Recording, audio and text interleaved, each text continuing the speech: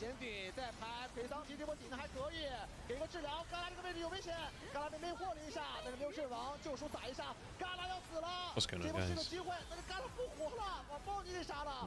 后续还有 SKM 这边的切入，斯高特跳到了前排，跳到了正面战场。小安这边被挂了一个异性能，小安可能要倒了，奎桑尼在里面也在游龙。奎桑尼这波打的也不错，奎桑尼敢要全杀了 ，Q3再跳过来一个，这波奎桑奇立功了。可爱因这边也是练到了紫卡，紫卡这边开一个双翼控制免疫，可以拉开了。两边都有六级啊，这波可能要打起来了。宾克这边先顶在前面，梦魇关灯。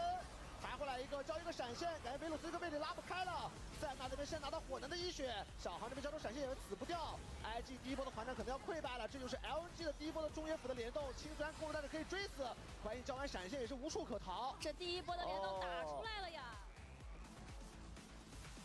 位置算是顶出来了，但这波团战对于两边来说，哎，紫卡这个位置想绕一下，小航也在绕，在大绕。这一波可能是最后的机会了，但是把嘎啦一个人暴露在前面了。IG 阵型保持也不错 ，LG 是想做一个包夹之势，一个 W 顶被紫卡拉开了，这波找到一个机会想切，卡牌被秒掉了，这边小安死了，狐狸拿到这个终结钳，这边马也是先叫出来，每人一个 Q 闪是一个机会 ，SKM 这个位置肯定也要被嘎啦融化，再带过来，那边正面妹可也倒地，狐狸那边配合队友也是击杀了。连却在绕后，下半部做门过来，随时准备封墙，已经要封了，封完墙下车勾，又是勾布隆，布隆这个位置先扛盾来一套，小火龙被隔开了，这个位置只能打到山鸡，山鸡有个 W， 再把球球给推回来，球球先死，有口这里被突进去给粘住了，小火龙这个位置面对开大的赵翔没有办法用任何的输出， Hello everyone. 后续的话，阿 K 又上来挑飞好雅 How are we all doing? 哎呀，赵鑫这边被击杀掉了，但是山鸡也已经是可以逼到。Welcome to the stream. 小炮再跳上来，这边又是一勾蹬了一下小火龙一下，完成一波大的团灭。选择先把这个龙抓了，但这边 Oh God, how is this the number one play? This is not the number one play. This is the number one somebody was on Smolder. 龙是 IG 的，没有问题 ，IG 没有人员的伤亡，可以继续往后拉。而 LNG 这里的话，伟伟确实太脆了，提前进来直接被秒掉。这波嘎啦的伤亡做的还可以，一个一闪没有清到 ，SKM 顶在前面，要打两边的前排 ，SKM 可能要倒地了，大招带出来，鳄鱼也倒。Hey John Johnson, how you doing, mate? 还有闪现的嘎啦，可爱也倒地了，嘎啦一个自杀，斯高的。Smolder. 那个倒地了，嘎啦分打 Q， 哇，嘎啦。Versus AL, Weibo versus EDG. I actually think these could be weirdly good.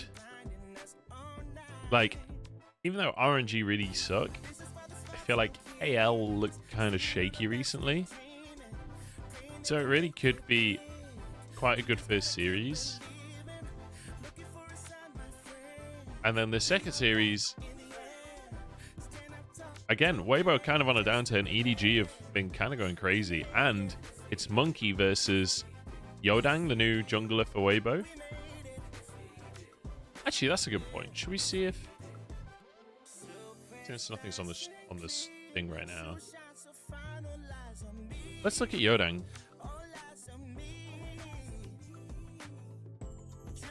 Let's do a little investigation. Okay, he has no page. But he's not even played LDL.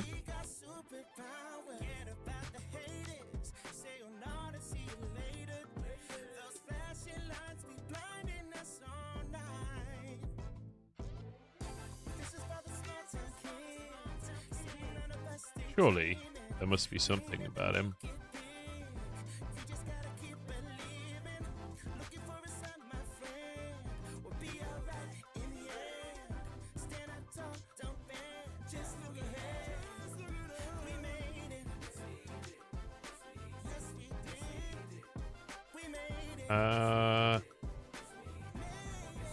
Oh, this is a lot of tweets.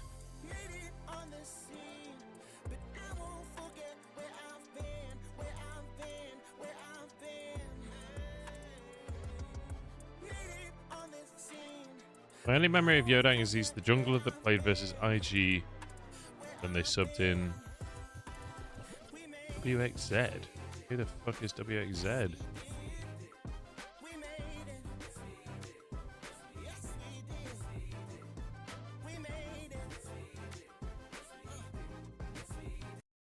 enough of that. Yeah, I recognize the name. Like, why is he not on... He played for Vici, did he?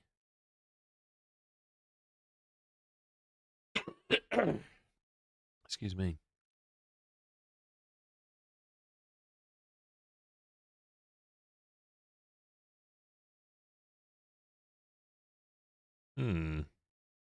Let's do a bit of investigation.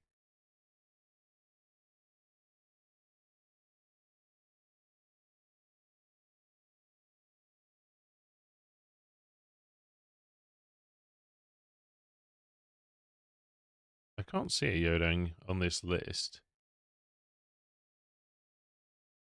How are you guys doing this fine day anyway? Doing all right?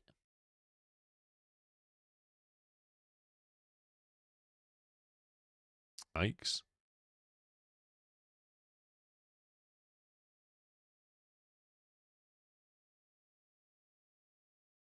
Dude, this guy.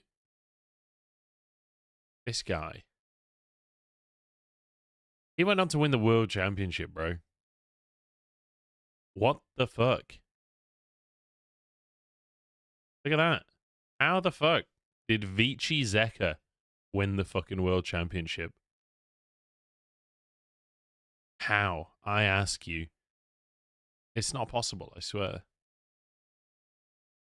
I remember him coming over, and we were all talking about, in the LPL, we were all talking about how he was like Kokoma's, or just Koma's like prodigy.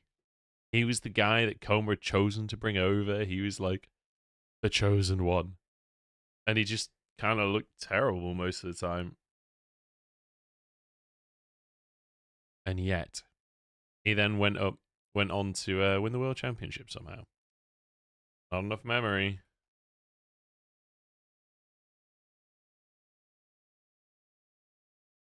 What's up, Choshi? Am I saying that right, by the way? Is it Choshi? I'm not super great at reading Yin.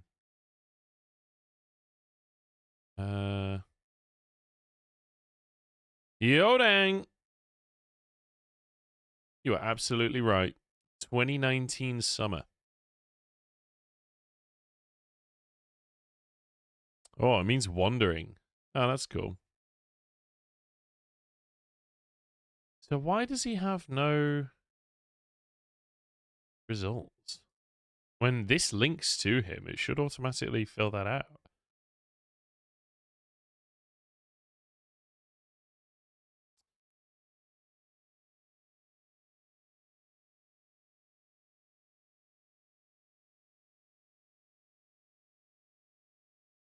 Yeah, okay, nice. Nailed it.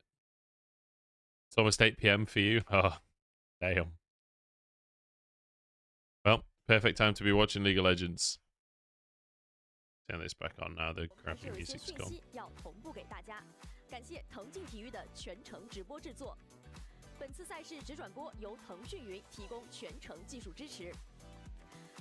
It's Christina.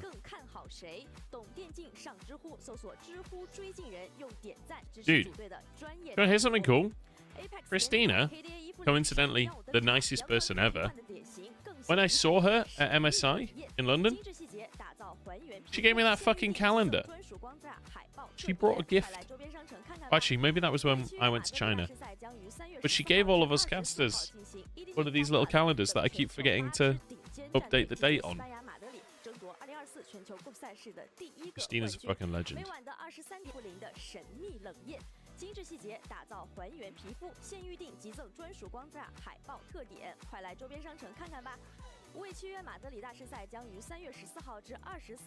Oh yeah, LCK's live again today, right?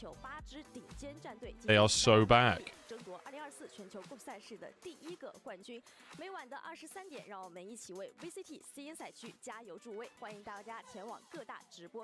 I really don't get what the difference is from day to day on both Twitch and on YouTube. Like, some days right from the word go, my viewership just goes crazy. And then some days like today, I'm on 10 viewers on both platforms. Like, what changed? Oh, I say that it's just gone up to 40, so maybe I'm just being a dickhead. I don't know. I'm losing my mind.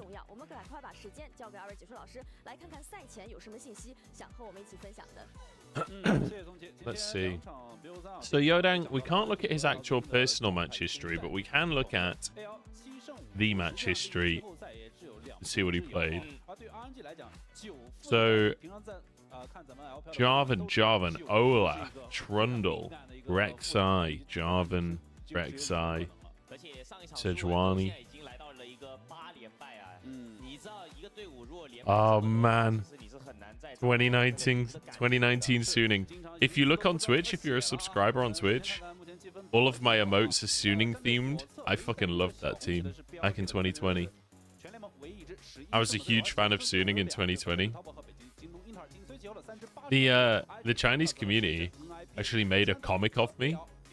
Someone noticed that I kept on predicting Suning in matches that realistically you probably shouldn't predict Suning. And they were like, oh my god, this English commentator's a fan of Suning, he's one of us. They made like a little comic of me. I was like, oh my god. That was the most like, I don't know. That was the moment where I was like, holy shit. People on the Chinese side actually look at the English broadcast. What a moment. I'd probably be able to find it. I might actually message my friend. I've got a friend at Leaguepedia who might be able to fix the Yodang match history. 后面的几场比赛还是蛮有希望能赢的。就是至少他后面几支队他不是属于那第一梯队的。对的啊，就还能交手。那 AL 打一打，AL MG， 然后深圳 NIP、FunPlus 和老干爹。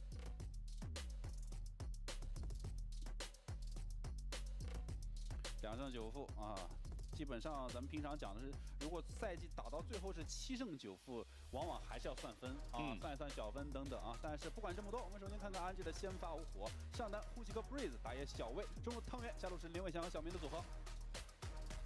呼吸哥上一场比赛用的亚索其实蛮有想法的，就是亚索打卡牌效果也不错，但这场可惜了，就是优势被翻了。对，优势被翻，就是刚才志明讲到的啊，哎。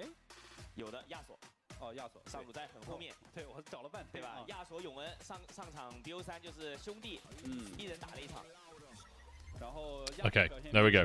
I've messaged my guy at Leaguepedia, so hopefully the Yodang match history thing will be fixed. Let's go down memory lane. Frost has joined a new organization. It wasn't really a new organization, was it, though? Suning got bought. Yeah, look, Suning rebrands as Weibo. So, eh.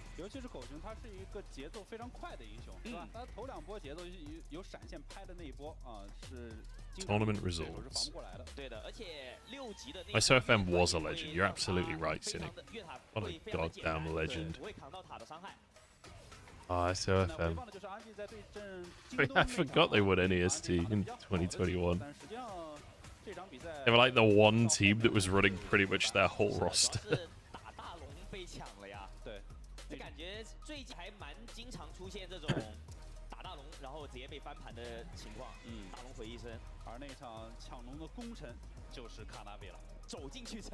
Like, it's kind of funny to think about the fact that this roster... And WE, I'm pretty sure, were running their whole roster as well this tournament. And it was basically like an actual LPL match for the finals.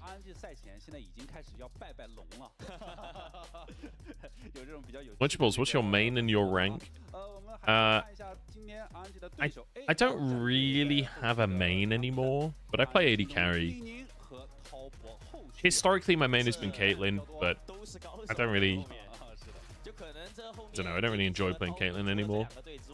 Not in the same way I used to. So I kind of play meta, mostly. My rank at the minute is Emerald, but I've only played like 30 games this year, so I need to get grinding. I need to get grinding. I've just had no time. Like, I swear to God, I don't know how, like, I don't know how Dom and Cadrel have the time to co-stream and grind the shit out of League of Legends. I'm only co-streaming like 3 or 4 days a week, but I just don't have any time to play. I guess I've got broadcast as well, is the big thing, but even still. Alright, I'll stop looking at Suning. Let's zoom in on the matchup. So, we've got... This Dom is a psycho, exactly, dude. Udyr main.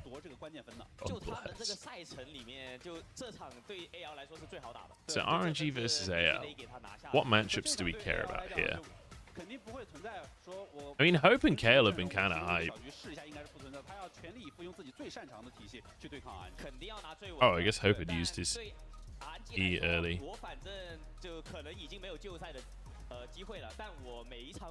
I can't say I distinctly remember this series of AL versus IG.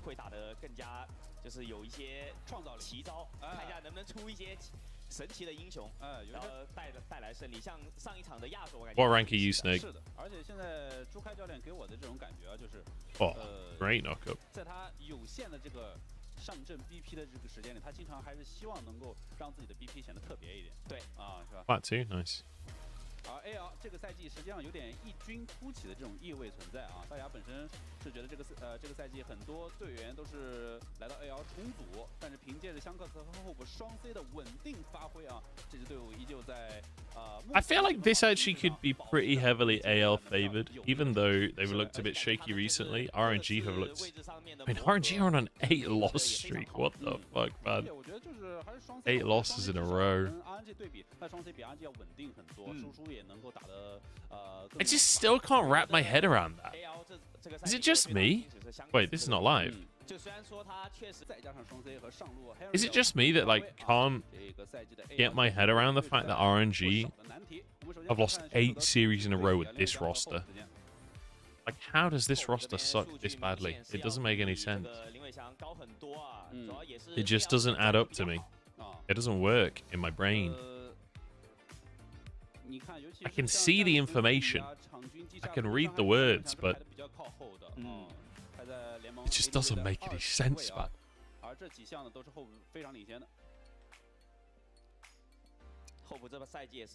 You expect a bounce back? I don't know. Because AL have looked rough. I mean, AL lost to RA. AL lost to RA. Say it again for those in the back, but like, fuck me. But then RNG probably lost to RA as well, right? So, have they played RA yet? Yeah, they lost to RA in week 4, so... Ay. They lost their little tiger? Yeah, he went over to Weibo, where he's currently fucking running it. I'm not sure this is a Xiaohu issue anymore. I feel like Xiaohu leaving RNG has, like, ruined both teams.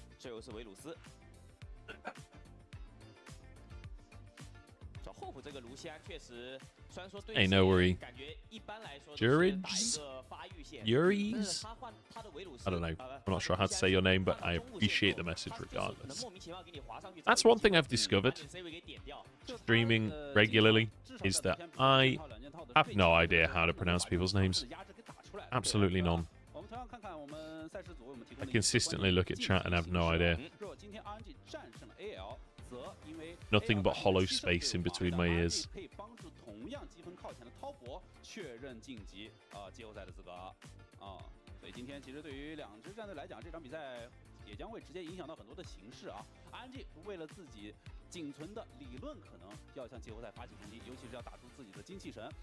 AL 来讲呢，这场比赛至关重要，因为后面3场硬仗等他们，那3个对手都不好打，李宁、京东和滔博，所以这场面对实力可能整个状态很垫底的 RNG， 这一分对于 AL 来讲是必须要拿了。对的，Doesn't AL have one of the doper logos in the league? I do like anyone's Legends logo, the fucking Panda Warrior. It's way more interesting than a lot of the logos. There's so many of the logos are just boring as hell.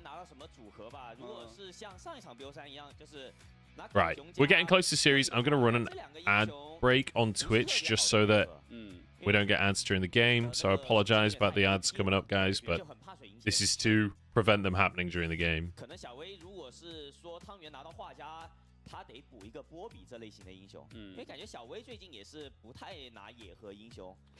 Why are people hating on Xiaohu so much? It's not like he's washed like Scout. I would say that Xiaohu's been playing worse than Scout recently.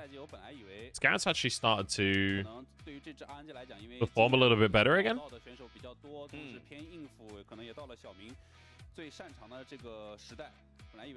I mean, Scout's still not looking great. I'm not going to defend Scout here, but I think Xiaohu's also been looking... I think they both kind of have looked a bit terrible, to be honest. It's kind of crazy, really. I was talking about it the other day. Like, I feel like Cream has entered the conversation of, like, top mid laners in the league. But I don't feel like it's off of the back of Cream really stepping up, you know? I feel like part of it is just the fact that so many mid laners have dropped off pretty hard this year, like Xiaohu and Scout just leaving that conversation. It's really good news for any mid laners that want to be a part of that conversation. Like, I don't know, when you look at the mid lane pool in LPL, like, obviously Knight and Rookie still looking pretty great. Cream is looking really good this year, although not always perfect, but generally speaking, looking really good. Yagao has had a decent year so far. He's had some big pop-off games. Definitely imperfect. Has had a couple of stinkers, but generally I think Yagao's informed this year. Like, he's never going to be in the conversation for, like, best mid laner, generally speaking, unless the meta becomes Zoe and LeBlanc again. Like, Cryan has been decent on IG. Care, I don't want to talk about. Fofo, Shanks, decent. But, like, none of these names are like, oh my god, legendary, you know? It's just Rookie and Knight. And then there's a huge, like, open space for mid laners to, like, put themselves in the top 4. And I think Cream is the one taking advantage of that right now. I mean, I think Fofo is very much in that conversation. Like, I'd put Fofo above Cryan. I don't know where I put Yagao. I feel like I'm never sure on Yagao. Are you living in the UK? I am indeed. Ah, Yuri's. No worries, man. I missed your message there. I was too busy admiring the Edwards Legend logo.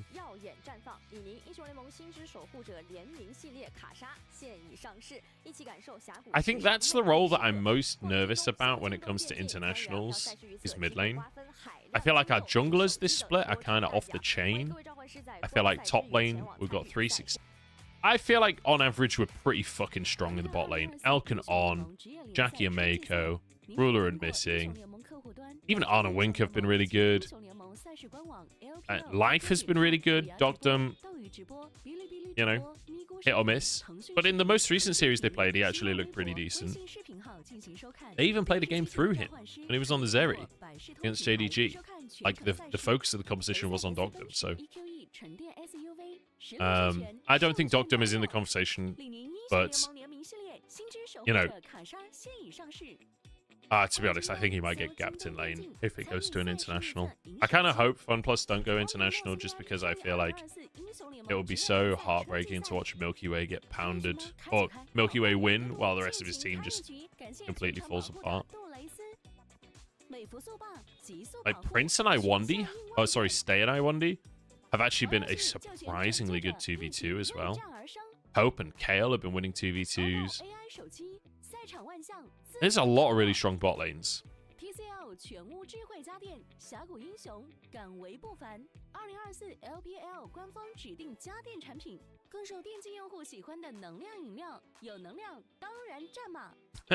Hi all, I'm from the future. RG win today, make an incredible comeback, go to playoffs, win MSI for the 6th time.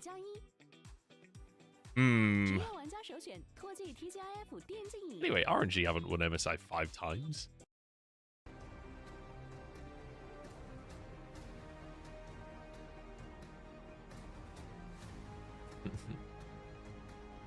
Yeah, Knight and Cream, also rookie, but rookie's on a terrible team, so I kind of hope that doesn't happen.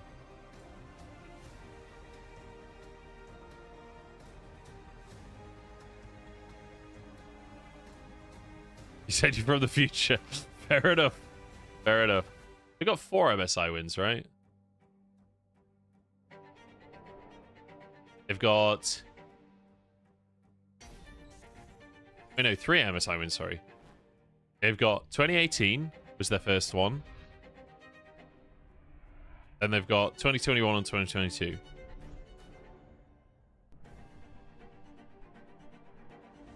How many LPL wins does RNG have?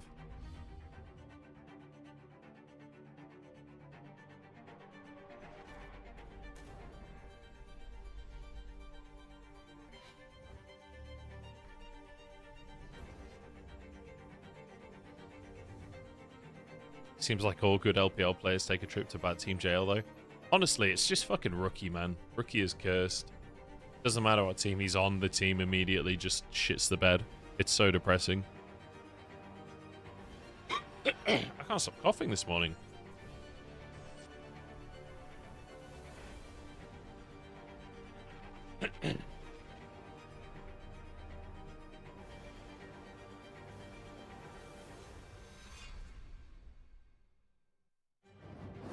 Here we go.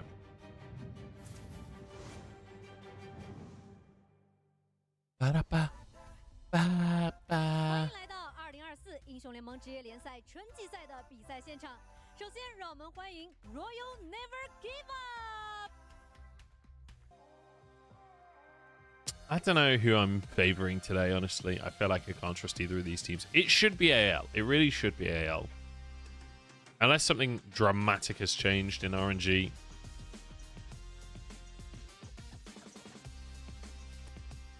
The meta is changing. Have I been watching LCS? Unfortunately not. I have to go to bed very early because I have to get up so early for LPL. So LCS is a bit too late for me. The 2 leagues that I try and focus on is LPL and LEC because scheduling-wise, they fit for me.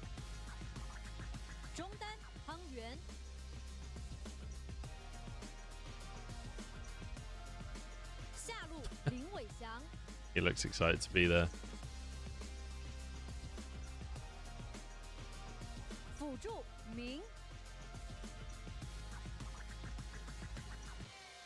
Let's go, Ming. It's crazy. Oh, shit. Was that booing? There was a lot of noise from the crowd when Kenju stepped out, and it didn't sound positive to me. Holy shit. Crowd fucking hates Kenju, apparently.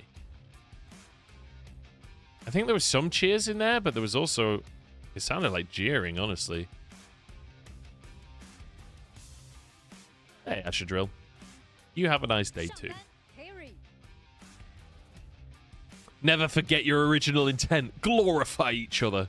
What a team slogan. Glorious.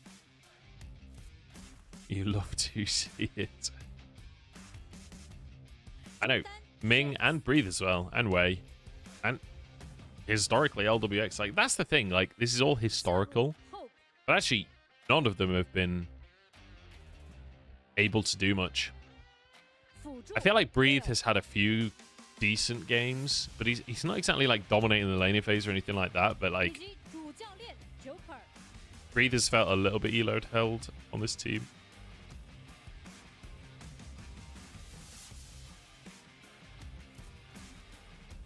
I know, Vatica, like, how the fuck is this team as bad as they are? It doesn't make any sense.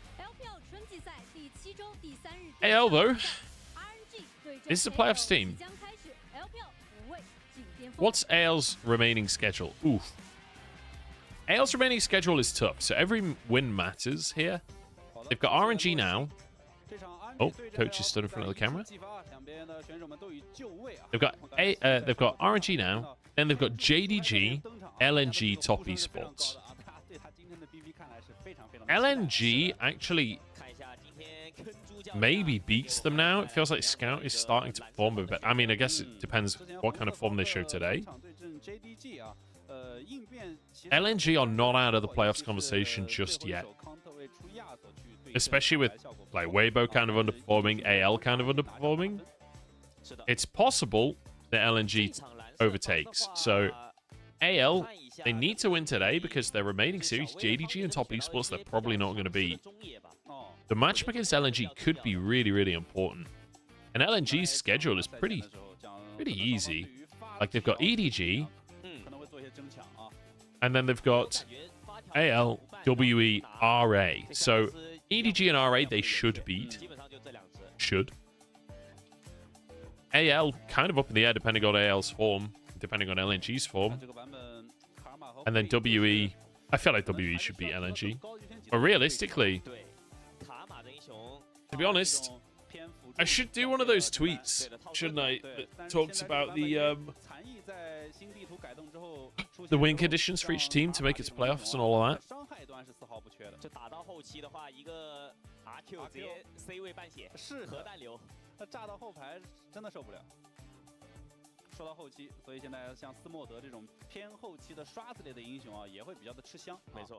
虽然说现在大家开发出了由卡莎去对抗对发育，甚至昨天我们也看到了像厄菲琉斯跟小火龙的对抗，但是总体来讲，小火龙它的强势度啊依然还是。Okay, nice. We've got the Yodang fixed match history now. 操作难度太低了呀。对，就他打团只要开个疾跑，我 Q 一下你，如果你再退，我就追着你继续 Q；如果你再追我，我就往后退跟你拉扯。对，比起平 A 流的 AD， Here we go. 制造出更多的 AOE 的伤害，这太简单了。没错。That's a bit more like it. 逃生能力啊。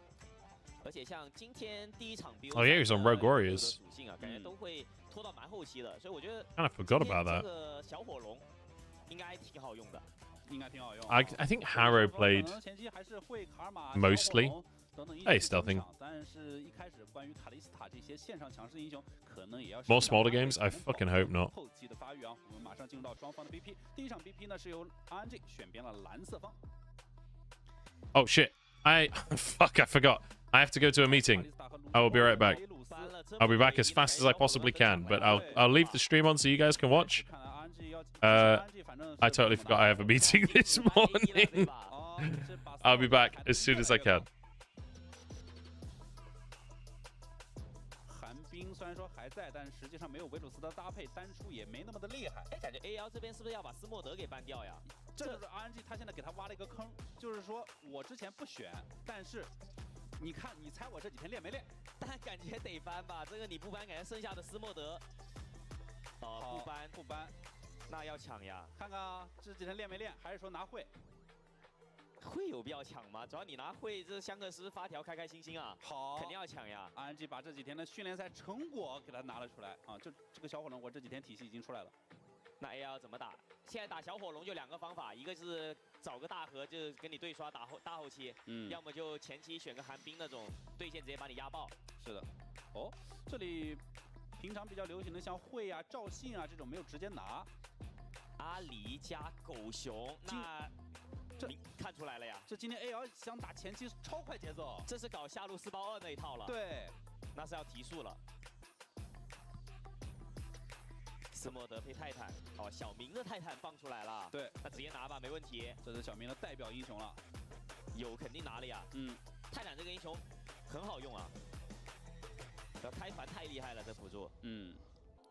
那感觉是不是汤圆这里要补一补中期的战力，比如说拿个 Nico 岩雀之类的？ 会，我感觉还是太偏后面了，但他最近玩会玩的非常多。我个人感觉还是 Nico 岩雀好一点，因为 AL 节奏太快了，你不拿一个前期的集战力，我觉得不行。如果要保下的话，岩雀应该是最好的。就是阿狸游的话，他可以开车下去硬帮，而且撒石阵也能一定程度上克制住阿狸。Nico 也可以。对我刚才就讲这两个嘛，就是没问题。跟会比呢，就是这个版本它的优先级不如会，但是你要补前期了。 主要是小火龙已经就是选下来之后，确保了 RNG 后期一定有战力。对，就你中路只要选个人保护下路就可以了。没错，而另外一边 AL 是选择了拿泽力去对发育小火龙啊，泽力在之前版本是有一点点加强的。这版本泽力还可以的。对，泽力去跟小火龙对发育，同时中野辅去打节奏，双方都是这个思路了。那感觉安吉这边得把洛给 ban 掉啊，右边辅助超像洛的。这个右边如果能拿到洛的话，这个下路4包2会非常的恐怖。先ban鳄鱼，鳄鱼在这个版本得到加强之后，也是现在上路可以一拿的存在，就打一切，中期抱团无敌。佛爷哥，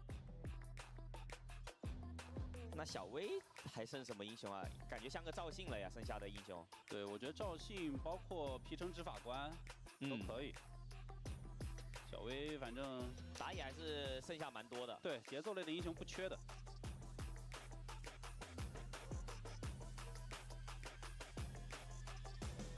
办了乌迪尔，那感觉 AL 可以，要不要先拿洛，然后上路再等一手剑魔，对吧？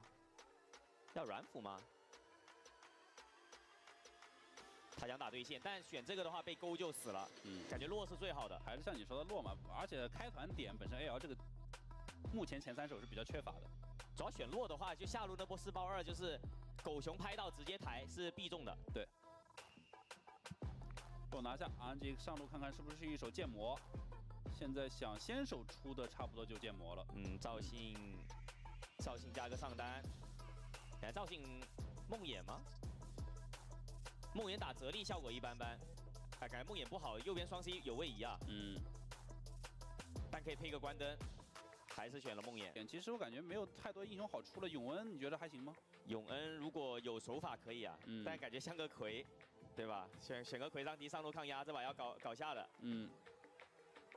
这把上路反正只能1打1，你反正选什么上路你都是1打1。这把就 AL 这个前2手阿狸加一个狗熊选出来，就是告诉你明牌告诉你我6级那波是必搞下的，甚至说阿狸前期能拿到线权，3级就要来了。是的。那想从 Nico 手里拿线权，其实也并不容易啊。看看前期中野的线权的掌控，以及中野的2v2对抗了。两边的下路是比较相似的，开团型的辅助配合着2个发育型的 ADC。上路则是剑魔和奎桑提的单挑，这场比赛可能双方都不太会关注到上路了。对的。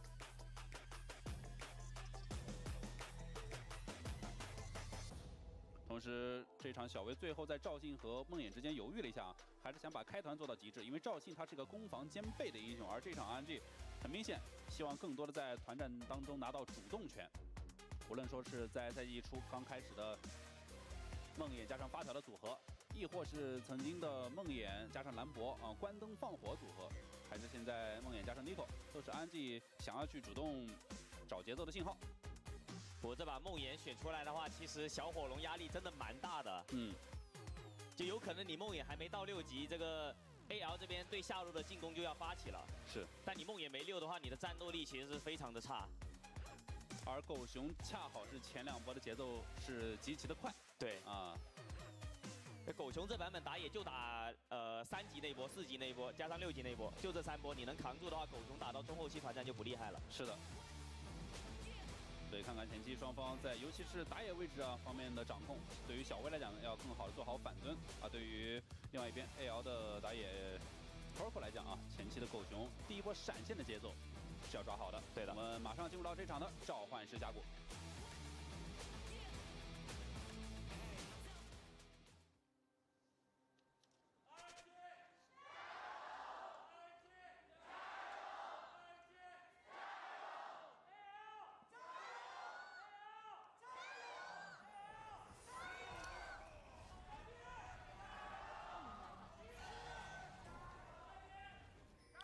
好，感谢现场观众朋友们的加入，为这场 RNG 对阵 AL， 一边蓝色方的 RNG 是2胜9负，现在仅存着理论上冲击季后赛的可能，而另外一边 AL 在后面3场比赛将连续对战京东、李宁、滔博3大强敌，所以这一场对他们来讲，是否能拿下这一分，是他们进军季后赛的关键。本场比赛是由赵志明和王多多为您送上直播评述。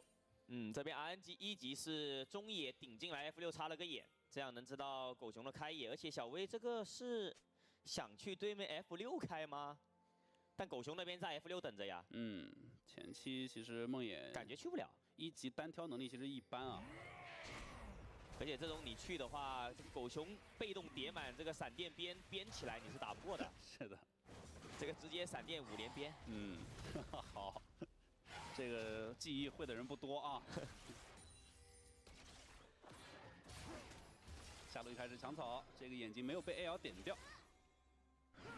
小明尝试一勾，想直接绕过辅助勾后粉的勾空，就是 AL 的进攻时刻了，直接给林文强套引燃。后补好果断，就你勾空我直接开疾跑，对，很凶打的。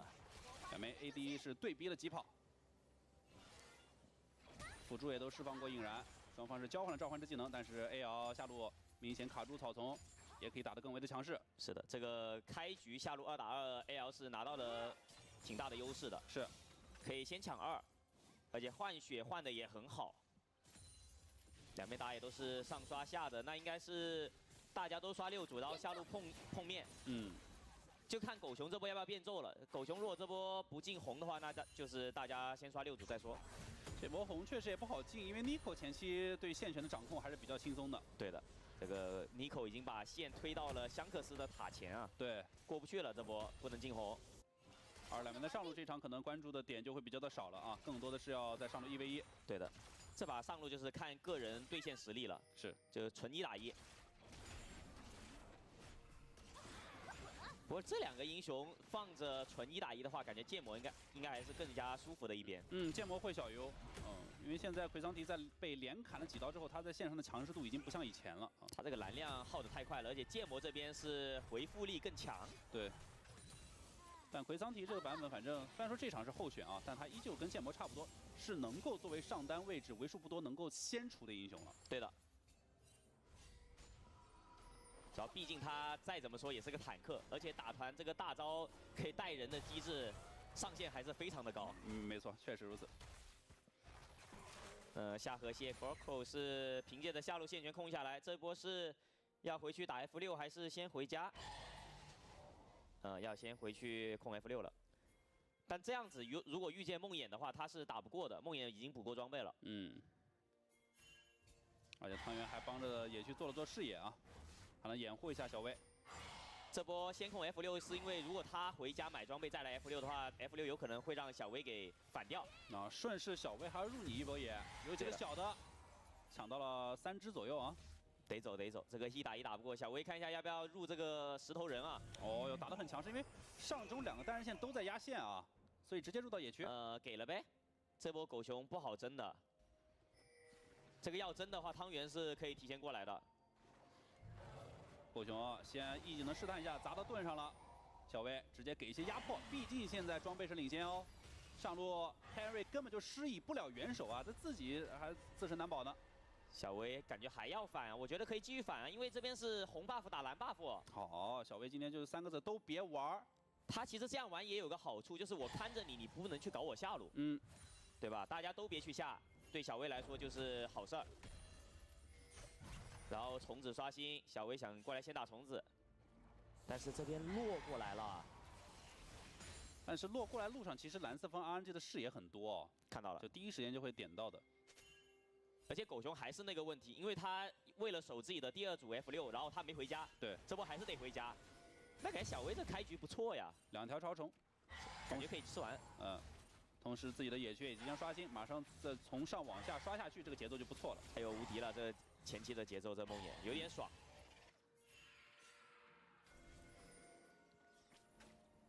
那对 AL 来说，他们应该是想赶紧把这个小龙给控下来了，不然他们这就白给了一组虫子。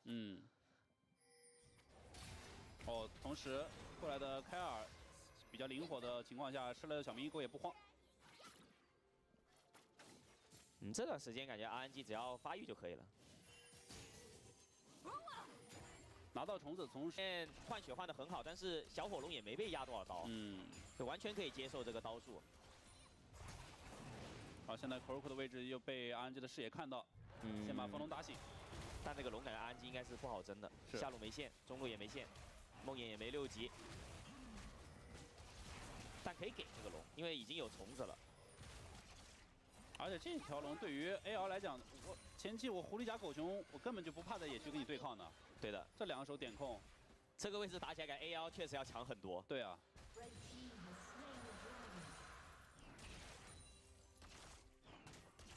讲前期资源双方是各一条 ，RNG 拿到了潮虫，而另外一边 AL 第一条小龙啊。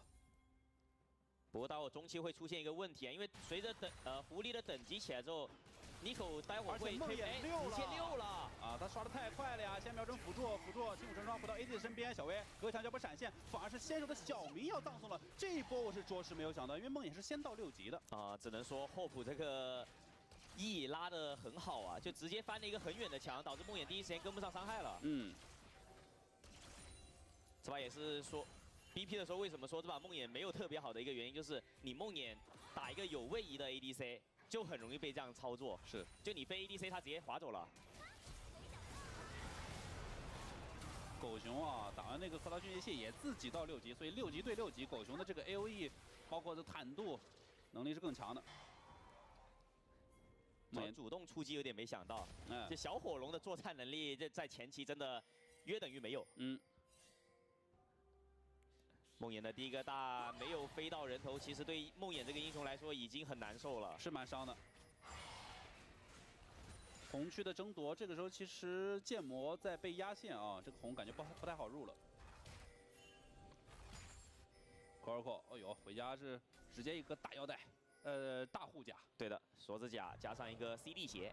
那现在1打1野区见到梦魇应该是不虚的，就能打。 我觉得小威下一个大招可能还是得跟着汤圆这边一起去做一个联动，因为可以看到他单飞的效果不是特别好。但中路实际上感觉也不太好去帮助 Nico 去解线游走啊，因为实际上比起游走效率来讲，狐狸动的也会比较快。就是他不要去飞这个狐狸，就是等 Nico 去抓下的时候一起去，就他们来制造一波4包2，看有没有那种机会。 不然像他这种一个人去飞下，其实不会有很好的效果。因为哪怕说没有强体，你飞 ADC 的话，有弱的保护，然后泽力自己交一个 E， 然后交一个闪，也能拉脱你 E 的距离。对，就真的不好恐惧到。这就是为什么说早期其实赵信还是要更稳定一些，比起梦魇。对的，当然我觉得选出梦魇。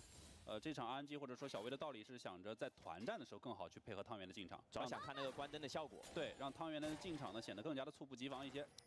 同时，这场两边的辅助都来到了上半区。第2波的虫子刷新，梦魇是有大招的，两边大家都有大招，这波应该要打起来了。但是双方还是看谁先手啊。 而且 RNG 这波打起来应该会比较困难，上半区全是 AL 的视野。已经在对抗了。虫子先打的是核桃迅捷线，这时候小明一勾，先勾抢到没勾到打野，但是另外小明要被抬起来了，被魅惑住，小明第一时间可能要被秒了。Nico 做出大招，但是只是做出一手小辅助啊，效果的一般般了。那时候 RNG 只能是被验了护旗哥也要被带走。这波 RNG 的联动，在早期你想去秒一个狗熊，狗熊有闪有大的，你其实秒不掉的。也秒不掉。对。 而且 Carol 这波其实打得非常好，超线爆闪要跟小维的梦魇做单挑，但是这个时候梦魇怎么能打得过泽利呀？单挑1v1， Hope 站到了最后，同时瞄准连文翔，连文翔状态也并不是很好，双 buff 的 Hope 虽然说吃了一手 W， 同时还交了一个闪现庆祝。天哪，这炸了呀！这 Hope 1打2双杀。对呀，3杠0的开局了，这无敌了呀 Hope 这把，这真有点没想到啊。 就突如其来的一波双杀。梦魇其实比较缺乏这近身技能的情况下，面对有超线爆闪的泽力，你想跟他去单挑太困难了。这波团战可以看一下洛啊，洛这波做得非常好。他是这个开大的时候直接去拉住汤圆了，导这闪现魅惑汤圆，就直接让汤圆原地开了大。而且后续少了个辅助的情况下，确实打不了了。 Hope 打的也很主动，是吧？超线爆闪给你拉开，即使硬吃恐惧，你的伤害也不够。哎呦，这小火龙这个英雄前期真的没伤害啊，这技能都全中的。AL 的教练组看的也非常的振奋啊，直接笑嘻了呀！教练组太开心了，就1打2双杀，是的，真的很少见。 那这样前期 RNG 直接总比分0-5的落后啊。同时野区 RNG 又要练探草丛了，魅惑住打野，小威要被秒了，远距离强传激光将其人头收下。哎呦，好难受啊 ！RNG 这几波，这波其实小龙都看不了的，小维刚大招还没转好。对呀、也要继续起势，这样前期的小龙节奏也很快啊。是一条炼金龙魂。主要这个后普4个人头的话，待会中期 AL 是直接可以随便开团了。就这个折力伤害你有点看不懂了。是。来招魁伤体 ，W 大招，还有一段 W 什么时候交？但是还是要被做住 ，W 往回穿，但是扭不开了。最后由呼吸哥为 RNG 首开纪录啊，总算是拿到一个人头。而且芥末拿人头还不错。这波汤圆思路蛮清晰的，是蛮灵性的啊，没有着急，没有着急放大，对，等位移交完再放。双大招一起去找4-0的泽力，而且成功的找到了小黄龙林伟翔收到这个人头，塔下打野和辅助缠斗，但是小明已经脱离了防御塔的伤害 ，Coco 不好追了。阿离和洛包过来了，上面阿离在找人，这边小明也很难跑啊，两边直接分散的呀，一边香克斯和林伟翔2个 C 位在野区斗智斗勇，林伟翔先飞到爆破果实旁边。 找了个角度，弹跳而走。有闪现，什么时候交？还不交吗？要吃盛大登场了，抬起来，那人头狐狸成功收下。感觉神闪了呀，这个往后闪有机会跑一下。对呀。那这波下路是死一个泽力，然后 RNG 这边是掉2个1换2，但感觉这波对 RNG 来说还是赚的，毕竟后补这边是一个大人头。 劣势能换人头就可以。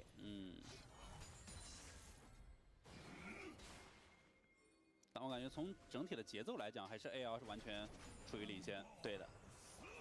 这阿离现在也很肥啊。对。阿离毕竟是撑中期战力的人。现在感觉 AL 可以等阿离的大招，就阿离有大招就随便开了。就开到就秒的。峡谷先锋在场。 这个时候梦魇的大招还没有好啊，很明显是 AL 的进攻节奏。这个泰坦是汤圆变的，有没有机会？先锋要由 RNG 主动打醒，这波阿离 I'm back. I'm back, guys. I'm so back. Did anyone see that Hope literal 2v1? By the way, what the hell is going on with RNG these days, man? AL absolutely smashing him. I've been keeping a side eye on the game while I was in my meeting. Easy Herald, charging forwards. Nocturne on the back foot is never a good look. Oh my god, they're getting destroyed. Harry's literally 1v4ing in the backside as well. Good lord.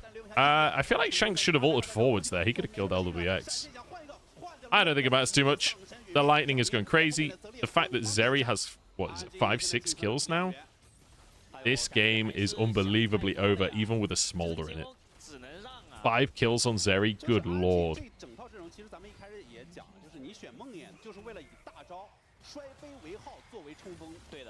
These past games, whenever the game isn't over around 30 minutes, it depends on the comps though, because like for example that LNG game where Gala gets the pentakill, part of the issue was that the enemy comp had no way of closing the gap on the Smolder. There was no way to punish it. So in this game, it's a little easier to punish the Smolder because you got a Rakan, you got an Ahri, you got a Volibear, and a Cassante. All 4 of those can dive in and punish the Smolder, right? Obviously, it's not always that simple. You've got a Nautilus trying to protect as well, and a Nico protecting. But especially if they play this comp like I don't really like Smolder alongside a dive comp like this, where you've got Nico, Nocturne, and Aatrox that kind of want to dive in aggressively, and you've got Smolder who will be abandoned on the backline. It gives a huge window for AL to dive onto the Smolder, depending on how good the dive is. The fact that you're this far behind with the dive composition, though, does not give me a lot of hope that even with Smolder, I don't think RNG can win this game. Because Zeri is just going to be chilling. Oh, so Hydrate, thank you so much.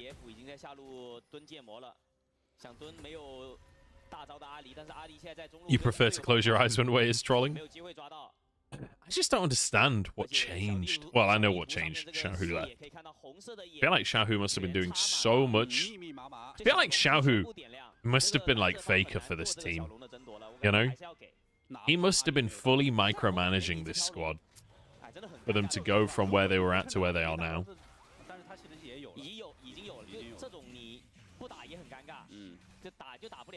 Also, Gala for LWX, not a good trade. Not a good trade at all.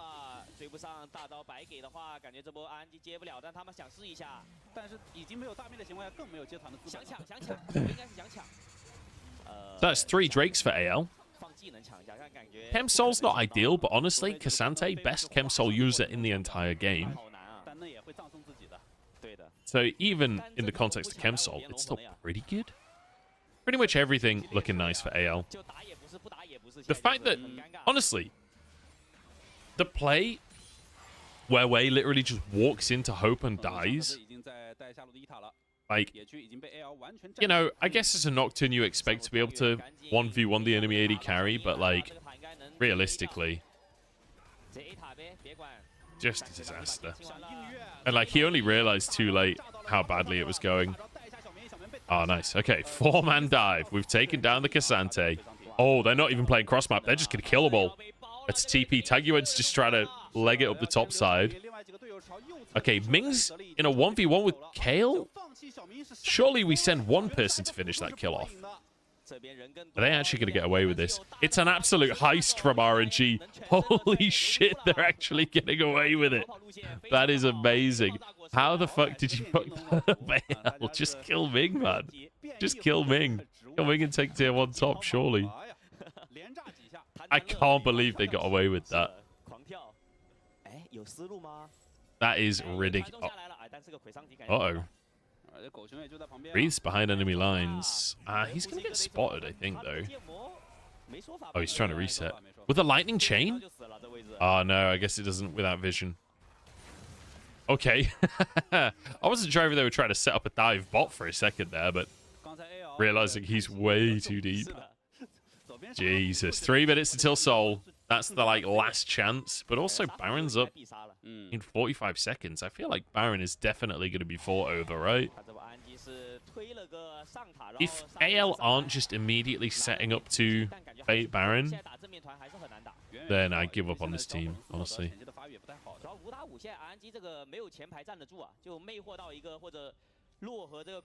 KL can just clear vision here. He's on Rakan, so he's so safe. They need a sweeper around there. KL's is on cooldown. Harry, Croco just reset as well. Harry is going to go bot, I think, to make sure Breathe can't push. Breathe doesn't have TP either. Oh, Shanks gets free tier 1. Pretty nice, pretty nice. I guess Tangyuan had to reset before. 4 sweepies is overkill for RNG? Yeah, maybe. I guess they're just trying to play for pick, though, right? So if they can deny as much vision as possible, that's kind of the Nocturne win condition.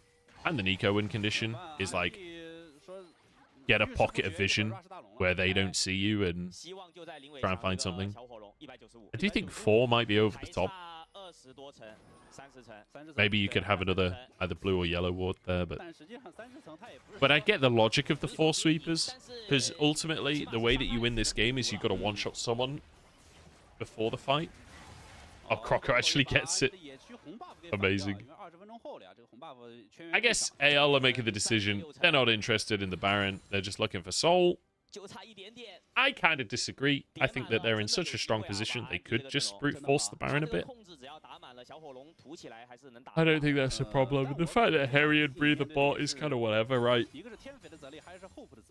Because you could get Harry to just push this wave and then move up. Obviously, at this point, it's a minute until Drake, so it's a bit late to do this. But, like, you know, a minute ago, get Harry to push a wave out and just walk up to Baron, threaten the 5v4, Breathe either abandons the wave and moves as well, or threatens the tier 1, or moves very, very late. But either way, I feel like the fight is very AL favored. Or they just take Baron if RNG don't fight them, so I feel like at least threatening that probably would have been worth it a little while ago. Like, if you look at a top esports game, 100% they threaten Baron in that 3-minute window there. All right. 15 seconds. There is vision in the pit right now for the side of RNG. AL have not cleared out all of the vision just yet. You kind of need to get on that. They need a control ward in the pit. Oh, hook in onto Croco. I mean, I don't know. That just seems like a bit of a mistake, to be honest. I guess RNG just acknowledging how far behind they are and just starting a fight because they felt they needed to stop the burning. Yikes. Brutal. Honestly, I don't... It's not the fight. That's not the one, but at least RNG are sending it. Maybe they get a pick. I just don't think Croco is the character you're going to get a pick on. Like, I get the idea of like, okay, we've got to try and find a pick and just brute force it. But Croco is just not the target. He just simply isn't. You got to try and get more creative than just walking at them, RNG. Like, even as a... Do you know, like... I theoretically like the idea that they're full sending to try and find something, but that is not the full send. That's not the fight. You are not winning front to back. Even with the Smolder, you're not winning front to back. Unless we get to turbo late game, you're never winning a front to back. It's only 2.5 items on the Smolder.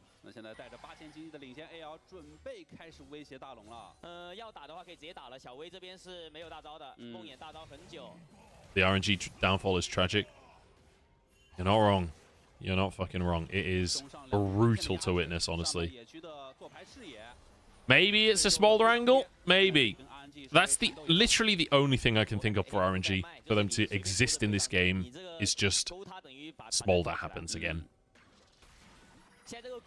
AL now can bustle into mid. They can meet the wave before it crashes. Before the waves meet, sorry. Get prio mid. Move back to Baron. They've already swept all of the vision. And at this point, AL can do one of two things. They can either start the Baron, or they can just sit in a brush in jungle and look for a pick. For my money, you just start the Baron. You do it so fast with the Zeri. There we go. That's blue trinket used. Like, if they just started the Baron, they've got Baron there. Obviously, they would have been spotted on the blue trinket, so maybe RNG would try and move in. But honestly, if RNG move in, then you get the fight that you're looking for. So, AL, start the Baron. Start the Baron. Let's go. Here we go. RNG have to move in. This is what we're talking about. Kale playing to zone. Ming's moving in. 10k on the Baron. That's Smolder ult. We'll take that. Ming step too far forwards. In the meantime, Croco just jumping at Tangyuan. Shanks is just 1v1ing Breathe. Kale gets a huge quickness. Keeps them all in the fight. Beautiful. Beautiful. See, they could have done that like 5 minutes ago for my money. Pretty sure they still win that fight 5 minutes ago.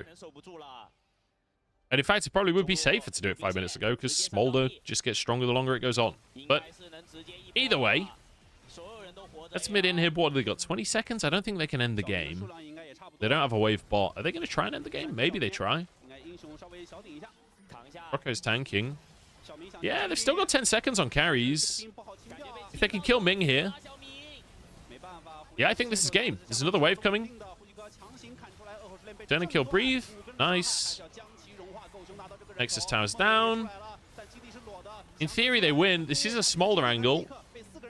The health bars are real low. This gets dangerous, actually, against Smolder. LPX is so low, though. Yeah, Nexus down. Well played, AL. Good closeout. But either way, solid. Solid finish for AL. I like that. I like that a lot. Against a team like RNG that are looking terrible right now, I like that you're closing things out fast. I like that you're pushing that. I was a bit nervous there for a minute that they were just going to ignore the Baron, that they were going to be too nervous to start it. I'm glad that they committed. I'm glad that they realized what was going on there. So, good stuff. Good stuff, AL. Also, Hope just 2v1 them? What? Hope literally just 2v1 at like, what was it, like level 8? That's not meant to be how this game works. 配合狐狸更好实现。对，而梦魇第一波大招开失败之后，RNG 就再也没有节奏了。AL 几乎是一个顺风顺水的一场平推。对，其实这把前期运营这么好的情况下，感觉 RNG 的梦魇第一波飞的那个节奏有点太差了。因为感觉他买完装备，然后去反那个石头，其实那一波反完石头，然后能去控到那个虫子之后，我觉得 RNG。So the difference between I can see in chat people discussing the difference between Ezreal Q and Smolder Q. The difference is Ezreal Q is a skill shot with a designated amount of, like, you shoot the Q, it goes a certain distance. So rapid fire cannon, I don't think it affects Ezreal's Q because of that fact. Whereas Smolder's Q sort of functions as an auto attack almost because it's on hit, and I think it's based on your actual attack range rather than anything else. So I think that it's because the way Smolder's Q works is based on your auto range. That's why it affects it. I think it's the fact that it's a targeted ability as opposed to a skill shot. That's what I'm trying to say. That's the long and short of it. I don't think I can hope for a single game win at all anymore. It does look really hopeless, doesn't it?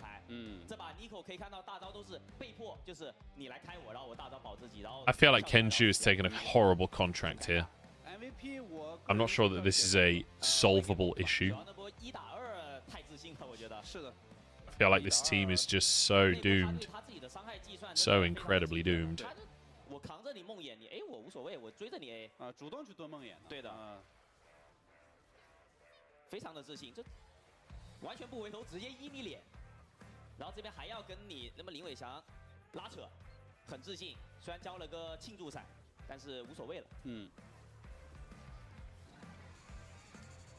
RNG 在这波是找了个很好的机会，去越掉这个大人头的Hope，但是后续也是掉了2个人头。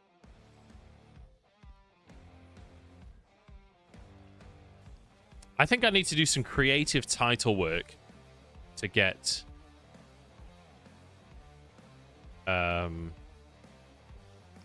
more YouTube stream viewers, because I feel like YouTube is mostly SEO compared to Twitch. Twitch is more about following in that. I feel like I need to get creative with my title. 最后就是团战，你会发现这打不了 ，RNG 完全确实打不了。就 Nico 的每个大招都是这么放的，后面就是要么被狗熊开，要么被落逮到了，然后直接大招保自己。I've added the word English to the title. If Hope gets 3 kills, I make 2k. Holy shit, dude. Congratulations on your money. It feels like at this point.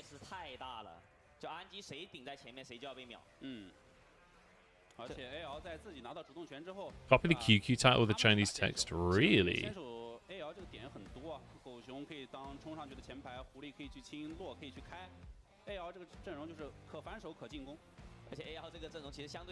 I was getting tons of viewership on YouTube because I was the only person streaming on YouTube. Now everyone else has caught on that you can. I changed the meta, guys. I changed the meta, but it's at the cost of all of my viewers. But I just got to play that. I got to play the SEO game. I've got to be the first stream that comes up at the top of the list. 是的，非常的果断。啊，这时候优势也非常的大。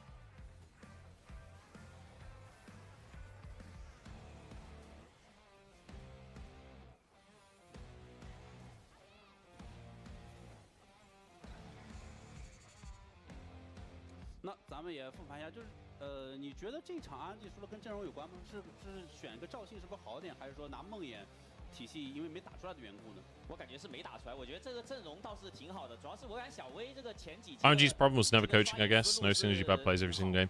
I think it's a shot calling issue. Like, it feels like in the game they're just clearly not on the same page. Like, it doesn't feel like anyone's talking during the game. 其实他是先6的，对。 他比狗熊快了一组，但是就是第一波飞失败了。就梦魇这个大招，确实比赛里面 It's always best to back the OG rather than the imitators. I mean, let's be honest. Like, Dom streaming on YouTube is not him imitating me. Like, he's been co-streaming a lot longer than I have. He's just streaming to a different platform as well. He already has a big YouTube following as well. So his stream will naturally be a bigger stream than mine. And then it promotes bigger content, right? Generally, it will promote more successful content. So it's all about consistency. I've got to have the good titles for SEO, but then I've got to also be consistent with the stream. Hope deserved MVP on the Zeri, making Zeri look OP. 有就选，因为我记得之前有个版本是泽力非常强，就后补非常喜欢玩这个英雄，就泽力、厄斐琉斯、金克斯那个版本，对，就只玩这3只。是，我们看看票哦，全票的下路后补啊，确实。 6 out of 6 as well. Nice. 也非常出色，比如说志明老师讲到的香克斯、狐狸、6-0啊、无阵王。The irony at the end of 2022, I was a bit tired of Xiaohu. 也是比较果断，打得都蛮好的。所以这场对于 AL 来讲 How badly did you? 赛后分析也恭喜 Hope 拿下了第1局的 MVP。接下来是 RNG 对阵 AL 的第2局 ，AL 选择蓝色方。让我们稍事休息，精彩比赛马上回来。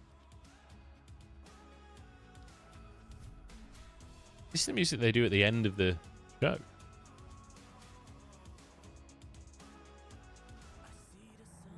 All right, let's have some Chinese adverts. That's what I'm talking about.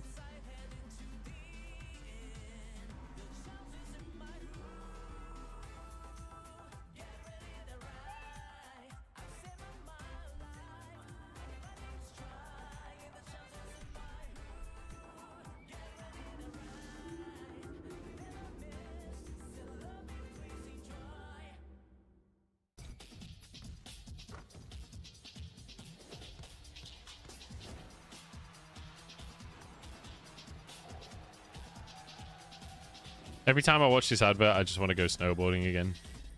I miss it so bad. Last year I went around this time of year. It was in February I went to Andorra and it was fucking great. I want to go back so bad. I'm gonna grab coffee. BRB.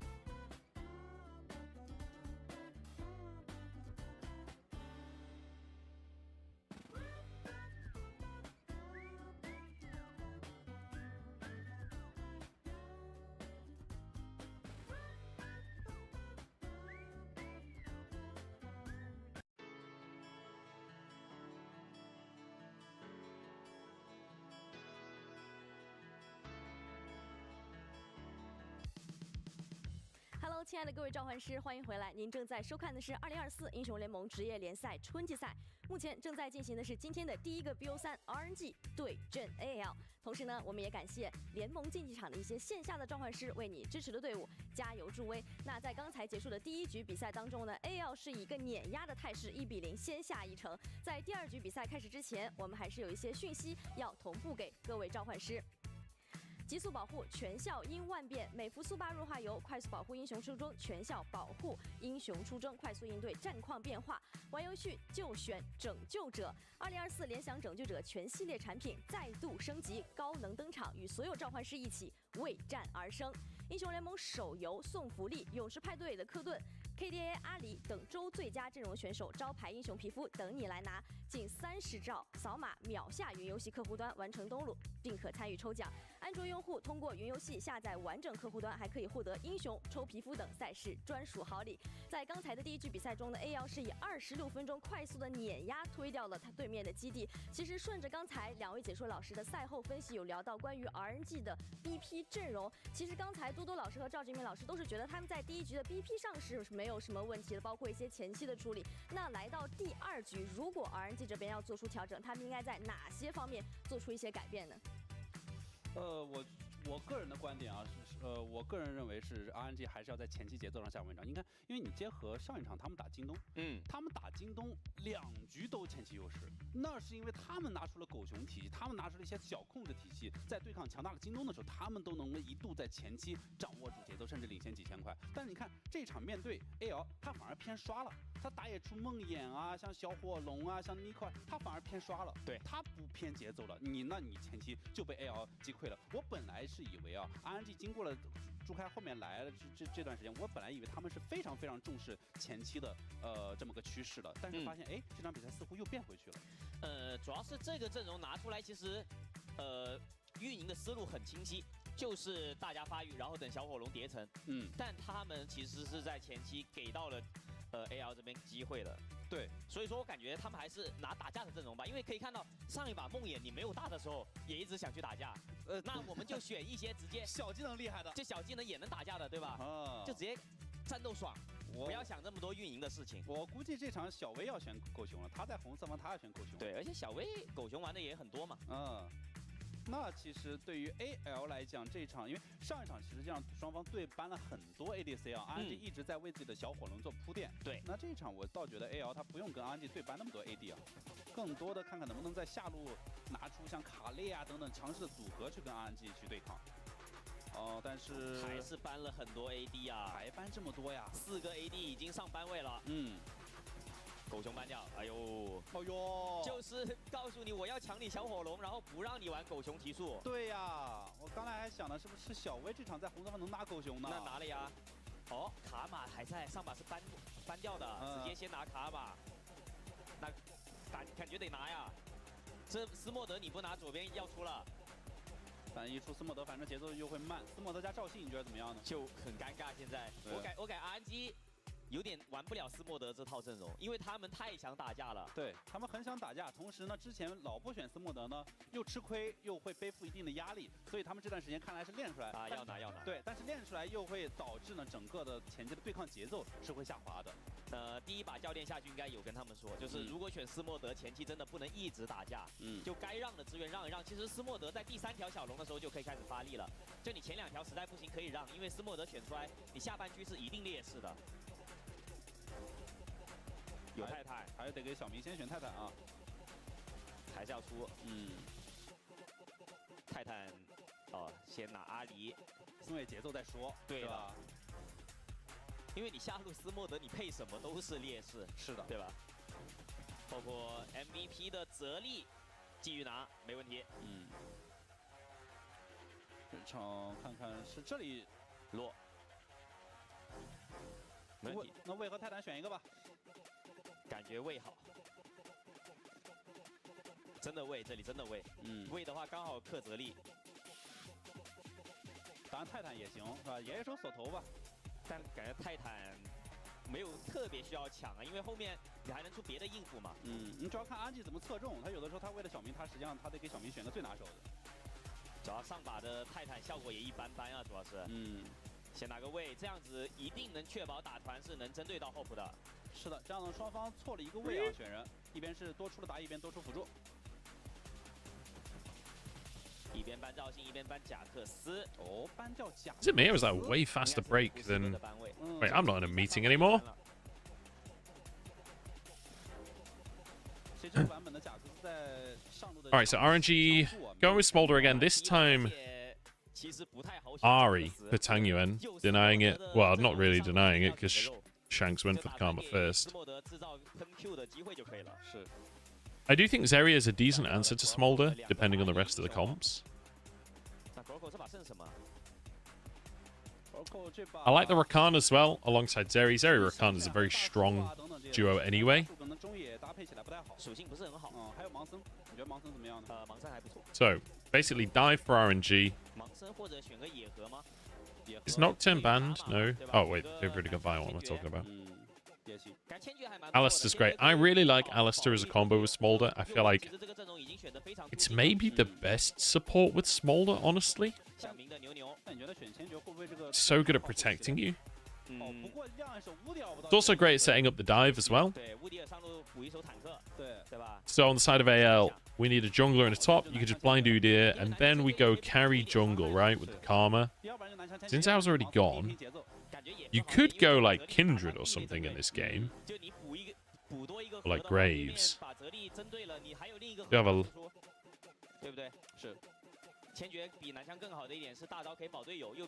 Kind of like it. Kindred really good into the pure dive trying to execute someone because you can just ult yourself. Or ult whoever they go on if you're close enough. Okay, Croco goes Kindred. I like that. I like this draft so far.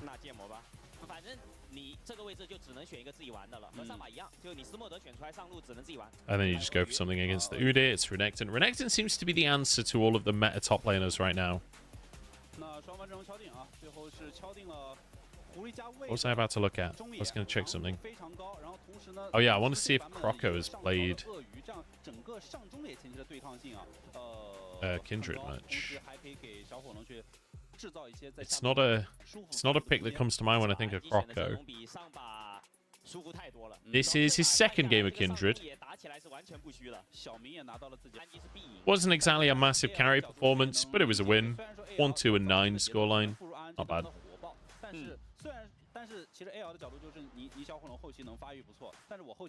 I can't say I outright remember the AL versus Rare Atom series off the top of my head. But they did win it in the end. Oh, no, they didn't. They didn't. That was the series that they lost.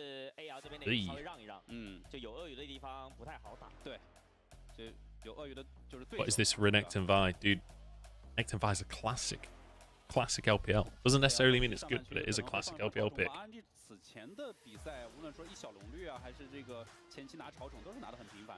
Right. It's about time I pour myself some coffee here. I've got my little mini cafetiere. Lovely. Are you guys coffee addicts quite in the way that I am? I've got to have 2 every morning.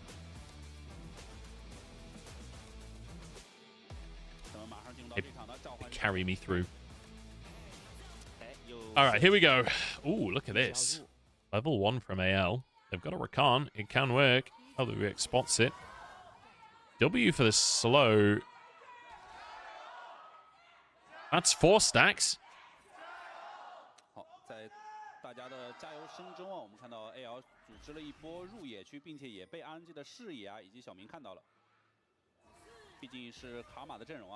All right, starting with an evade. Look at Wei, though. He's answered immediately. Tangyuan and Breathe. I think Breathe is trying to bait Harry into a 2v1, but it's not going to work out. Oh, he's being pinched. Surely you commit onto that play. Oh no, Ming's ignited. Okay, they can't quite kill him, but he doesn't have time to reset. This is a disaster for the laning phase. And in the meantime, Croco does the buff. So Wei went and started on Wolves. I'm surprised that Tangyuan, Breathe, and Wei didn't collapse onto Harry there and try and get a kill. Maybe just deciding because it's Udyr, they wouldn't have been able to stop him, but I feel like there was a reasonable argument for it. I think Wei as well just wanted to guarantee the camps because he knows Croco's going to take all of his bot side. So Croco doing the blue. Always do, if you're doing this invade at the start of the game, guys, always do the Wolf second and then the Gromp, because the Gromp, a lot easier to walk away from the jungle. The Wolves, you're a bit more committed into the enemy jungle, so if they all show up, it's a lot harder to leave from Wolves than it is from Gromp. So assuming both camps are up, this is the safer pathing, but also it means you finish towards your bot side. So if the wave is in a good position, you can theoretically look for a dive. I don't think that's going to be happening in this game, but just talking about theoretical position. So Wei answers equally on the top side, gets spotted on the ward as he goes into his own jungle. We're playing vertical. We've split the map vertically, our junglers here, which is something you don't see that often anymore. Harry needs to be a little cautious how aggressively he trades with Vi on the top side. Oh, Tangy went. Taking some tough trades there. One route into Mantra Q lands. It's a bad time. Harry just trying to sustain up, trying to clear these waves. Tangyuan has actually been forced back to base, so well played by Shanks on the lane. Oh no, Tangyuan cancelled his reset. But both junglers finishing their clear. Actually, Wei moving up top here. I think he's actually just looking for the crab. There we go. Ah, unfortunate for Croco. The top crab ends up getting the stack. So, good stuff from Wei. Denies the first stack there. TP back in from Harry. Wei moves back to his own jungle to get his raptors. And actually, the reset already came through from Croco. He's pinging on enemy wolves. So he's going to go bot side, take the crab, and then immediately look to re-invade on the respawning wolves and Gromp. He might, in fact, skip the crab and go straight for the wolves to try and get it on the reset. And you can see Wei knows exactly what's going on because he's doing the exact same on the opposite side of the map. Croco now spotted. Although there was no ping, you would expect him to have been spotted there. You would hope he's been spotted there. Croco moves in. Again, just dodges the crab entirely because he wants to get these wolves on reset. It's important for him to get these down as fast as possible. Wei, in the meantime, not sticking around for the Gromp. Okay, no, he is. I was going to say, I would have been surprised to see that. Croco now. Oh, I see. I see what the game plan was. He was leaving the crab up so that the stack would appear. So now he gets his first stack off of this crab. There we go. Croco on one stack. Moves over to the Gromp. I can't remember at how many stacks the different camps start getting marks. I should maybe look into that, actually. Oh, he's actually just going to start the Drake. Way up on the top side going for the grubs. And Croco is very happy with how this game is starting, honestly. Because for Croco, you're playing Kindred. You're very happy to just farm it up to start the game off. Like, you love to get in early and fight if they're willing to fight you, but Wei's doing a good job to play opposite to him. But like, Udyr is fine on his own, generally speaking. You're quite happy to play on this bot side, and there we go. Left the Gromp up while he did Drake, and it means now that the stack is up on the Gromp. So that's 2 stacks now for Croco. Good stuff on the Kindred so far to get his stacks. Nicely played. As we look at Udyr and Renekton punching each other in the face. Oh, LWX ignited. That's his Ghost bent as well. Combo on to hope, but I don't really think this is a fight that RNG's bot lane can win. So Ghost for Ghost between AD carries, Ignite for Ignite between supports. Hope actually traded relatively even there. Okay, Breathe uses the Dominus, just gets bonked by the stun. And that's that. Okay, Wei in the bot side, though. Croco is nearby. Oh, denying the escape. El does dash away. Way's shown, though. That's the end of the play. Croco might be able to find something a little bit cheeky here. Open Kale nearby enough. Things forced. Oh, look at Tangyuan on the map. Croco's being baited in. He's not level. Answers it. Jungler for jungler. Charm gets him out. I thought for a second there maybe Croco could dodge the Orb of Deception and it could have gone really badly wrong. I suppose Tangyuan had flash too, so you could guarantee the return. Is it Smolder time, or will AL just 2-0 this? I mean, we'll have to see. Depends how this early game goes, honestly. Nice roam from Tangyuan, though. Finds a really good timing there. Hope can't really get into the fight, so it's Croco versus the world. Then Shanks arrives at the end of the play. Actually flashes to follow that as well, so...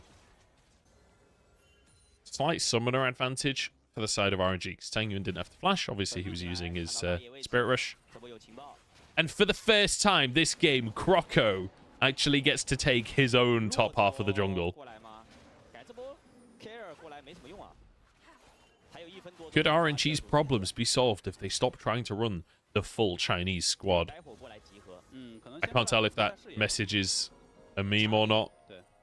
I don't think that the issue with RNG's team is the race that they are. Like, come on, dude. Are you serious? Like, need I say more? Top Esports is a full Chinese squad. They seem to be doing okay. BLG is a full Chinese squad. They seem to be doing okay. Come on, dude. Are we really back in the 5 Chinese can't win sentiment? Unironically.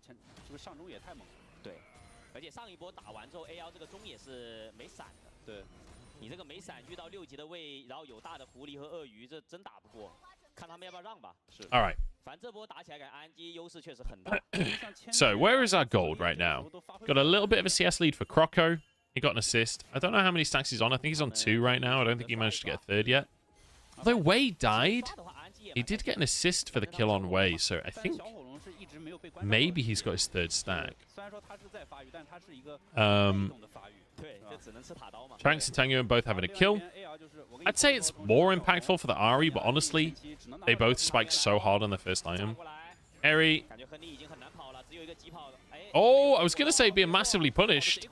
Spirit Rush going to be used. Okay, this should be a kill. Oh, the stun! Run, Harry, run! Run! Oh, he dodges the charm! Udyr is so ridiculous. He's so fucking fast. What is that, man? Oh my god. Croco's found Tangyuan as well. There we go. Flash taken down. It looks like Croco didn't get the assist on the kill on Wei, so... He has Q. He should be able to dodge this, yeah. There we go. Oh, that was a stack as well. Nice. That's 3 stacks for Croco. And he gets to go for these grubs. So that's a nice little bonus on top. Denies the 6 grub play. Drake is spawning, and Wei has moved to the bottom side of the map here. He's going to immediately start this up, but Shanks has prior mid. Full vision of this. And in fact, 2 grubs for AL, and they just leave it. He's got the XP from the camp. He's got the jungle snack. And immediately moves bot side to make sure that they can't just take this for free. TP in from Tangyuan. I don't know if he had finished an item there. He might have Malignance, in which case this could become quite a hard fight. But Tangyuan has no ult, remember. Breathe has no ult. Big chunk on Wei. Croco can just tank Drake as well because the sustain Kindred has. Wei's going to try and smite. It's not going to be there in time. That's 2 Drakes, and they denied the grubs as well. Ming looking for the engage, but they all just dash away. All right, Shanks targeted. Kindred ult still available here. Kale saved by the Kindred ult. And Wei's already gone down. This is beautiful from AL. Really, really well played. Oh my god, LWX. He's in trouble. Dash over the wall. I don't know if he can actually finish the kill here. I don't think he has the damage. My god. And Shanks gets all of the kills as well. This Karma is going to be a nightmare in the mid game. And I have to assume Maybe Croco had his stack on Ming there? It's possible that was the 4th stack as well. In fact, Croco even moves back up and gets the 3rd group too. Little bonus off the back of it. Look at that. Lovely. Lovely. Moves back into his own jungle. Shanks, bit of a greedy recall, but immediately just turns it back around onto weight. Big damage. That's quite an important recall stop, though, from RNG. Because Shanks 100% has the gold for Malignance at this point. Oh, he tried to stop. Oh, he still stopped Tygoon's recall anyway. Yeah, at this point, I'm pretty sure Shanks has enough gold for Malignance. So not being able to recall that is quite significant. But I don't think we're going to have a fight coming up soon, so he should be able to reset before any fights happen. My goodness. Intense early game, though. AL doing a really good job of reading exactly what RNG want to do and answering it. Despite they commit onto Shanks here. Survives too. Lovely. Lovely. There we go. Malignance picked up. Tang Yuan doesn't have his yet. And Shanks actually has TP, but didn't use it to get back to lane here. Just has the move speed on the Karma. He's got tier 2 boots, got his E as well.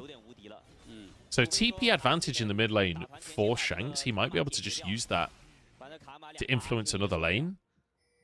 I don't know if there is... I mean, there is a ward bot, but I don't know if LWX is ever going to push past that. There we go. Croco, 5 stacks already. Who's he got marked? Alistair. Yeah, nobody expected RNG to choke in the way that they have. It's pretty depressing watching this RNG roster this year. It's pretty hype watching the AL roster, though. Nobody expected this team to succeed in the way that they have. Okay, let's go, RNG. Harry can't run away if we all one-shot him. AL will still finish the Herald. This is the kind of depressing angle of a dive composition that is behind. When an objective is happening, you pick someone else off and still lose the objective. I feel like we see this so often with these kind of compositions where they fall behind early and they're just like hunting for scraps. It's so painful. It's so painful. And there we go. TP bot from Harry. Denies the tier 1. So all tier 1's still up for the side of AL. I mean, all tier 1's up on the map, to be honest. But Croco actually going Eclipse. This is lethality on the Kindred. Not going for the Kraken Slayer build. Going pure damage here. The Kraken Slayer build is damage, but we're going burst damage. And I suppose that makes a lot of sense when you consider the fact that the enemy team is all about trying to one-shot you. I guess the ability to one-shot them back is something worth having. Kind of disappointed to see Wei's performance today as well. Like, when you consider that Wei... This guy's won MSI. Twice. This guy is... was what felt like one of the kind of leading pieces for this roster. But I don't know. Doesn't feel like that anymore. Everything just getting annihilated. There's only so much he can do about that. But in the meantime, take a look at the mid lane. We've got a Herald double charging. This is going to be a tier 2 taken out. No. Out of might. No minion wave. Can't quite finish tier 2. Nearly, though. Nearly getting the tier 2 down. Next time they even look in the direction of that tier 2, it's going to go down. So, kill on Harry on the bot side, tier 1 on the bot side, but traded for tier 1 mid, I don't think it's worth it. And the Krugs are up and will give a stack to Croco, so that'll be 6 stacks. RNG get themselves a Cloud Drake, but traded in the top side for tier 1 as well as the stack. That's 6. So Croco is huge. Croco was already huge. Even huger. He's 30 CS up in the jungle.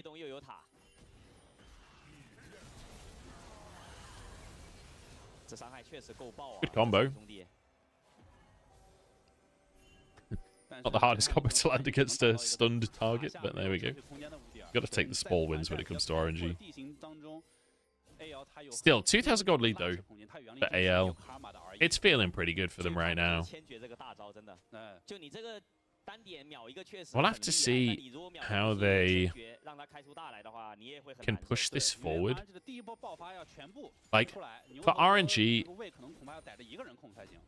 you need to try and find these picks. They managed to pick Harry a couple of times, but picking the Udyr isn't the most impactful.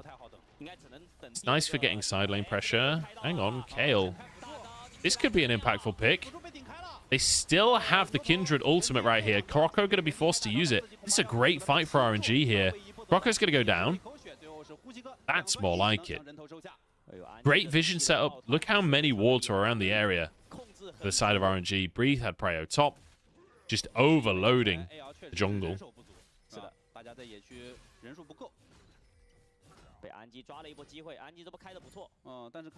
Breathe gets that tower. I don't think you can finish the tower mid here.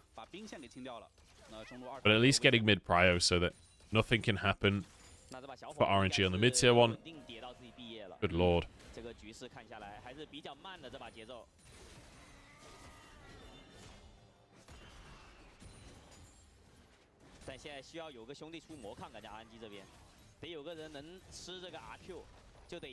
So tier 1 on the bot side as well. RNG closed the goal gap though, and honestly, they've got a Smolder that's kind of chilling, 10 CS per minute so far. They've got a composition that, realistically, outside of Smolder, the dive composition, you're relying on Ahri for most of the damage. 2-0 and 2 right now for Tang Yuan. 6 stacks on the Dark Seal as well. I will say, still behind. Shanks is kind of terrifying right now.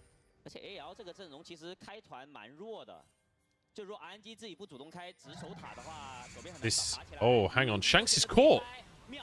What just happened? It was off screen. I don't know why Shanks was just in the enemy jungle on their own. Jesus.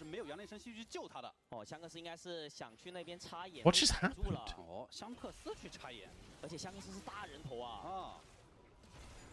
I need to just watch the minimap more, because the observers keep missing shit. AL are collapsing. It does feel like it. These picks on Harry feel like they've really ruined the tempo.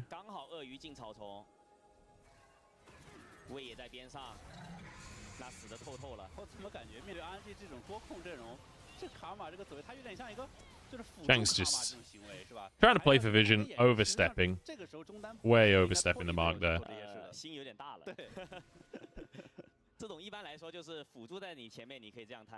Every single time the RNG gets a pick onto one of the random AL players that's overstepped, although in Harry's defense, he's not really overstepped on a lot of these plays. He's kind of just being dove. Maybe should read that these dives are playing, but...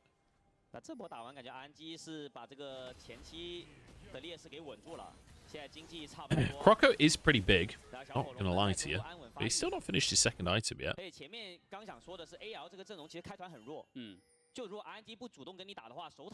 It does feel like RNG are not out of this.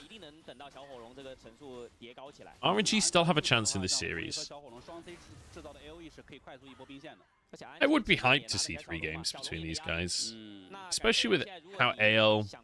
I mean, AL losing a series against RA, for God's sake. This is certainly not a clean team right now. I think I'm still favoring AL, to be honest. Like, Karma with double AD carry, and they're both really scaling AD carries. You got an Udyr to tank on the front line. The one problem is they don't necessarily have a lot of ways to get onto Smolder. If Smolder gets to the late game, it's not like this AL comp has a lot of ways to dive. I think they do win a front to back in theory. It depends how fast it goes, though. Double AD carry, though, they do Baron so damn quick. Ming's trying to move in. Wei's trying to move in.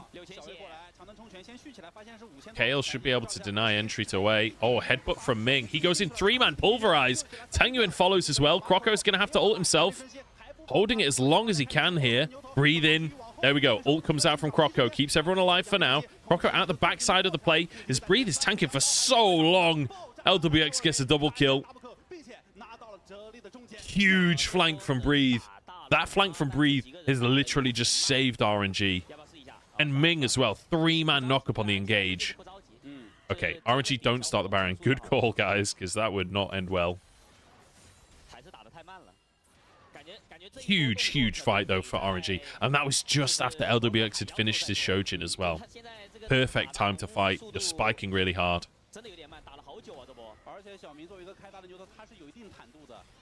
So 4K on the Baron. Ming just flashes to get the pulverize on the carries here. Rocco just getting absolutely railed by Tang Yuan and LWX there. Oh, good ult onto Hope from Wei as well. So then Hope just desperately trying to stay in the Kindred ult, but Tang Yuan can then flank it. Really nice stuff. Obviously, Breathe forcing them in with a fantastic flank of his own.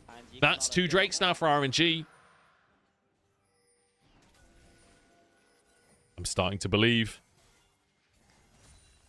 I'm starting to believe in RNG here. The flank from Breathe was crucial.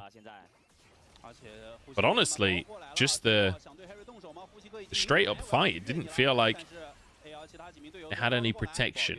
The fact that Kale is so squishy as well, against a composition with so much upfront burst damage, can make it difficult to play. Rocco getting chunked again.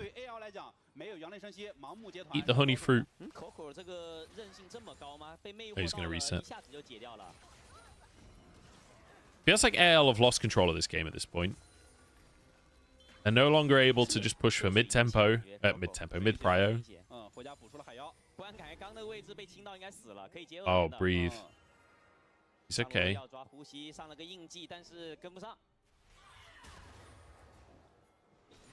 I don't feel like Croco is the most practiced Kindred in the world. It doesn't feel like, you know, it doesn't feel the same as like Kanavi, Shun, Milky Way, these guys. It still feels decent. His early game was fantastic. Has RNG still got chances of playoffs? Not really, no. Yeah, Bo's Kindred is insane too. Alright, here we go. 9k on the Baron. Double AD carry burst. Oh, Tang Yuan is bot side. He has to TP. Okay, there we go. AL, you force a TP. Be happy with that. Double TP advantage for AL here. I would love to see them. I don't know if you can play side lanes, honestly, against this composition. Like, theoretically, with TP advantage, you want to be playing side lanes, but actually, against Vi, Ahri, Alistair, can you afford to not be grouped as a 5? Oh my god. Here we go, TP from Shanks to protect the mid tower.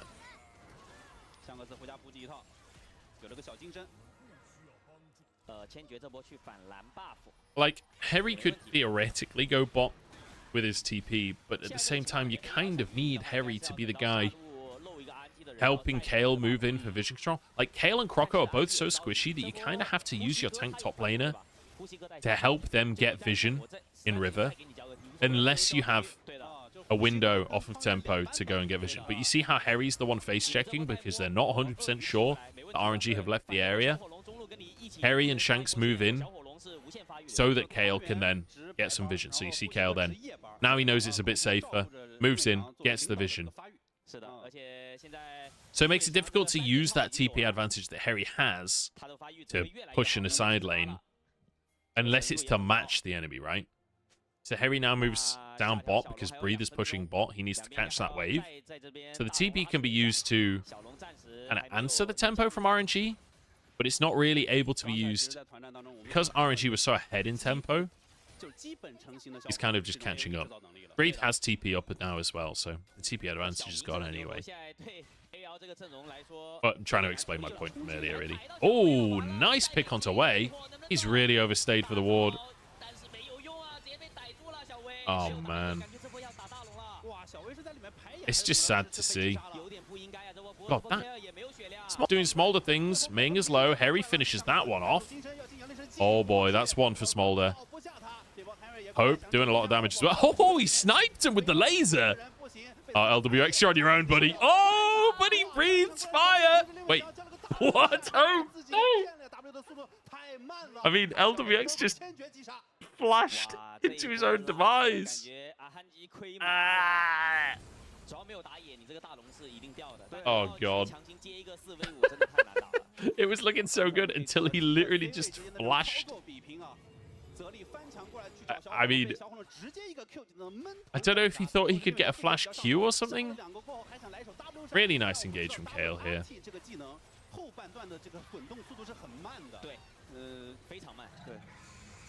Irish Baron. Kale is so chunked at all. Then Ming feels like he has to try and make a hero play. They're just setting up for LWX here.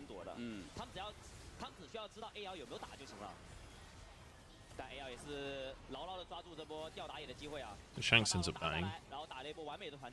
So at this point, Breathe goes too deep, thinks that the team is following. They are not. LWX just one-shots him. He thought he could get the flash Q on Kale. So close. So close. Millimeters away there. I don't know if he thought his rapid fire was up or something. Okay, big pick onto Croco. Didn't have his ult up. It's jungle for jungle, though. Oh, Breathe on the flank. This is big.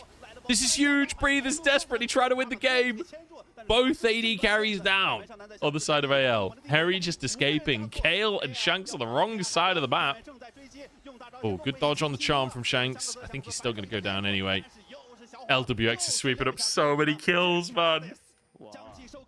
I think RNG are going to win this. AL just keep on getting picked apart. They need to respect how easy it is for this comp to find a single person. Like, Shanks disrespecting them early on, just walking into the enemy jungle and dying. Now, Croco getting caught in River on his own. Like, this is a composition that is going to one-shot you if you walk out by yourself. Oh my god. It does feel like these fights could still go either way. Like Zeri versus Smolder, both of them insane scaling. You're not believing until the Nexus explodes? I don't blame you. I do not blame you. These fights are so chaotic. I don't know if Croco thought his ult was up, but Smolder seems to have a 100% win rate at this point. That's not quite the case. A few teams have shown that you can beat Smolder. All right, take us back to live at this point. This part of the replay doesn't matter. Once he's fully stacked.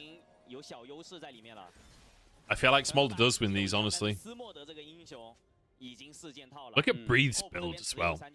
He's so much damage. Like, this is Assassin Renekton. His sole purpose is to one-shot Hope. That's why he's in this game. How are you doing, Akari, anyway? Hope you're doing alright, man. 1,000. By the way, RNG are now ahead in gold. 9 stacks on the Kindred. He's one away. One away from another Kindred spike. 3 Drakes to 2. Next one up in 2 minutes. Baron up in 2 minutes as well. So Drake and Baron being up at the same time does give opportunity for shenanigans.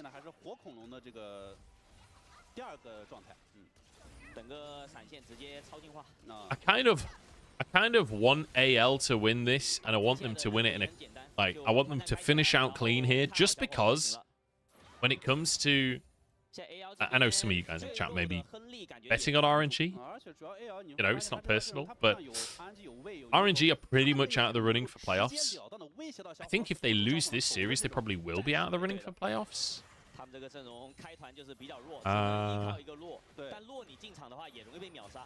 Not quite. It would still theoretically be possible, I think, but yeah. Oh, a hydrate. Thank you very much, mate. Delicious. Bit of damage from Croco there. Trying to get the poke down. RNG in control now. You can see the way that they're actually controlling the map. Smolder makes mid-prio so easy because you just one-shot the waves. But with Ming there to protect him, LWX feels safe. RNG now playing with vision. They've got to pick composition. It's really difficult for AL to move into the jungle. It has to be Harry going first. Luckily for them, Baron's not currently up, so RNG can't just start it to try and bait them in.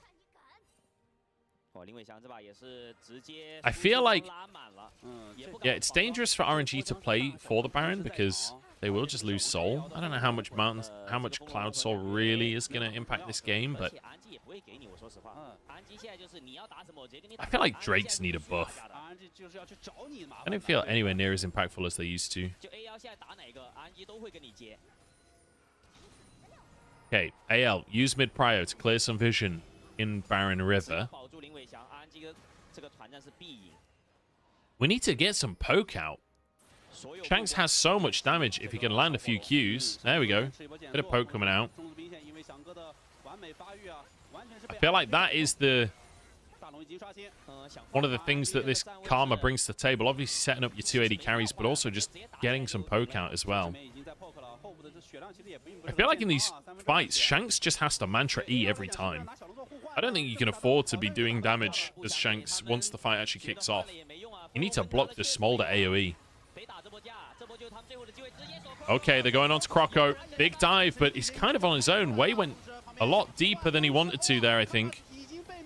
He's still winning. They're just winning the front to back. Croco forced out of his own ult. Double kill for LWX. I like this. I like the way they've played that. They've kind of sent Wei onto Croco, and in the meantime, the rest of the team jumps onto Shanks. Hanks?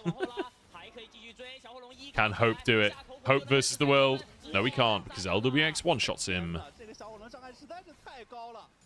Heck W. Outplay this. Maybe Smolder Q should be a skill shot. Then it's outplayable. Okay. Croco gets a random free kill. I think that was a stack too. That's 10 stacks? No, it wasn't a stack. Never mind. No, it's just his heal animation. The stack is up on Baron. Oh boy, here we go. Harry face check in to get just rinsed Croco. Well played here by RNG, honestly, in the late game. Like, these team fights, they've done such a good job to shut Croco down. It doesn't feel like the Kindred's had any impact in these late game team fights. Got off to such a good lead as well. Good stuff by Kale to stop the minion wave, so RNG couldn't force the base. But they will get the Baron. Oh boy. I think we might be going to 3 games, guys. I think we might just be going to 3. At this point, AL needs some kind of miracle to come back in this one. It felt like such a big lead. It felt so winnable. And then Shanks got caught out. Croco got caught out.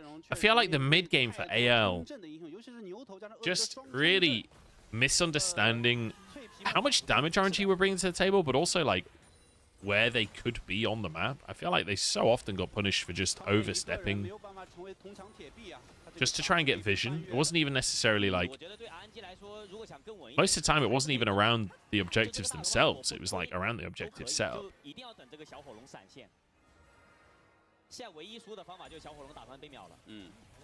RNG have done a pretty good. I like. It pains me to say, after some of the stuff we've seen from RNG today, but it pains me to say RNG have actually played pretty well around this Vi Ahri combo across the course of this game. And Breathe has been doing some heavy fucking lifting in the top side. LWX is collecting kills, but the rest of the team playing this dive comp really, really well. They're doing such a good job of punishing AL. And we've got to the point in the game where Udyr feels kind of fucking useless. Like Udyr in mid-game fights and when it comes to laning phase prio and like fighting for grubs and stuff, yeah, fantastic. Udyr when it comes to the late game, eh. Yeah, you're tanky, but it's kind of all you offer.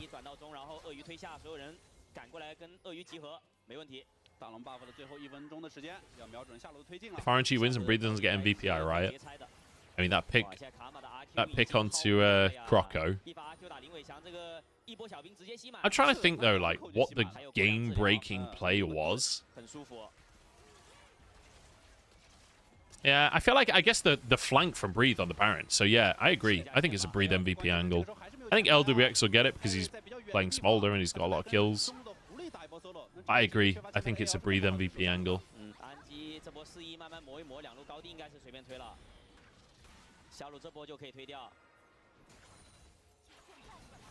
有人想先打一套牛头的伤害，海瑶的伤害确实还是比较高的。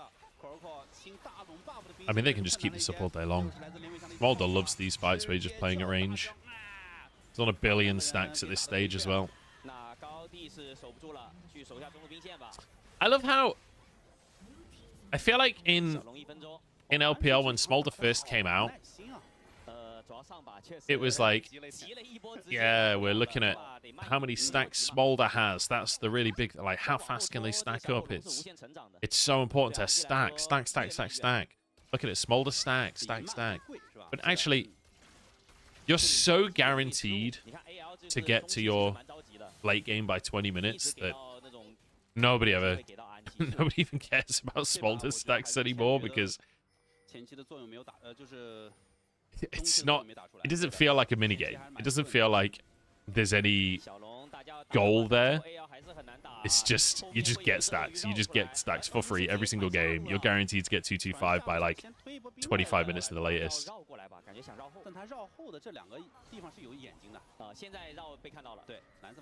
Hey, Fecardente, how's it going, man? 1.3k views, really? Holy shit. I actually hadn't even seen that.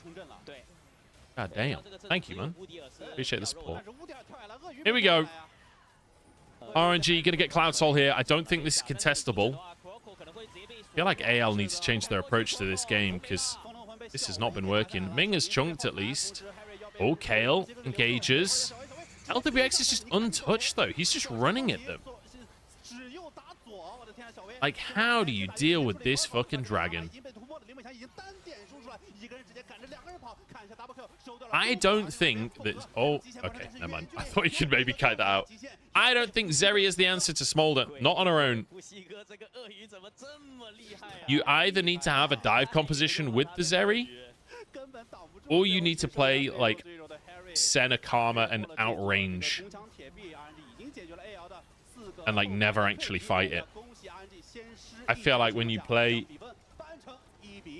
a composition with 2 short-range AD carries, I don't know how you ever kill the Smolder. Like, how the hell do you kill the Smolder with this composition late game?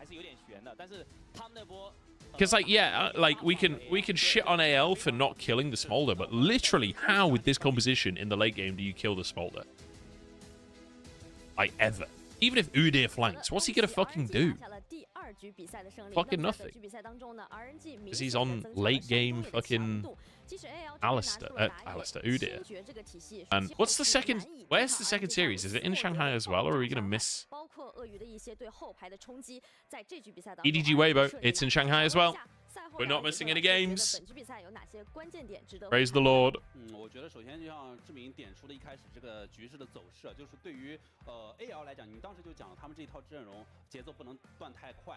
Wait, is my pen working? Yeah, let's go.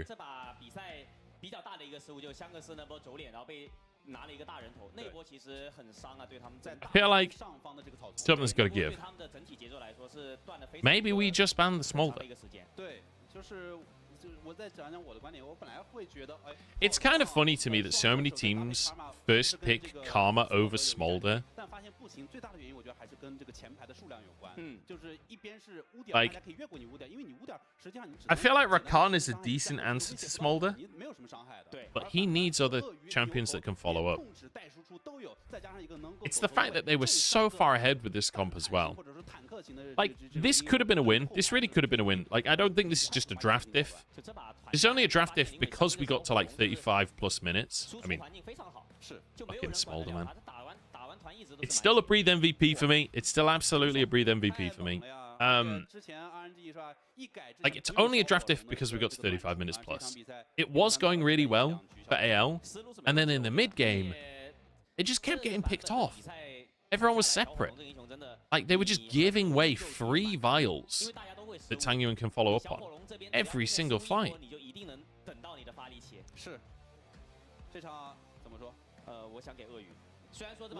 It's crazy, man.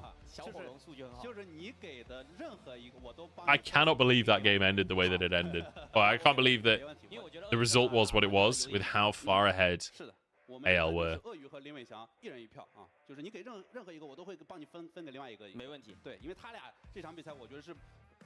How much gold value is in 225 Smolder stacks? Ooh. I don't know, dude. A lot. Like 10% execute? That's a lot of gold value. Plus a burn as well. Take the draw and the series here, please. On the analyst disc, are those like deodorant shower gels? It's milk. That is milk, my friend. You don't have to feel attacked because that's fucking milk. This flank from Breathe, this is what won them the game. This was the turning point. The amount of work Breathe and Tangyuan got done in that fight. Wei nearly threw it. He tried his best to throw this game.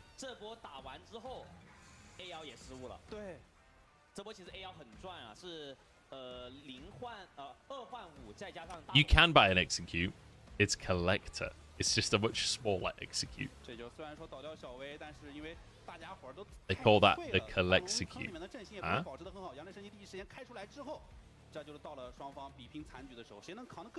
But yeah, the value is insane on the late game. Smaller. I love that Crocker also just pressed W there. But like here, they're just going so deep. And then Breathe just gets a free flank again. I feel like the issue for AL is like how they play around side lanes. The fact that Breathe can happily just walk out or TP behind them constantly. The amount of flanks that Breathe got off this game. It's not just Breathe playing well at that point. It's also AL really not respecting the ability to flank. Really brutal.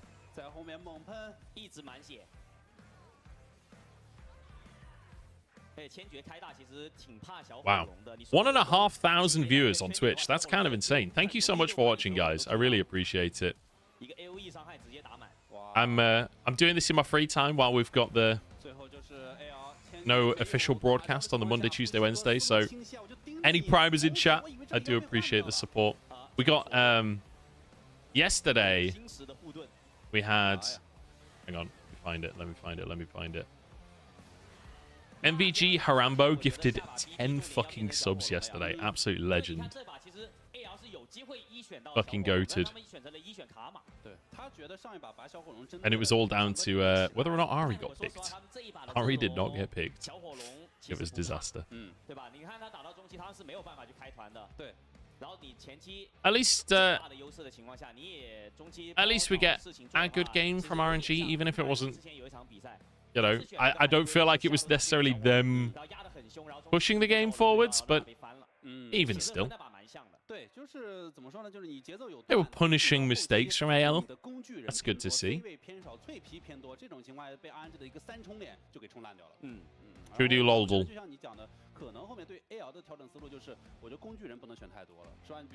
Yeah, Vi did a lot, but it was like after the fact, you know. Oh, let's look at MVP actually first.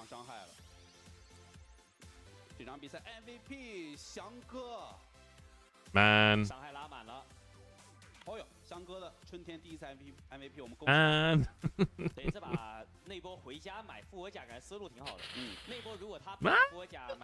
In those fights. 4万多的伤害吧，4万9好像这个伤害。那下把感觉怎么说 ？AL 挺难 BP 的。 Who votes on MVP? I think it's like the 2 casters, 2 observers, and there's 6 votes on the Chinese side. AL 我觉得你看双方2局啊，他都是围绕着这个 ADC 位置搬了很多，连续搬很多。Well, one person did. I can't read Mandarin, so I don't know who those votes are. I know 2 of them are the commentators. 可能会换到蓝色方的情况下，小火龙感觉 AL 可能自己得处理一下，搬一下，看一下怎么处理。因为第一局是放给 RNG 蓝色方1选小火龙，然后 AL 是针对的。How does gift/bet subscriptions work? Do the subscribers just suddenly find themselves members of a new channel? I'm not familiar with Twitch. So subscription is different on Twitch and YouTube. Subscribing is free on YouTube. That's just like following the channel. On Twitch, that's called a follow. Whereas becoming a member on YouTube is the equivalent of a subscription on Twitch. So subscribing on Twitch is essentially just like if you've got Prime, it's free, but if you want to just support the channel, you can do it. It's like £5 or whatever. But you can basically through Twitch you can gift subscriptions to people, so they get like emotes and stuff like that.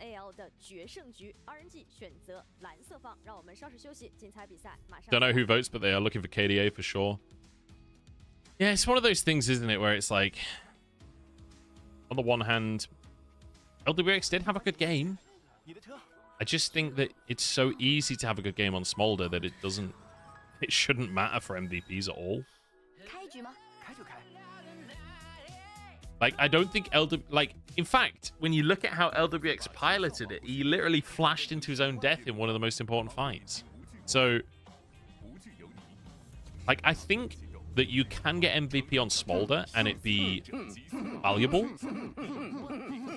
Hey, Till Schroeder. Thank you so much for the Prime, mate. I really appreciate the support. But yeah, I think if you can play Smolder well and deserve an MVP. We have seen games like that. I think Elk got a Smolder MVP that I really agreed with. However, you can also just stand and press Q and get all the kills, in which case I don't think you deserve the MVP unless there's nothing significant that happened elsewhere.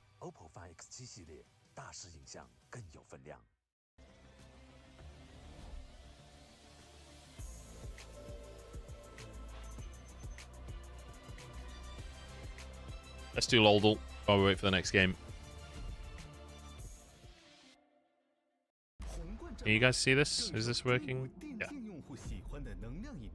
Yes, the champion. Let's say Garen. Oh, fuck. Disaster. Okay.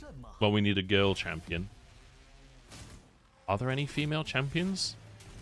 We need a female non-human champion.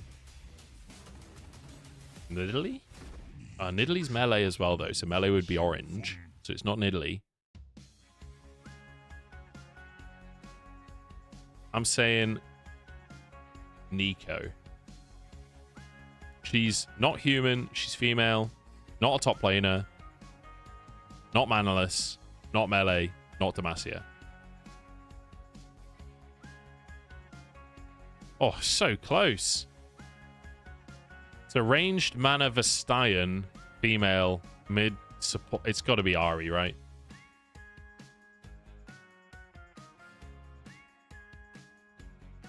Bosh. All right, quote. Quote next. No prison can hold me. It's Silas. One bop. Hit me with it. Ability. Let's go. Boulder strike. It's Rengar. Bosh. Hit me with it. Next one. Emoji. Microphone. It's Seraphine. How do you fucking spell that? Bosh. One shot. Splash art. Hit me with it. Oh, this is Battlecast. Is it Vel'Koz? I want to say that's Battlecast Vel'Koz. I mean, the Battlecast backgrounds all look the same. I can't really see enough of the champion. Could be Skarner. I'm trying to look at the like shape. This could be like Skarner's front claw here. Maybe this is the tail. Ilaoi? Oh yeah, it could be Ilaoi. It's not Ilaoi. Victor. Look at the tail. I don't know if that's a Skarner tail. You think it's Kog'Maw? Oh god. Singed or Zac? I don't think either of those has a Battlecast skin. Oh, I was doing so well. I don't think it's Kog'Maw. Maybe it is though.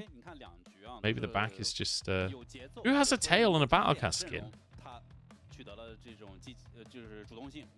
It doesn't look Battlecast to you? Is it not? What is it then? I'm saying Kog'Maw. It's not Kog'Maw. Alright, at this point, we're so deep, it doesn't matter. We're just bad guesses.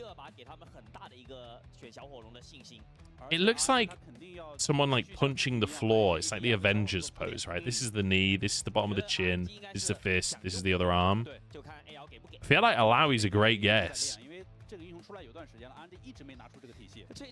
Is it Cho'Gath, really? No. It looks humanoid. Who the fuck is it? It's not Urgot, is it? Unless this is just one of the knees and this is another knee. I think we're missing Champ Select. Oh, God. Oh, fucking hell, guys. We need to guess this. Okay, we'll come back to this. We'll come back to this. It's not as important as Champ Select. We'll come back to that. Think on it, though, guys. Think on it. Let's mull this over.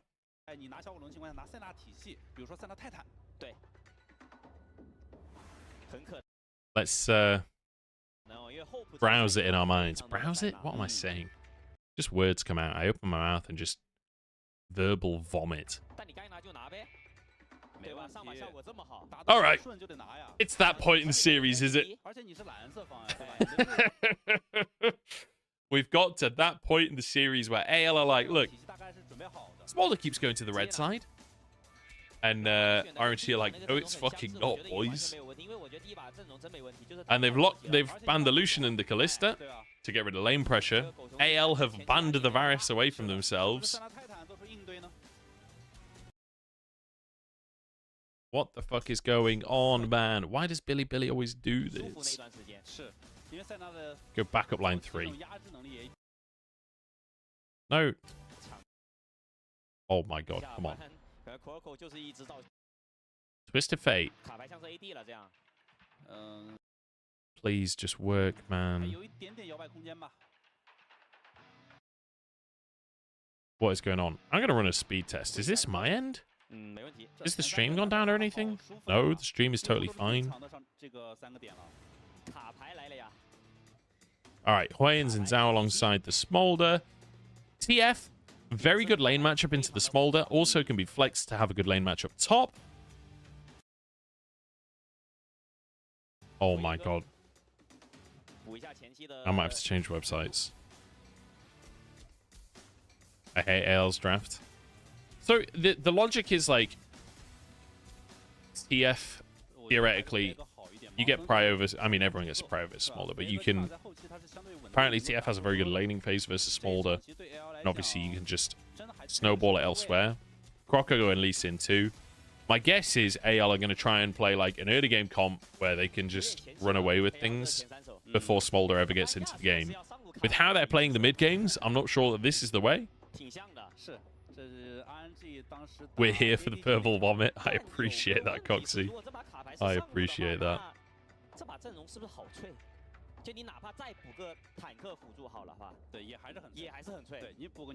Not Renekton for RNG and it's over.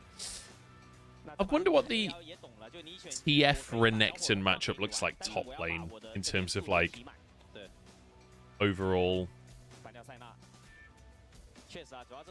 stats. I don't know. I feel like Renekton's one of those ones where you can struggle against ranged, but like Quinn and Vayne kind of they have a way of keeping Renekton off them. TF not so much. I feel like maybe Renekton could close the gap.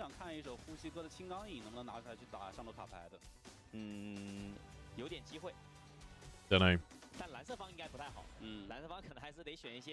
Dude, we had 1,500 viewers in the last game, Coxie. It's fucking insane. I don't know what I'm doing differently today compared to other days, but hey, I'll take it. Senna, Kaiser, both banned away, removing the potential play from ranged win con, but I'm pretty sure this Twist of Fate is going bot, to be honest. You got to take the Nautilus here, but Alistair is up, so you're kind of okay with that for RNG. You take the Alistair into the Nautilus every time. So we go Naut here, we go Alistair, and then we're blind picking our top lane, but we could be up against TF top, so Udyr kind of sucks. You could just go Aatrox top, which has a bit of a better laning phase versus the TF.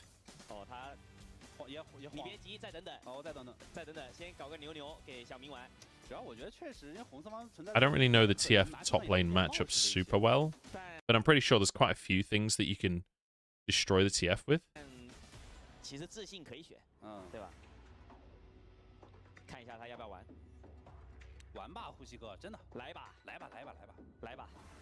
Camille.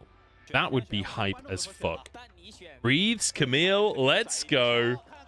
There's no way you can play the TF top now. This has to be ADC. What? Oh my god, Billy, you're fucking killing me.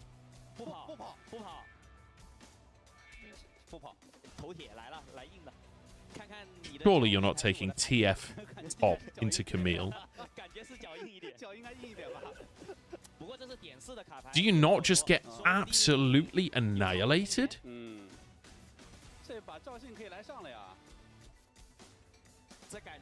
Is it me, or does TF top not just get absolutely fucking turbo stomped?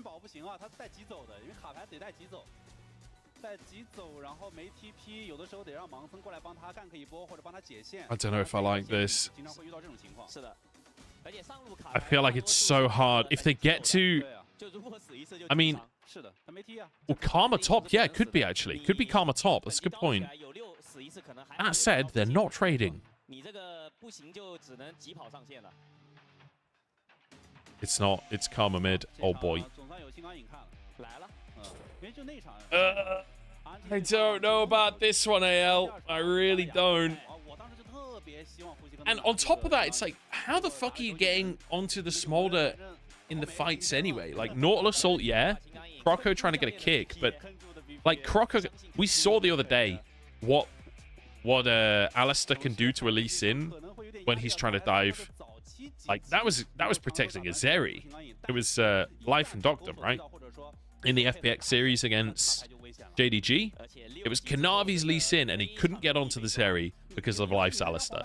Like, the same matchup here. The same matchup where you've got the late game hyperscaling carry, and you've got an Alistair protecting it.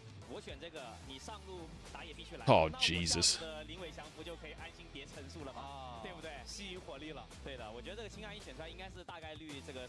I can't believe they're taking the TF top against Camille here. I think the answer is you've got to send Lee top early, right? I feel like once you're level 6, though, even if you're ahead, is there any way for TF to win the matchup?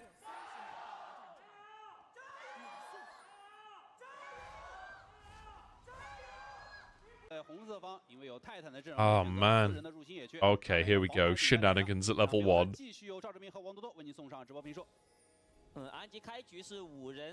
Okay, they're going to spot Tangyun and Breathe here.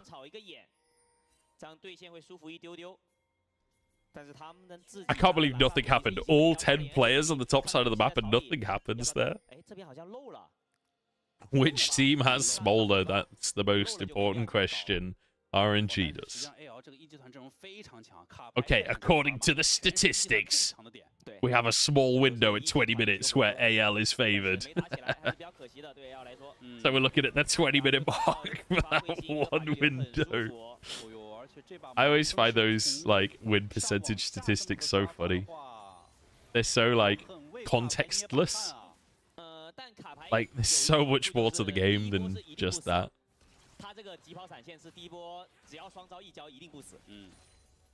All right. I mean, I guess we'll just see how this goes. We'll see how this goes. I'm looking at Croco, though. I feel like Croco and Harry. I think Smolder gets destroyed in scrims. He must.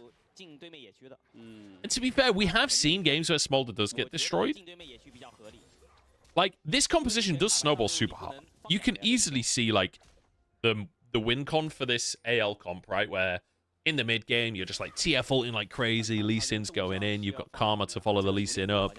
Like, you're playing, like, kind of Lee Sin almost carry jungle in the mid game and going kind of crazy.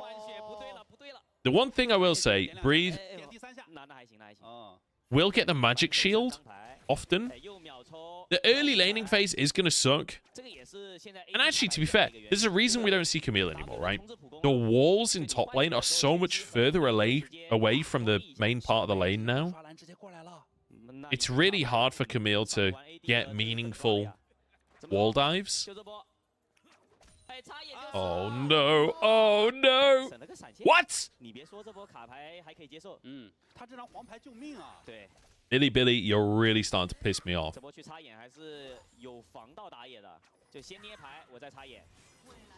I'm losing my fucking mind. The Great Firewall of China doesn't want us to watch the League of Legends. Well, Ghost was used by Harry. Ghost was used. We have no idea what actually happened. Oh no, the minion survived. What the fuck did you just see? You didn't see anything. That's the problem. That's the fucking problem. Oh, sorry, guys.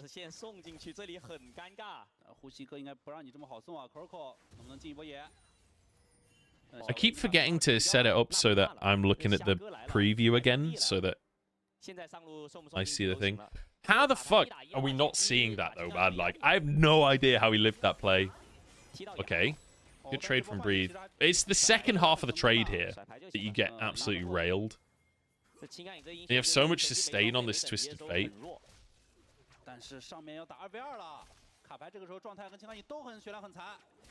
Croco stood on Vision. Croco's literally stood on a ward. What the fuck is going on?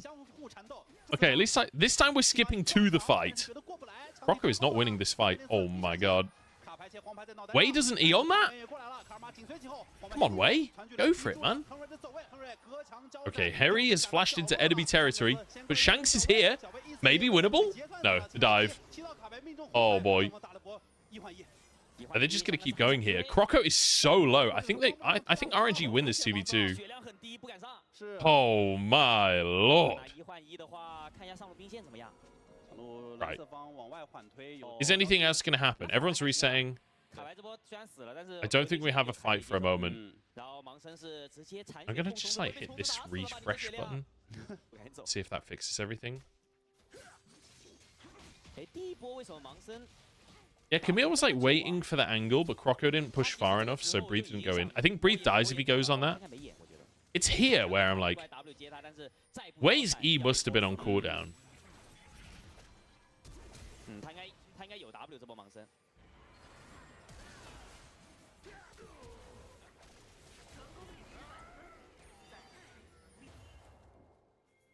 Okay, 1-1.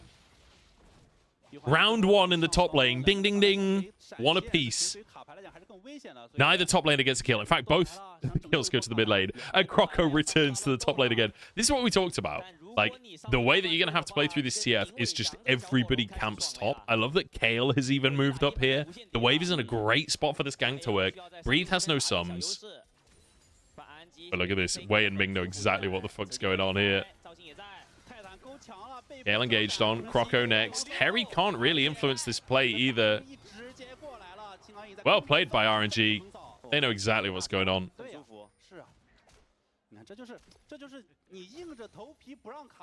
Wei's been playing like shit lately. I mean, I don't think this is a Wei issue. I think this game, Wei's doing a good job. He's reading exactly what Croco has to do because they all know that now that Breathe is level 6, realistically, there shouldn't be any way that TF can survive this lane. As soon as the wave pushes out away from tower, if Breathe can crash the wave and get it to slow push towards him, Harry just has to lose CS. Or he just gets all in. Here we go. The wave is pushing towards Breathe. In like 30 seconds, there's an angle for Breathe to either freeze the wave or just all in. Yeah, Smolder's quite happy with the chill early game. So is Zeri, though. I feel like when you've locked in this composition, you're acknowledging that Smolder's going to scale in the early game. And you're just trying to match the scaling with Zeri, and then you're hoping for the mid-game spike before Smolder's, like, terrifying, you know? I think Smolder is just, like, the inevitable late-game win condition for RNG, and I think AL are kind of just acknowledging that fact and trying to play through topside instead. Also, Grubs happened while I was fanning about with stream settings and stuff. So it's 2-1 in Grubs to RNG, which, if RNG can get more Grubs as well, good lord, Breathe is going to be a monster with those. It's so hard for Harry to step up to the wave. Just ult.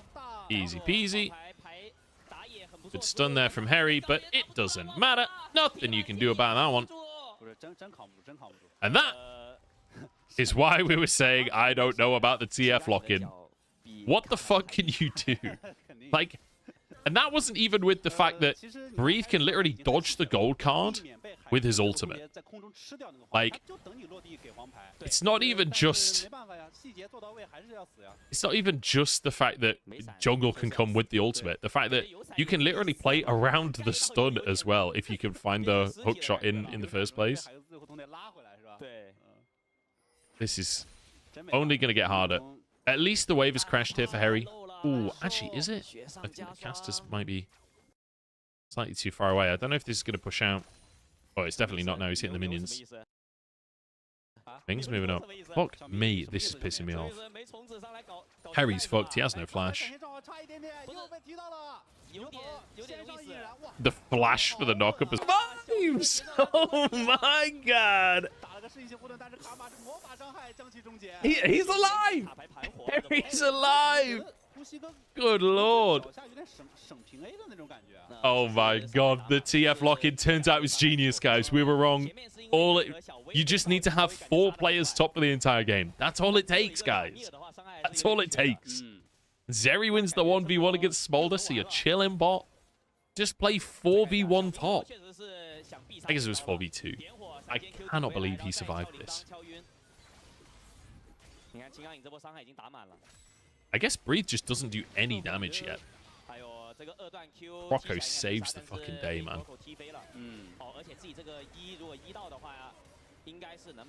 Man.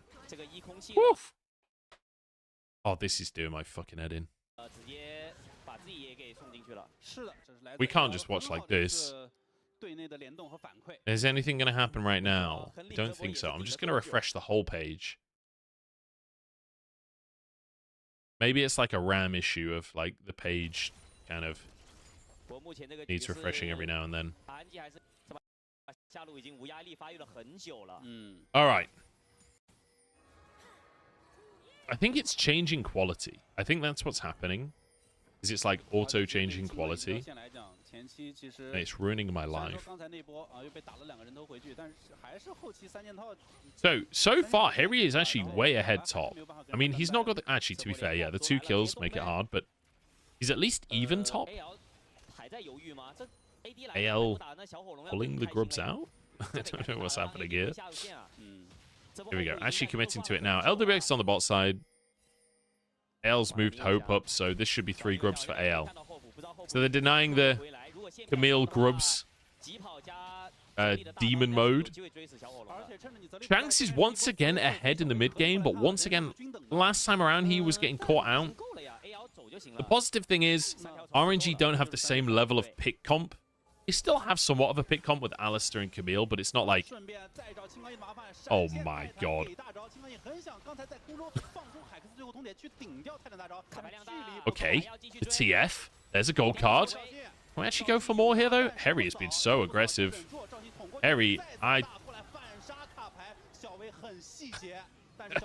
What he expected. Here we go. Maybe we can finish the play anyway. We're on to way. No, great grab by Tangyuan on 3 there. Hugo's wide from Croco. They're lightning. Okay, there's actually a TP from Breathe as well. They want to collapse on this one. AL, I think, just get out, though. Okay, Breathe's just going to go into the top lane. Oh, my God. Demolish. Grubs. The damage. That's going to be 3 plates, I think.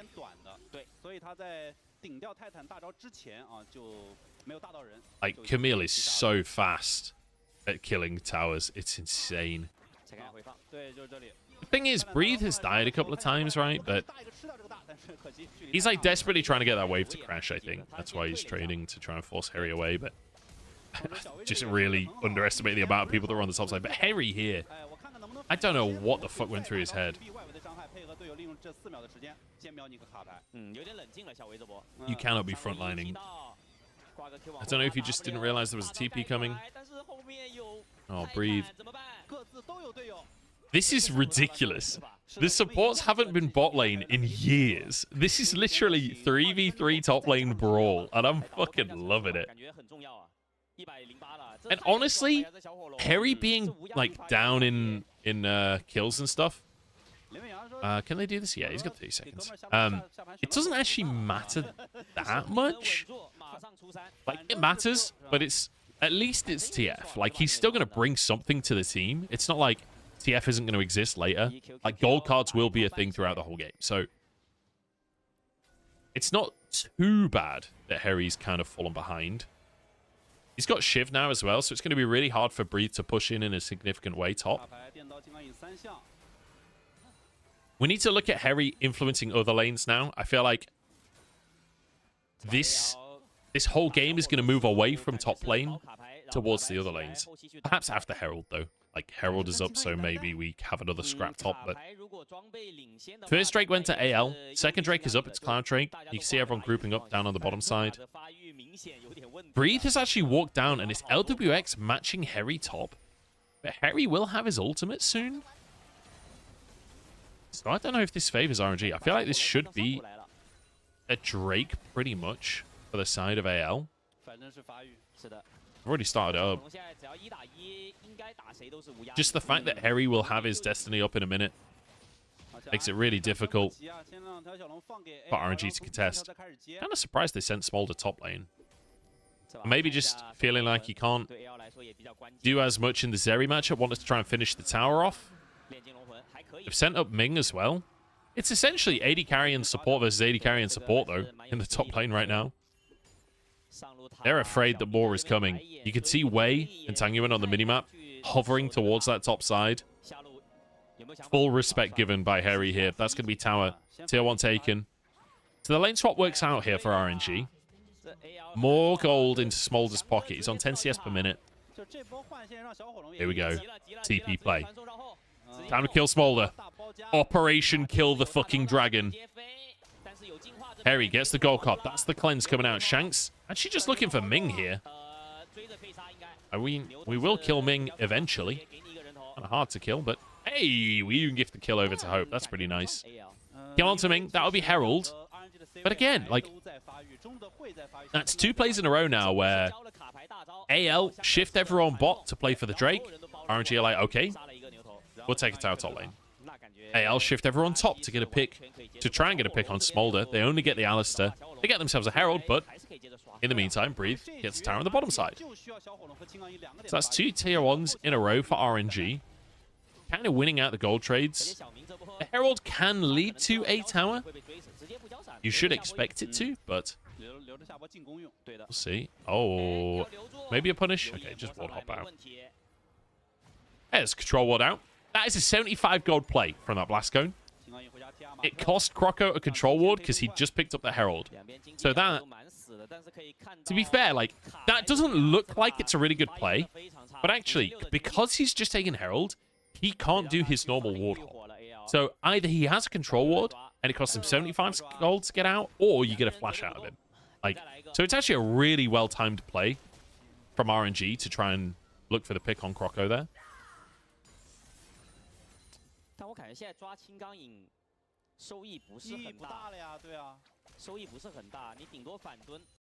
Yeah, I'm not sure we can take CS advantages in the top lane into account in a real way, though, because it was like a 3v3 in the top lane for most of it. They've come out of the laning phase even, but didn't do the laning phase. But this does not get any easier. And again, AL kind of have to snowball. It's going to be really hard to deal with the Smolder if this game goes really long. So we're looking for AL to keep pushing things forward. Chem Soul is not ideal for them. But they can play through Baron. Not the greatest siege composition, but if they play through multiple lanes, TF's certainly very good at killing towers. If they can get it so that it's Shanks stealing with the Camille and Harry matching up against Tang Yuan, it's much more comfortable for them. Obviously, RNG isn't going to want to let them do that. It's going to be all about lane assignments here for AL. This is definitely winnable for AL. They're not that far ahead. It's certainly not won. They need to keep things going if they want to beat this Smolder. But it's winnable.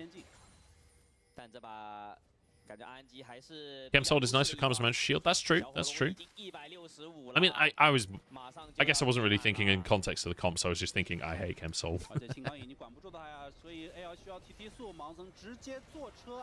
Okay, charge mid. Croco has really overcommitted for that one.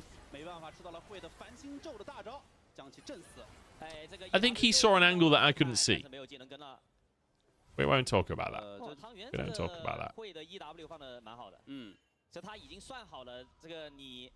Yeah, so you get percentage shield and heal power from the actual dragons themselves. And yeah, and then the soul is 50 below 50% maximum health gain, 11 increased damage and 11% increased damage and damage reduction. Oh wait, it actually increases your damage as well. I didn't realize that. I thought it was just the damage reduction. I mean, he didn't know RNG were all in that brush, but yeah, I don't know.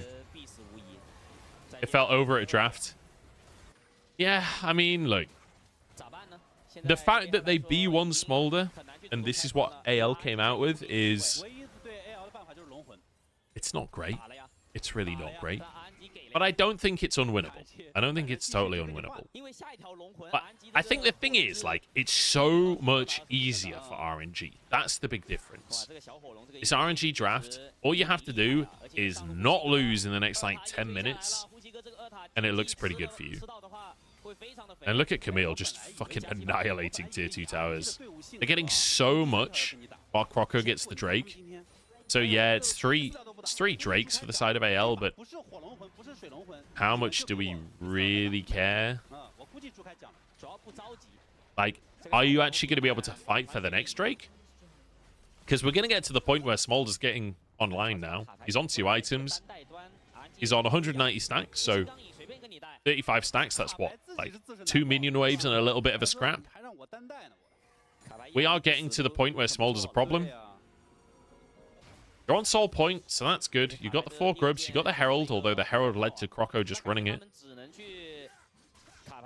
How can this be the case? Am I missing something? Do they just not have enough data on Smolder yet?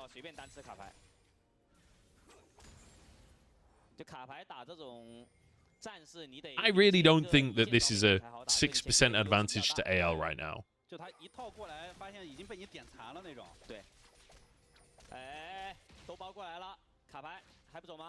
Am I missing something? Does anyone in chat see something that I've not seen? Because I don't feel like AL have a compositional advantage here. Maybe it's just because Zeri was so winning in the previous season that the stats are skewed or something?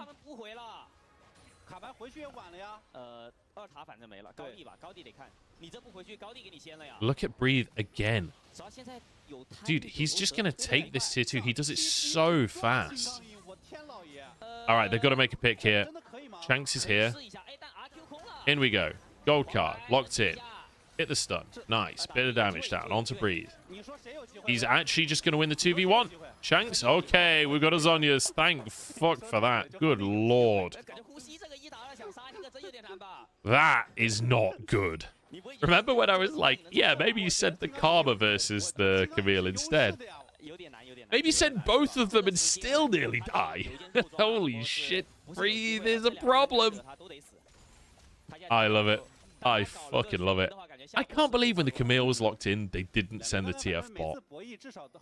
But I guess they just felt like they needed to scale harder. You could have just played Renekton, right? Was Renekton banned? Let me look at the picks and bans again. Because I feel like if you just R5 Renekton here into Camille, surely this is a better game with TF bot. Guess they're just not confident on TF bot, but Renekton was banned, was it?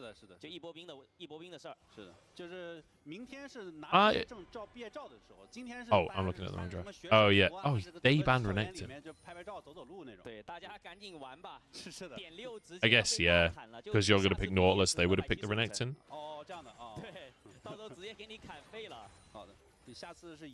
Oh, man.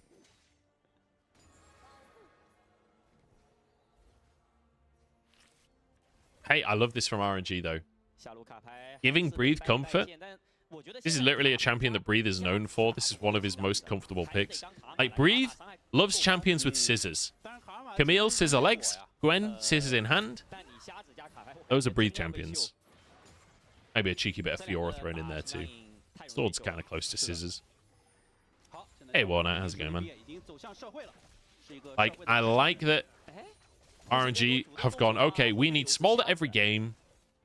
And in a draft where the Renekton is banned and all of that, I like that they're just saying, okay, Camille is playable. Let's play Camille. Breathe's really good at Camille. Let's use that fact. He's got QSS now, too. So you can't even just gold card him anymore. She just goes in on Kale. All right, Drake's up in a minute. Wei. Maybe going too far for this one. Shield comes out. Oh, boy. It feels like this fight could decide the game, honestly. If RNG win this fight and take the Drake, I think AL's chances of winning go dramatically down.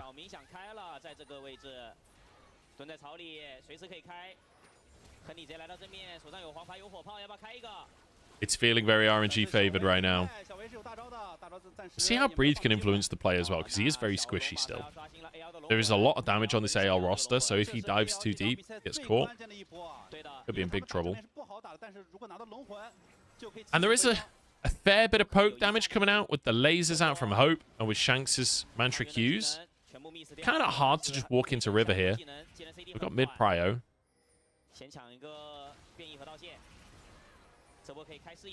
Damage. That's a fantastic opportunity for AL. With Wei not having his ult, he'll have to suicide to try and steal this. Either RNG commit to a huge fight, or they can't really contest the Drake. Look on Ming. He's tanky. AL have kind of denied the engage. Croco looking for the smite. Doesn't get it. Ming buying so much space there for his jungler. Wei has to use his flash, but they get the Drake, and that's what's important. Oof. I don't know. I don't know if that's GG. The fact that there wasn't a huge fight, I mean, it's still very RNG favored in my mind, but Ming, that engage into ult, forcing them further back, making them respect it, was so crucial. Okay, Breathe. You're gonna die, but look at the mini-map. This is a 3-4-man play committed to just get Breathe. Oh my god, he QSS's the gold card. Harry's gonna die. Breathe in a 1v4 takes the kill onto Harry, and in the meantime his team gets Baron for free. It could not be a more winning play for RNG. Holy fuck, Breathe, you're a god amongst men. I think he goes down here, but good lord, he's already done the damage. It doesn't even fucking matter. Oh, it's so beautiful. The QSS Harry just not respecting it at all. The TF top pick is a disaster. It's a fucking disaster. And Breathe has played around it so well. Building the QSS sets him up to be able to find the all-in.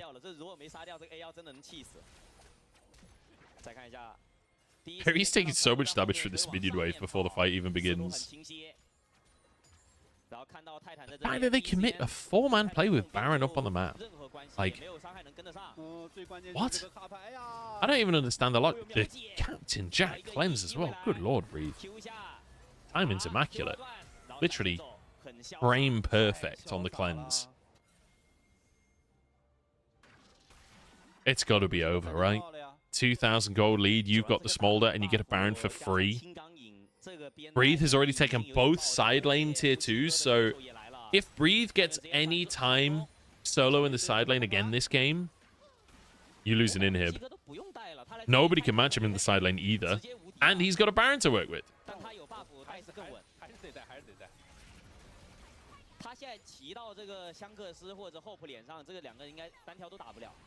I'm trying to think about MVPs for this one.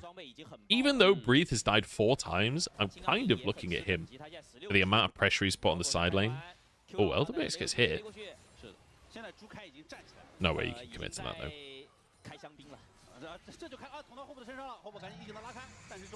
That was Hope's E. He's kind of stuck. He can't actually go mid to clear waves. That's a tier 2.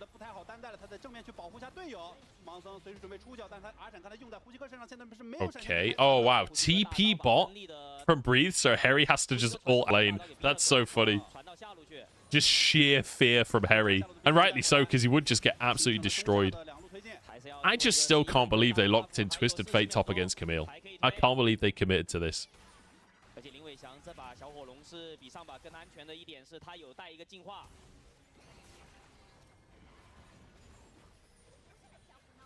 I love how fast he committed to the TP away there. He's like, nah, get me out of here. Coco's dead. Bye. At least they got Ming. Better than nothing. I just don't see how you win now. This Twisted Fate is completely useless. I mean, you know, I said earlier, at least Twisted Fate, he'll still bring gold cards to the table later on. I'm not even sure how much that matters. With LWX having cleanse and the QSS top for Breathe, like, how much does it really matter if you land a gold card on someone? Probably not all.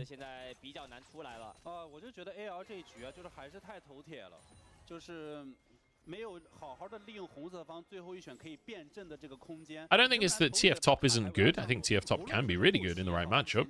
I think versus Udyr, versus Aatrox, it can be insane. I just think versus Camille, blocking it in is controversial at best.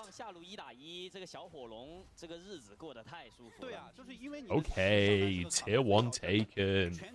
AL with 3 towers now. Let's go. Huge moment for AL fans everywhere as they take their 3rd tier 1 of the game at 31 minutes. The thing is, right, I'm being really facetious at this point because RNG, they're not that far ahead of gold or anything, but compositionally it feels like they are just hard out scaling. The thing is, it is still RNG. There are plenty of ways that they can throw this game, and I do not trust them to finish this. So, it's not over. It's actually not over. Like, almost any other team in the LPL, and I'm confident that they can finish this game out. But RNG have looked appalling pretty much every series this split. It's still possible for them to throw this game. Like, the win or the loss is on RNG now. They should win. They have all of the tools they need to win. But I wouldn't put it past them to somehow lose this game. I feel like this is a great Breathe game, though. This game is like a statement of, like, hey, Breathe is still good. looking towards like next split or next year, either RNG getting a better squad around him or Breathe getting a new team. Let's be honest, nobody gets to leave RNG. Who am I kidding? It's probably in contract prison forever.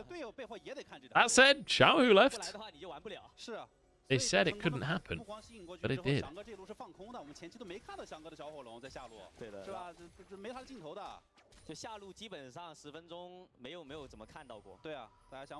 What do we reckon, guys? Did Ming want to come back?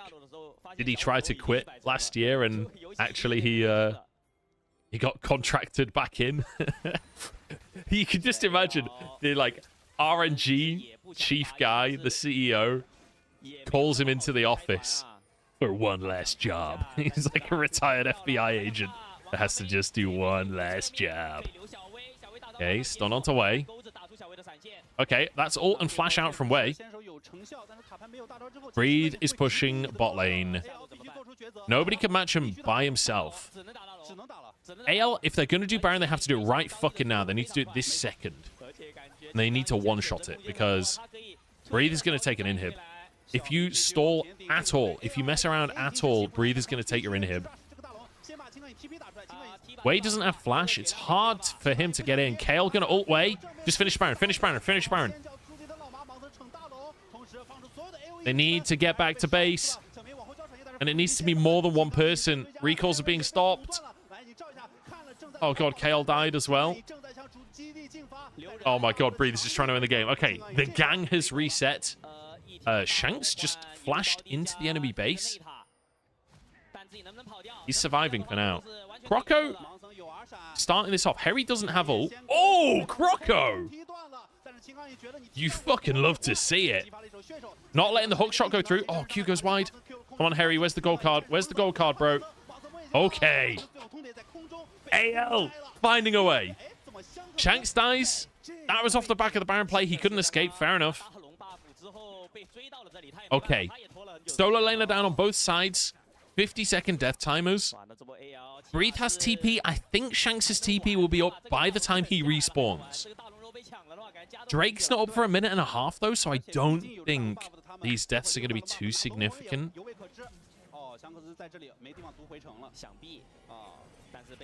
Tangyuan doing such a good job of denying the recalls.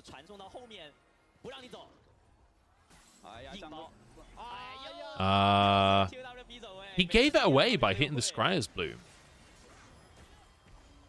If he doesn't hit the Scryer's Bloom... Oh, that shield. Tangyuan. Hard carrying that, actually. Maybe it's a Tangyuan MVP angle if RNG wins. Like, he's been pretty good during all of these fights. He got a triple grab earlier in the top lane to save... I can't remember who he saved. He's got a GA, good god. 4.5 items. Breathe is a monster at this point. Tangyuan's kind of scary too. Not the highest damage build in the world, but I mean, he's still high. He's still going to do massive damage, especially with his ult. Croco, though, playing pretty damn good on the Lee Sin. That kick was clean onto Breathe. Breathe's just pushing top again.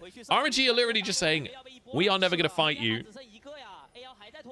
And if you ever do fight us, even 4v5, we've still got Smolder. All right, Harry's just going to try and clear the wave. There's no Baron this time for RNG, so just with Shiv and red cards, he should be able to one-shot the minion wave. I don't know if Breathe is at a point where he can just dive for free. I don't know if Harry got a stopwatch. Oh, God. We're not even going to contest for the dragon. That's 3 now. Ming, Wei, Breathe, all going to be incredibly hard to kill when they get low. Oh, I mean, if the soul's finished off, I suppose. Gold card. That's the cleanse. I really don't think they can commit to this. Okay. Shanks moves bot. Clears the wave. Baron up in 3 minutes. This series has been one of the longest series of the entire split. And to be honest, I kind of expected that coming in. It's RNG versus AL, right? Like, this is always going to be a tough one, but fucking hell. It feels like both teams are so scared to make a mistake 己只需要全力保护 ADC 就行了。而且牛头照 Oh 进， boy 再加上一个吸引火力去骚扰后排的金刚影，我感觉想要威胁到翔哥的这个输出是很难的。 Okay. 而且你卡牌，你 Vision control 你定它就是一个 for RNG for now. 是的。 Get a red buff, why not? 而且他也不怕这张黄牌。Almost 400 stacks for LWX.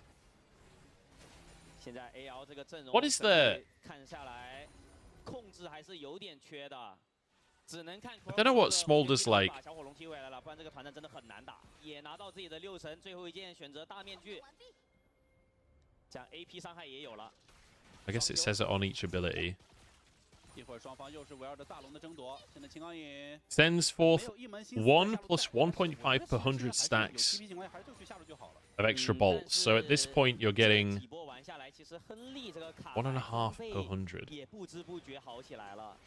So you're getting like 8 little fireballs off the back of it, maybe 9. Plus essentially a percentage point of extra burn. Well, every 100 stacks. So the execute at this point, we're getting close to like a full-on 10% execute. Because he's got some AP in there as well, and 100 AP gives you an extra 1%.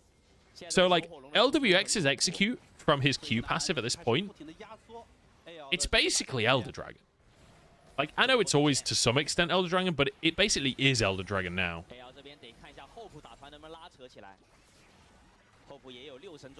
Good God. Okay, well, Breather's just one-shot Harry, hasn't he? Would you look at that? TF can't side lane against late game Camille. Who could have seen this coming? Baron's up in 10 seconds. You have no top laner for AL. Okay, they're just going to try and force the fight mid. They realize they're out of time. GG. RNG win it. I think Breather's going to get the MVP. Okay, Hope taking things into his own hands. The late game Zeri. Maybe it's enough. Yeah, I can't go in any further. That's his ult now down. Nice try, Hope. Look at the scoreboard. Hope in fucking Elo hell. Jesus. Oh, man. Imagine if you didn't just get caught a bunch of times in the mid-game in Game 2, AL. Oh, boy. It's so depressing. But RNG! 3 wins on the board! Woo! Who needs Xiaohu, eh? We can get 3 and 9 without Xiaohu. Hell yeah. Hell yeah. 3 and 9, baby. Who needs Xiaohu when you've got 3 and 9 without him? The goal now is to get to 5 wins and for Weibo to lose the rest of their series, so RNG could say that they're exactly the same with and without Xiaohu. Because that'll be where Xiaohu ends.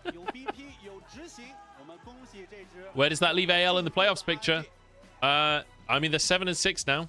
They're still in the same place in the standings as to where they were, but it's not ideal. It's really not ideal. It's possible that LNG overtakes them, honestly, at this stage. LNG are in prime position to try and steal a playoff spot, and AL have put themselves in prime position to have that spot stolen.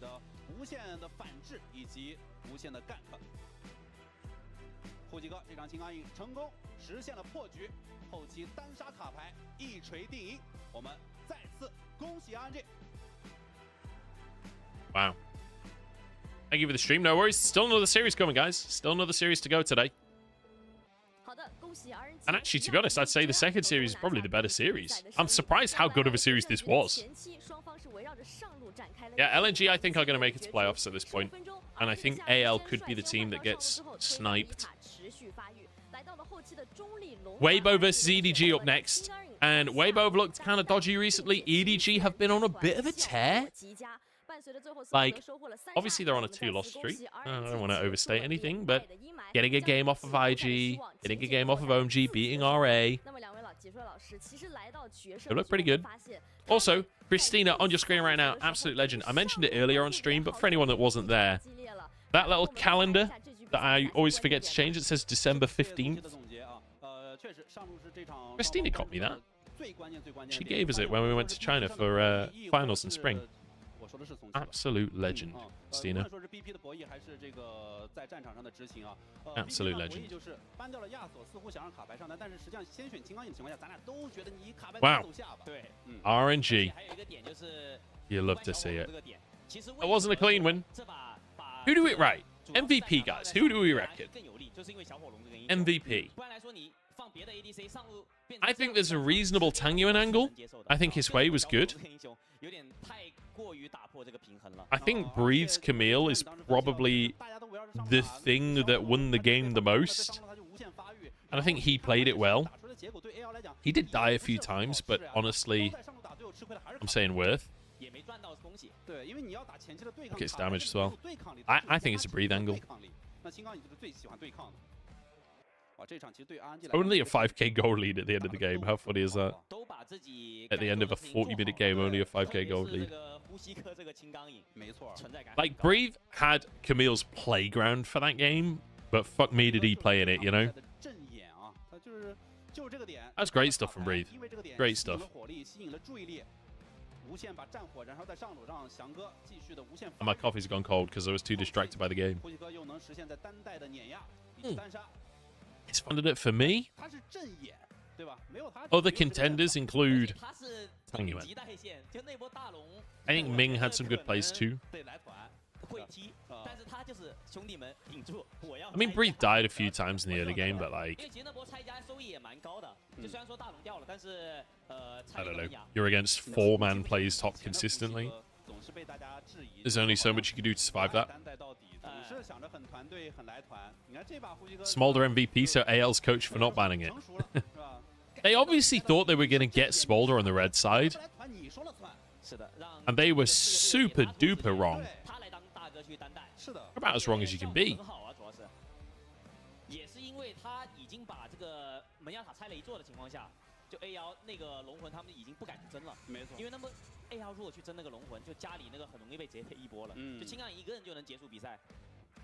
I mean, this play especially. Like, the fact that he nearly gets the kill 2v1. He got the 2v1 kill, I think, earlier in the game. Oh, this is the one where he gets the kill, right? The Captain Jack cleanse. And straight onto Harry. Harry had a terrible series. Has to be said.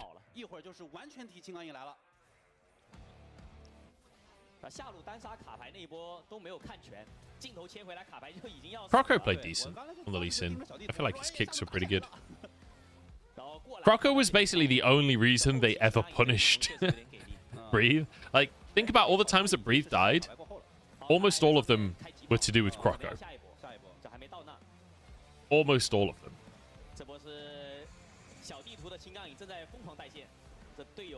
Gets his smite down as well.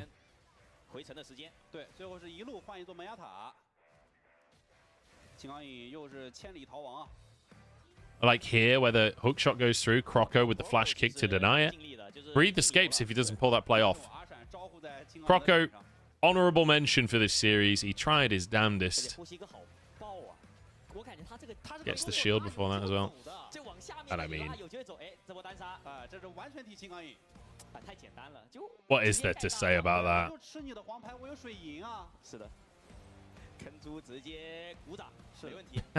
The Chinese commentators got it talking about Kenju. Clap it away. I don't know if this is a series that you can be that happy with, but hey, at least you got to win. At least you got to win. How low res was the coach cam? I mean, to be fair, it's probably to do with the lighting. It's probably more that the light is really low in there. Man.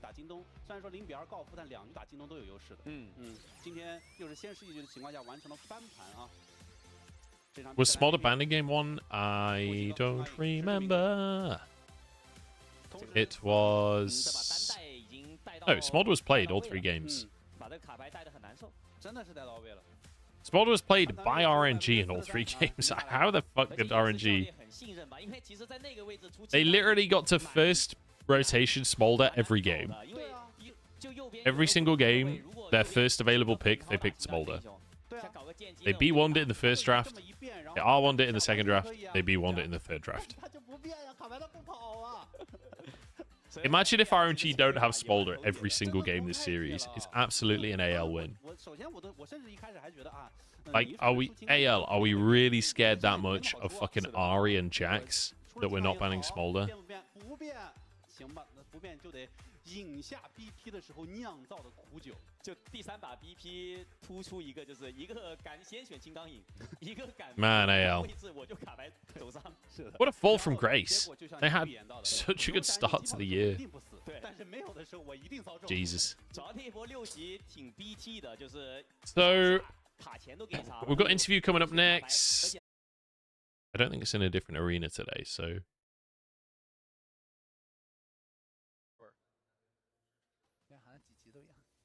What is this?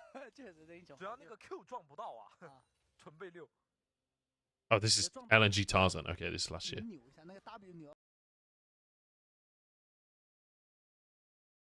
多对队友的帮助，他有留人，有残巨雷的留人，有一些给队友的这个极限给小明那个牛头残血的护盾啊，包括在中路盲僧从峡谷前锋撞下来那一波，他把盲僧给禁锢住。对，而且今天RNG最值得夸的是第1把。 他们也是选到了小火龙，但是他们第1把其实发挥很差的一个点是，他们前期太着急去打架了。对，但他们后面2把调整的很快，就是我有小火龙，那行我就保着小火龙叠层数，不着急，慢慢打后期。确实，在这个 BO3当中，他RNG也能够肉眼可见的是有进步的啊。那我们再次恭喜他们的同时啊，也祝 AL 在后面的比赛能够顺利，因为 AL 后面的比赛要经历3支强敌，祝2支战队顺利。我们也把画面交给宋琦。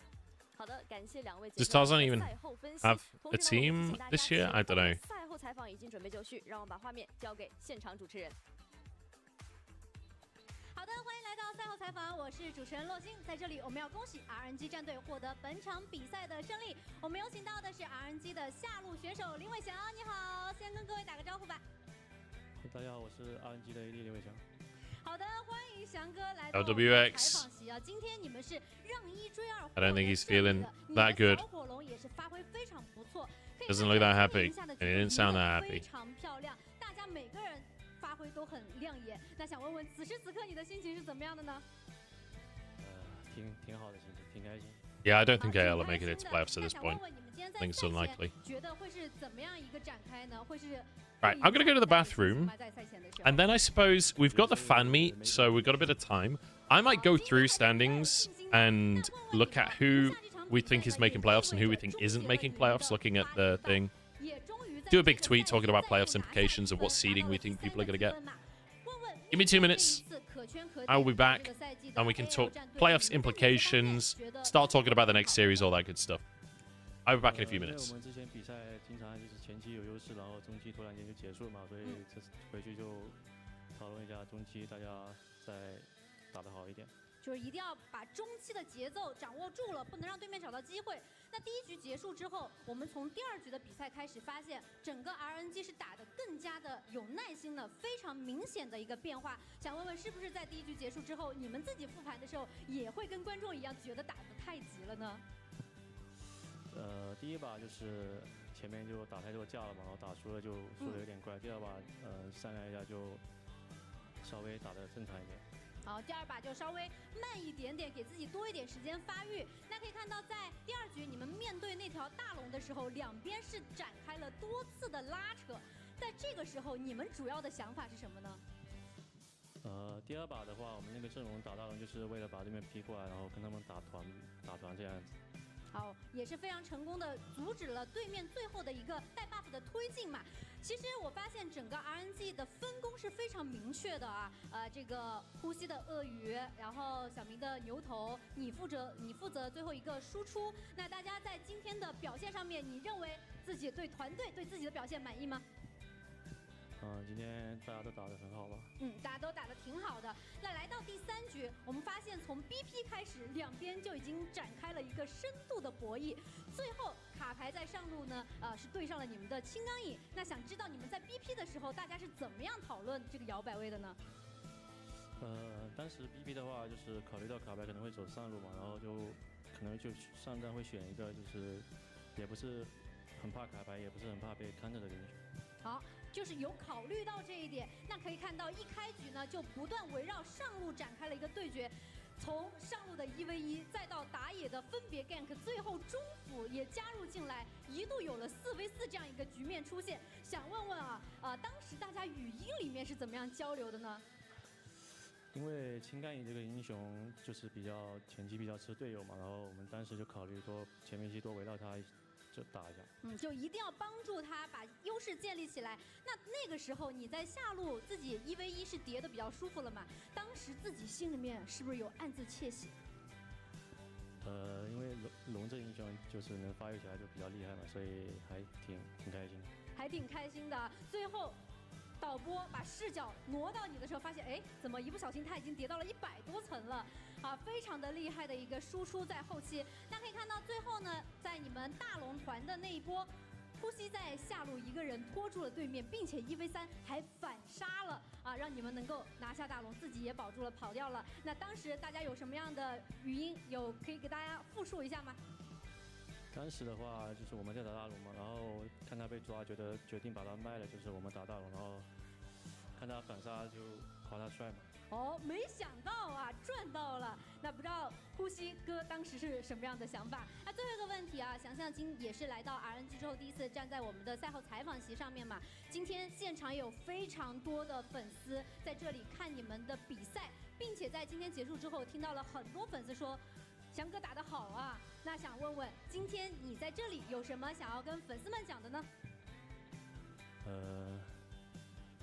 就感谢大家的支持吧。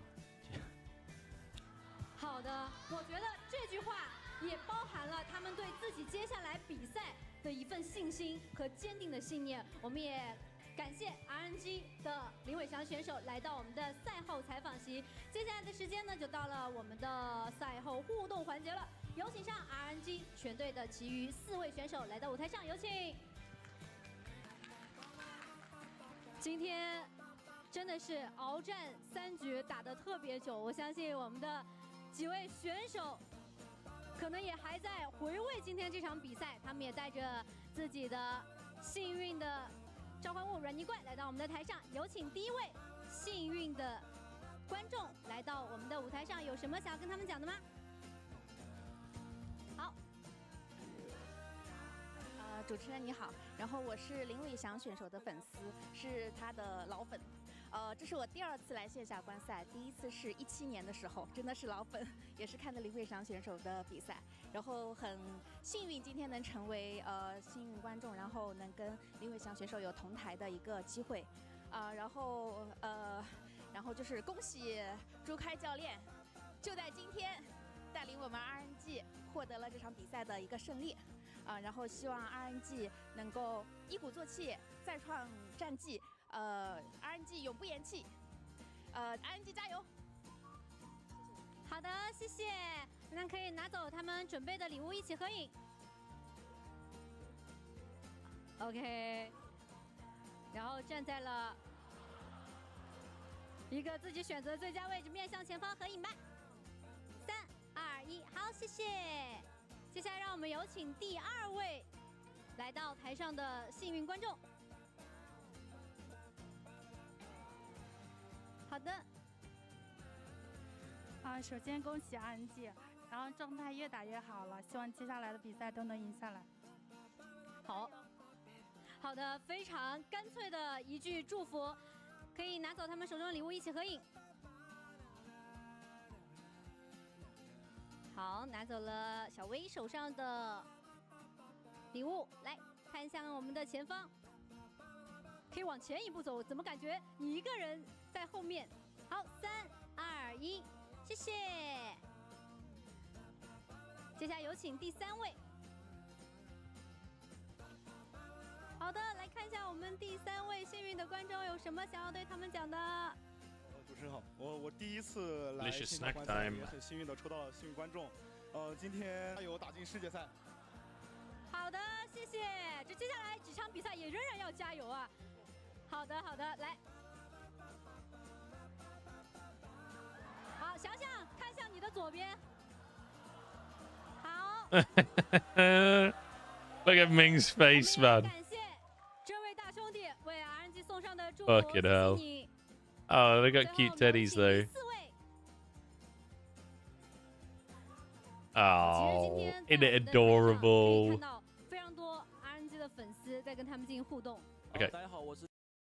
Let's look at standings. Let's refresh this. So, SKT is playing Lucian and Smolder. To be fair, I think Lucian and Smolder is a really good answer. The problem is everyone bans Lucian every single game, so.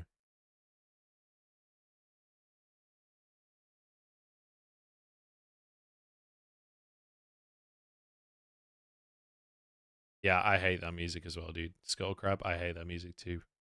I'm right there with you. So.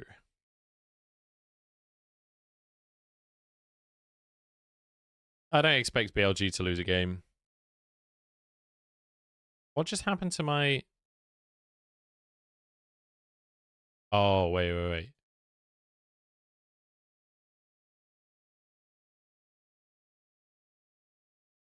Let's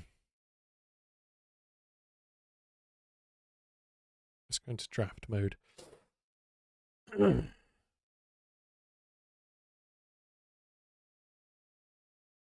I'm afraid to do... Yeah, I just shifted it.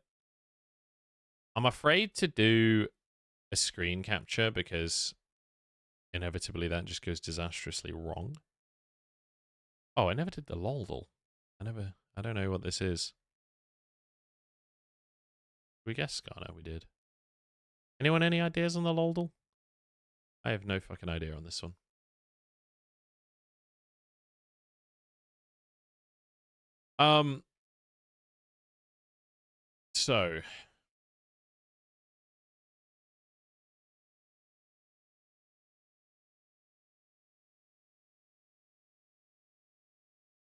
So to be fair, let's do it on final predicted score would be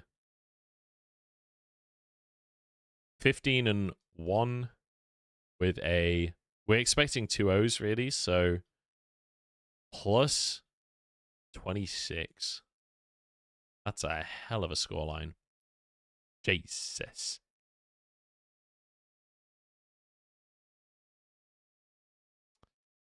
I think the way to do this is not... I need to write this down. I'm going to tweet it eventually, so let's do it on Twitter.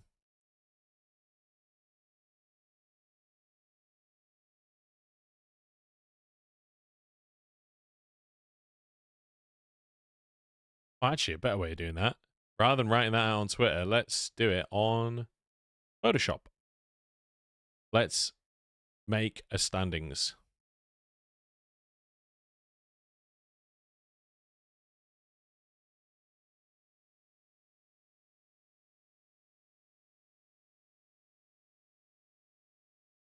You guys know what it is, but you feel like you'll be spoiling? New file. Let's go with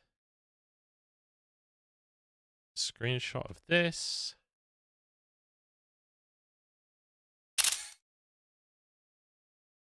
Don't worry, I will clipboard, create. I'm gonna do a Photoshop capture. Don't worry, you will be able to see.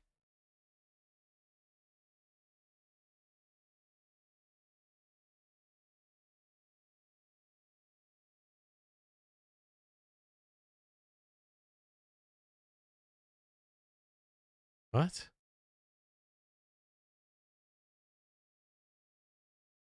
Why is it doing that? That's not what my Photoshop looks like. Why has it got old files open?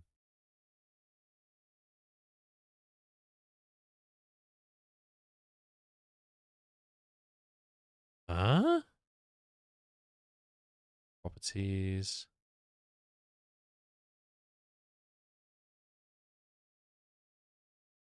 Huh?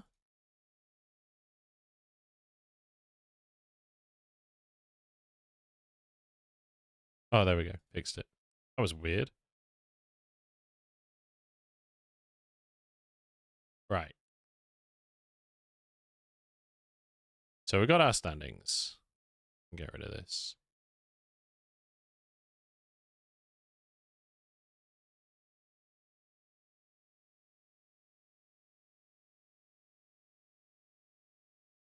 Where did my epic pen go? Oh, my epic pen's not the top layer. That's fine.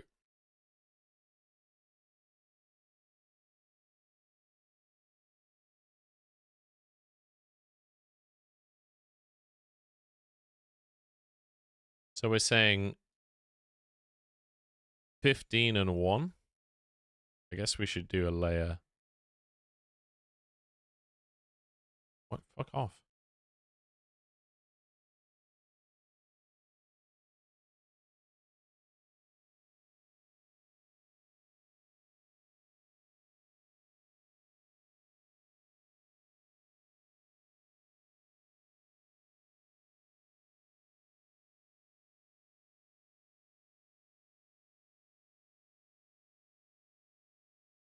Okay, so we're going to do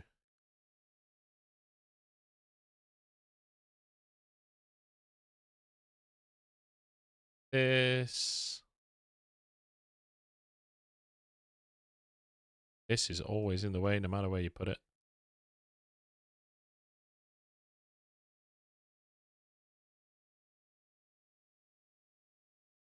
And this as well. Wait, what am I doing?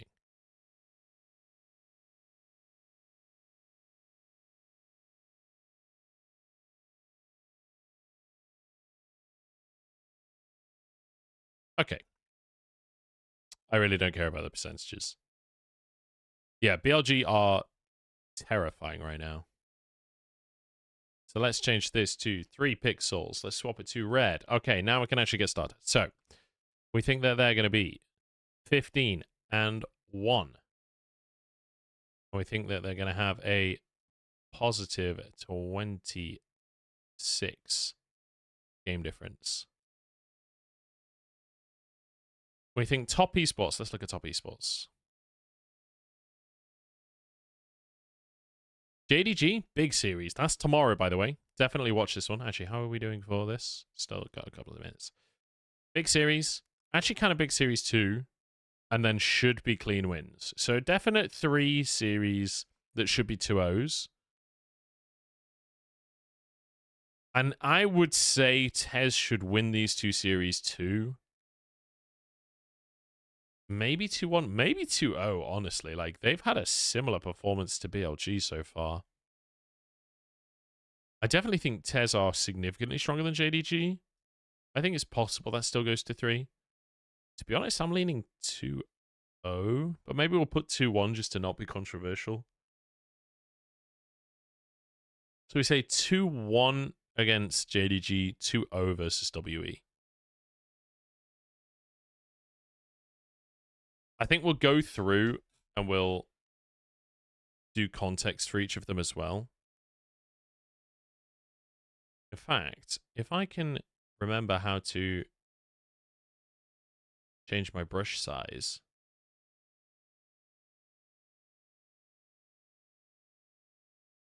Control, Shift, and bracket.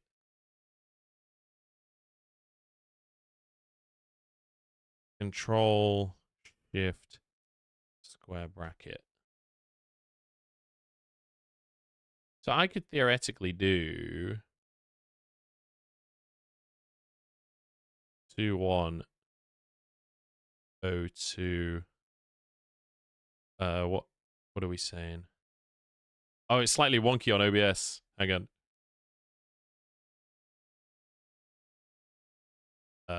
The window capture. There we go.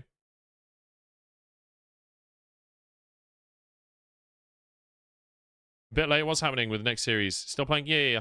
We're just waiting for it to start. Should be starting soon. In the meantime, I'm just looking at standings at what I expect to happen.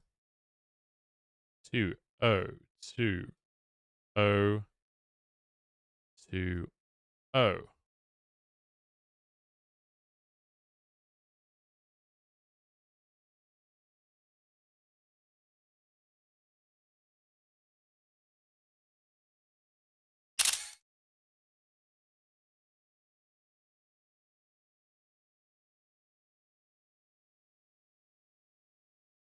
So what we're going to do is we're going to screenshot these little bits and put them all in as the context on why the standings are what they are.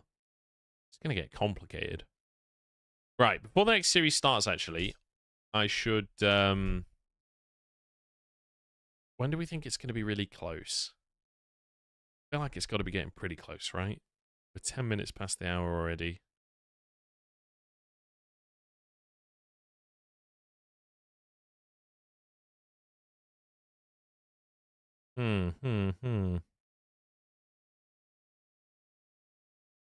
It's being delayed over and over. I mean, it's just the first series went long, and then there was the fan meet. So there's always a bit of a gap between them. Now they're just running ads before they start talking about the series properly. Once they start looking towards stage, I'll run some ads so that you guys don't get ads during the game. If you want to not get any ads at any time, feel free to subscribe, guys. That's your best way of not getting any ads. I'm going to have to come back to the standings thing, I think. Yeah, I think we're getting close to series. I'm going to do the ads now. That seems like the safest play. That way we've got an hour. We shouldn't...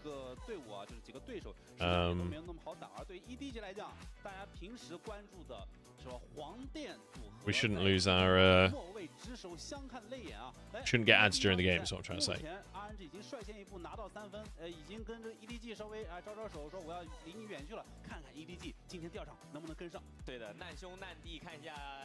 这个 RNG 赢下比赛之后 ，EDG 会不会受到一些影响啊？我也要冲一把，对吧？大家都有进步，都有调整嘛啊！我们首先跟大家一起来看看 I just changed the YouTube title and deleted the wrong series name. Yeah, exactly. Ferguson.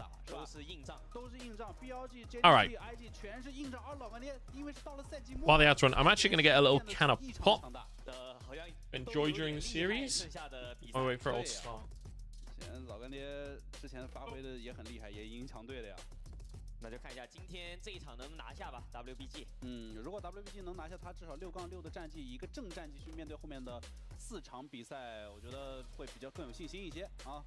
先发无火上单周的仗，打野游荡啊，这是他们的一次人员调整啊。游荡是 LPL 的老朋友了啊，在那之后是一直征战的在 LPL 联赛，甚至还当过一段时间的主播。如今来到了 WBG 的1队，从2队上调。中单是李元昊、小虎，下路是 Light 和刘劲松的组合。打野位置也可以看到啊，第一场没有英雄。第一场我还查了一下，他上一次征战在职业联赛，他甚至要追溯到就是去年，就是7月份他才打 LPL， 对的。然后后面都没有怎么打过了。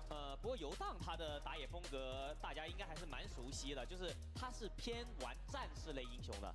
所以这个版本其实蛮适合他的。赵信，然后狗熊、魏这3个英雄，感觉应该这一场 BO3。比较像他会选取的英雄，全是快节奏啊！对的。另外一边，我们看看 EDG 在后面要面对的几支对手啊 ，WBG 打完之后要打 LNG、UP 和 JDG， 哇，这个反正强队也不少。问题已经不是别人强不强了，是感觉别人好像都必须得吃下这分。是。Wait, do I still have fucking Photoshop and stuff up? Whoops. 你剩下想进季后赛的队伍，你只要输给 EDG， 就等于你跟别的队伍就是差这1分。是。EDG 的先发五虎啊，上单阿乐打野 Monkey， 中路是 Fisher， 下路是 The Snake Vampire。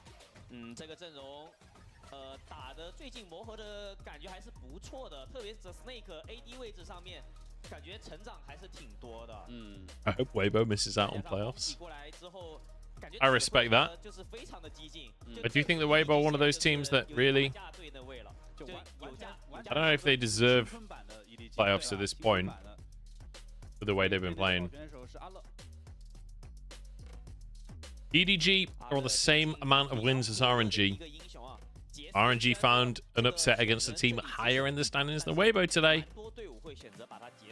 I can believe it. 说到阿乐和杰斯，我们不妨聊聊双方的这个上单位置选手啊。朱德章、阿乐老选手了，同时对于 EDG 来讲，阿乐又是队内可能 MVP 获得最多次数，然后最能够在有限获胜比赛中能够 carry 队伍的这个选手。今天面对朱德章，或者说面对一个可能你摸不太清的游荡，可能阿乐今天也会遭到一些 WBG 的针对啊。是的，正好看看两队上单选手的数据对比了。比较能当核心来打的话，阿乐最近比赛也是选出了蛮多坦克英雄的，就是也是把球传给了下半区。是的，这个版本也确实下半区需要去 C 啊。是的，尤其是有斯莫德这种英雄的出现。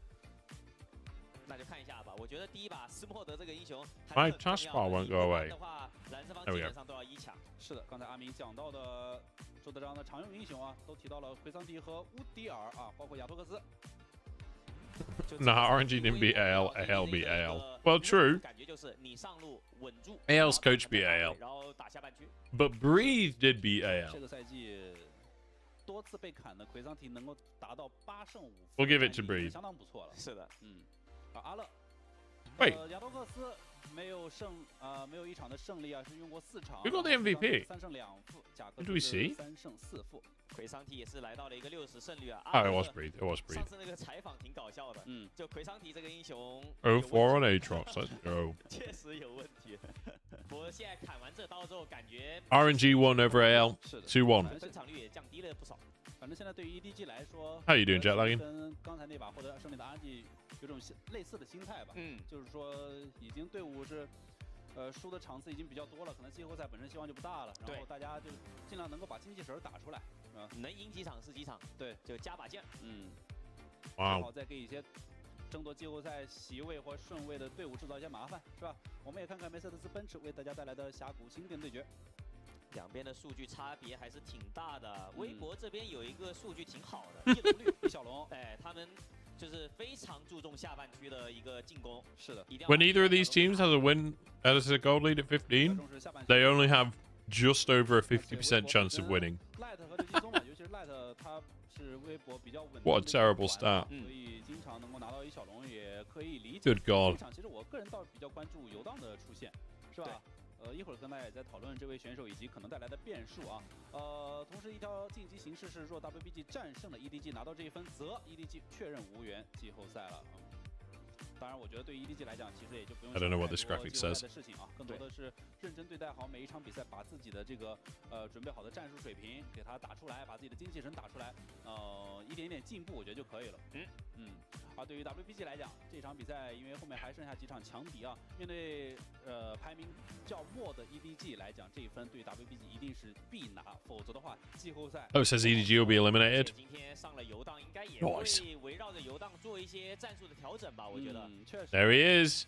游荡这名选手，反正 looks very happy to be there. 感觉是应该是 WBG 觉得如果进季后赛的话，要为季后赛。So importantly. 是吧？ It's going to be Yodang today. 是有一些调整的啊。那今天小浩就暂时坐在了替补席。Who previously played on Vici. 要教练给他选什么英雄了？是的 I've lost. 这个是很重要的。Here he is. 主要游荡其实也蛮久没来到 LPL 的赛场了，好久了呀。就第一场如果能赢下来的话，感觉对后面的士气会提升非常多。Oh yeah, I never got this. 这种情况就是有点让我联想到一个人，微微，是吧？上个刚好也是 WBG。对，你想上个赛季微微夏季赛加入到这个 WBG， 他当时已经阔别赛场200多天了。对，然后应该200。Let's go. I didn't know he had a. 大家看到微微 Battle 正好 cast. 就是 WBG 打刚刚 MSI 夺冠回来的京东，我天呐！然后微微大家都不 It's not battle cast. 一上来就巨猛无比，到处去抓京东， Commando? 抓卡拉韦，当时打出了非常非常不错的效果，在夏季赛的首战。所以今天我觉得对于游荡来讲，也会给对手带来这样的麻烦，就是你对这名选手确实他阔别 LPL。Well, that told me about a million guesses. Oh my god, look at all those. 这种情况你怎么去针对他？对的，其实不好做针对，就只能选手里面比赛里面进多的不要去做失误。然后 EDG 今天其实比较难打的一个点是，他们其实挺希望下路能拿到优势，但微博又是一个打下路的队伍，其实不好打优势。没错啊，那看看今天围绕着下半区双方会展开怎样的争夺吧。有请空气酱。When it cut to him, it was all posing. I think it was more just that he's like actually nervous. Like, I think that was Yodang.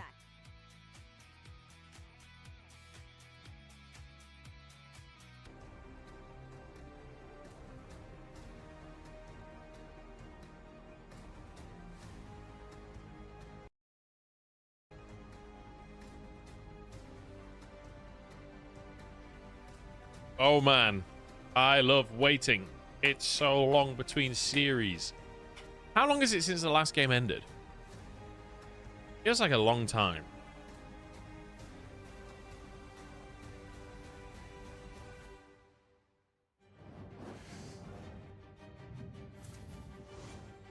It is like almost half an hour, right? 欢迎来到2024英雄联盟职业联赛春季赛比赛现场。首先，让我们欢迎微博 Gaming for 奥迪。Okay, here we go. What shooter you got in this series right now?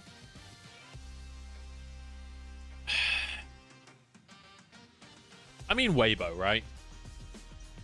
I think Weibo are definitely a favorite. Weibo should win this. The concern I have is bringing in Yodang.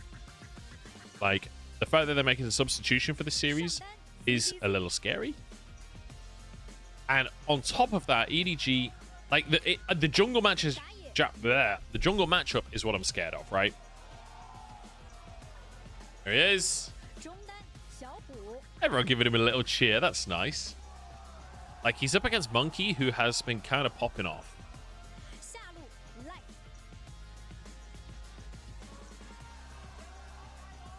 Everyone loving Light. Light not loving them. Jesus. Everyone loves Crisp. Crisp is a huge fan favorite in China. Massive fan favorite. I'd say Crisp is more famous than Xiaohu. Which maybe I'm wrong there because he wasn't RNG, but individually. Maybe Xiaohu still wins just because of the RNG factor and he's been more successful internationally, but I know Crisp is a huge fan favorite. Like on that FBX roster, it's like, you know, Doing B is definitely the most famous. Then it's probably Crisp, then Tien. Maybe Tien's pushed it over the years, being on top esports. Like, generally, fans are not huge on Tien. Like, across the board, pound for pound, Weibo should be the better team. Let's go, Monkey! Nobody's cheering for him, but I'm cheering for you, bro. I like Monkey. Oh. It's got to be rough hearing people cheer for the other players and you walk out and it's silent. Man, the snake walks out. But he ain't Viper, is he? Wrong snake.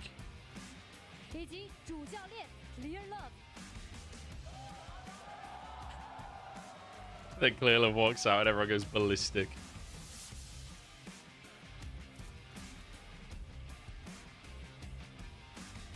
Alright, smiles on the face of the EDG players though. Feels like spirits are decently high.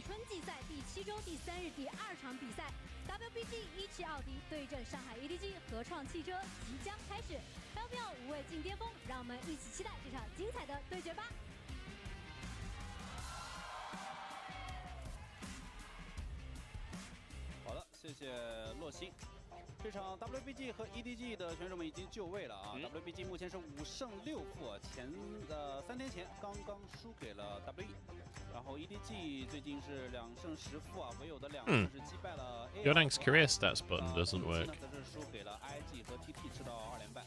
对的。那我感觉这一场 BP 小火龙应该是放不太出来了。只要放出来，现在可以看到。真的很难去应对，就小火龙这边只要不失误，很容易拖到后期。大家伙都会玩了，是吧？对的。连上一场比赛本身 RNG 是不太玩这个英雄的，连 RNG 都玩了，进攻压力会很大。对，并且玩的还很好。我们也欢迎游荡重新回到了 LPL 的舞台。那我觉得可能下路比较需要争夺的点，可能是维鲁斯这个英雄。维鲁斯，因为 EDG 的 Snake 这边是明凯基本是有维鲁斯就抢维鲁斯，来确保下路的一个优势。The Snake 打了9场维鲁斯，对他维鲁斯玩的非常多，能帮助打。What happens if someone like spilled coffee everywhere on the desk? We would have a big technical delay. That's what would happen. We've seen it before. Who was it that spilled something all over the keyboard? It happened in LEC, right? 因为游荡 I don't remember who. 近2年也缺乏对他的这个了解。I want to say it was like Odo Omne or someone spilled water all over their keyboard and stuff. Okay, here we go. So, Yodang versus Monkey. That's definitely the matchup I'm looking at.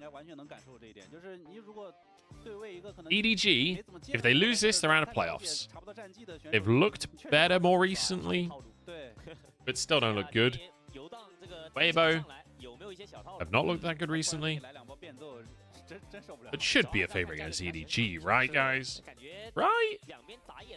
I mean, Weibo beat NIP. They lost to WE, but I think WE is kind of underrated right now, honestly.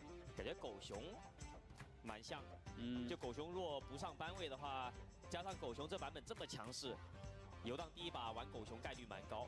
正好把节奏带一带。对的，主要狗熊这英雄他是变奏非常厉害的一个英雄。是的，就3级就已经拥有就是非常强的 gank 能力。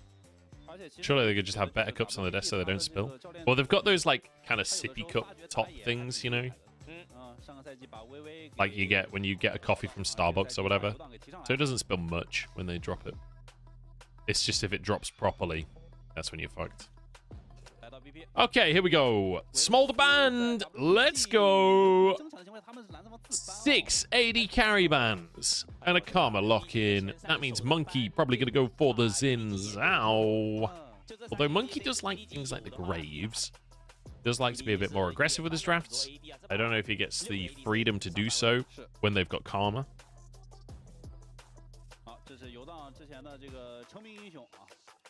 Let me get the draft stats up real quick. Oh, Rakan is the follow-up. I kind of like this, honestly. It's a support that really follows up well. Weird to see the Rakan priority over Nautilus, but I suppose just comfort for Vampire.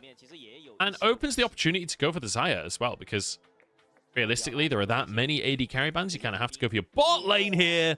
Light goes for the Neela. Now that's what I'm talking about.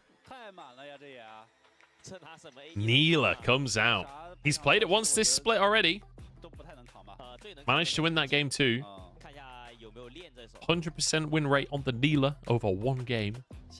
When did he play that? It was a little while ago. He played it versus OMG. But 1-0-6. And I assume that was alongside Ashe too. Maybe I'm wrong there. Yeah, it was. This was the bot lane they played, and it was against Xayah Rakan. So this is a matchup the Light and Crisp have played before. It went incredibly well for them. And they had a Karma on their side too. So this is pretty much a composition that they have played before. Orianna going to be locked in. I feel like the Orianna, A, it's good with the Xin Zhao, but B, I feel like this is also them saying, actually, maybe we don't want to go for the Xayah. Let's see what happens. Cassante banned. Denying the potential blind pick in the top side. I think you maybe... I mean, you leave the Udyr open as EDG. You could just go for the Udyr. Maybe you want to go for your AD carry next. If you want to go AD carry next, you ban the Udyr, right? Oh, Volibear ban. We're starting to see loads of Volibear bans now. I've not really seen Volibear be particularly great in the LPL yet. I think we've only seen like 2 games or something, and I missed the first one because I was in that fucking meeting. 对，你说很对，就是贾克斯就抓赵信没有问题。同时呢 ，EDG 就另外一边 EDG 如果拿贾克斯，那中后期面对你双射手，贾克斯也很舒服。对，所以说这手贾克斯还是搬掉了。找阿乐的贾克斯得称重一手。对呀，那哪怕说自己打也玩不到主要你这里放了阿乐病。All right, banning the Jax, Volibear. So Udyr's up. You could just go for Udyr here as EDG. I feel like. Depends if you want counter pick for the top lane. Oh, posture check. I'm sitting pretty straight. Selfie. No worries. Ziggs. Okay. We are playing at arm's length. We are not letting Neela anywhere near us. Stay away. I think Rakan is roaming here. Calixis, you had the right idea with the Caitlyn. Similar, like, theory. Lots of range here. Lots of AP damage. They need an AD top laner here now. I don't know if you can really go Udyr with this comp. I guess you got a Xin Zhao for AD damage, but like... Aatrox taken away. What can we go top that's going to bring significant AD damage? Okay, Jace. Full poke composition here. Ala on a carry with the Jace. Now, this is what I'm talking about. He's played the Jace already. He won that game. All right, this is a draft. This is a fucking draft. This is what I'm talking about. I'm tweeting this out because this is a banger. 那理论上这场瑞尔得多看到下路。对的，而且这把 WBG 这个一级团很强啊，感觉蛮大概率会一级直接进你蓝区。万箭齐发，然后又是卡尔玛的 RQ， 对，加上瑞尔其实一级控制能力也挺强的。是，右边一级应该是接不了，就看一下微博这边要不要选择一级直接去换野区吧。那如果把这野区一换，炸弹人就永远在塔下喽，就只能说他是个炸弹人，还能扛一扛。是。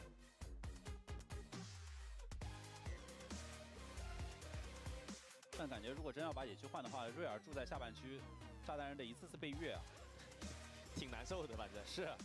而且这个一级入侵野区是微博只要想做是一定能做到的。就 EDG 你哪怕5个人过来防也很难防住，因为这卡尔玛加寒冰一级太猛了。对。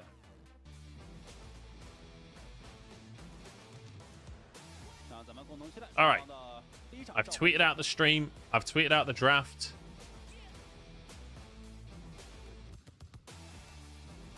Who is Yodang? He's a player that's been around a while in the LPL. He spent a lot of that time down in the LDL. He used to play on Vici in 2019. If you guys want to support me, go interact with that tweet. I appreciate it. I feel like I'm shadow banned on Twitter at the minute, so any interaction is appreciated. If EDG are winning a game, it's this one. We'll see. Let's see how this one's going to go down.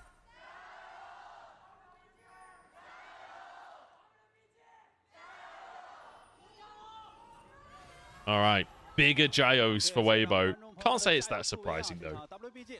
Like, realistically, you expect Weibo to be a big fan favorite, even though it's EDG on the other side. Like, in the grand scheme of things, just sheer name value alone.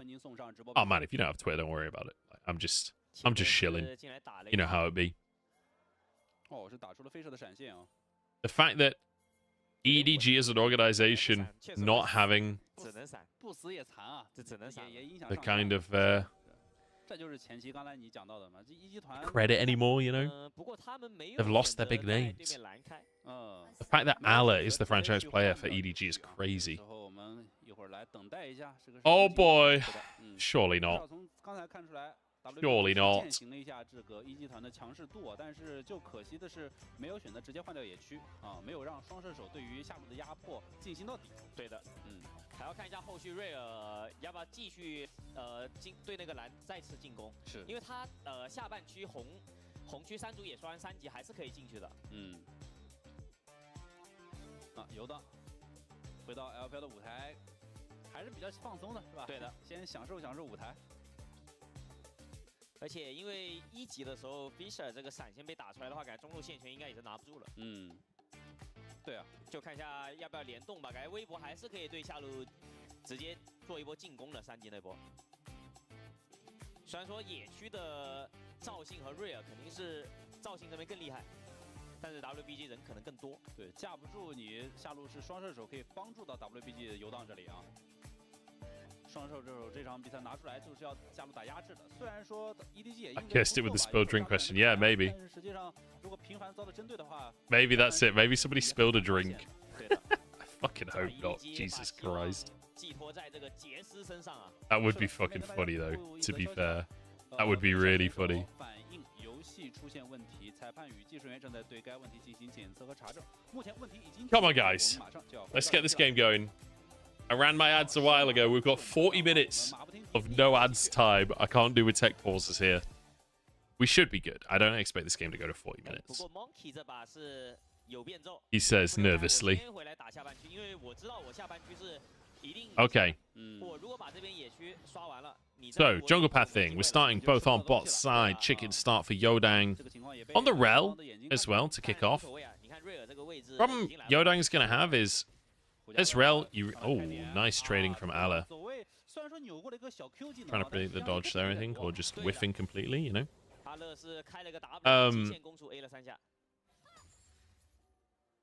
Yeah, the one thing for Yodang is, as rel, you really like to go for the grubs. You're probably not going to get prio top. Unless you can do it off the back of a wave kind of bouncing back towards Ala. Yodang actually moving into the enemy jungle. Did have the ward, so he's seen where Monkey is. Monkey's going to have smite in a second. Yodang moving in to try and steal it. Nicely done. The whole camp taken away. Yodang needs to move to the top side. I don't think this is a dive angle at all. What is the EDM playoff situation?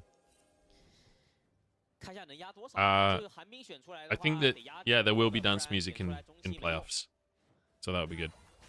Everyone can party to that. EDG playoff situation is dire. If they lose this series, they are out, I believe. It's pretty much the situation in a nutshell. It's now or never is the EDG playoff situation.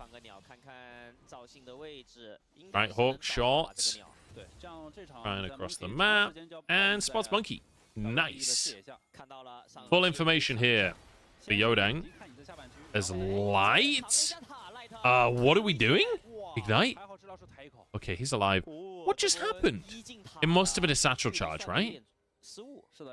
Monkey and Yodang dueling, but Xiaohu's moved up. Oh boy, stalemate for the crab. And again, prio top means it's really hard for Yodang to contest. So that'll be crab for Monkey. He can go do his raptors. In fact, no, he's going to potentially invade. No, okay. Backs away. So what happened here? Oh, he dashed to... Oh my god, it wasn't even a satchel charge. He dashed through them to dodge the knockup, but took a tower shot instead. I don't think that that's a good dodge. Ala needs to start hitting these shock blasts, man.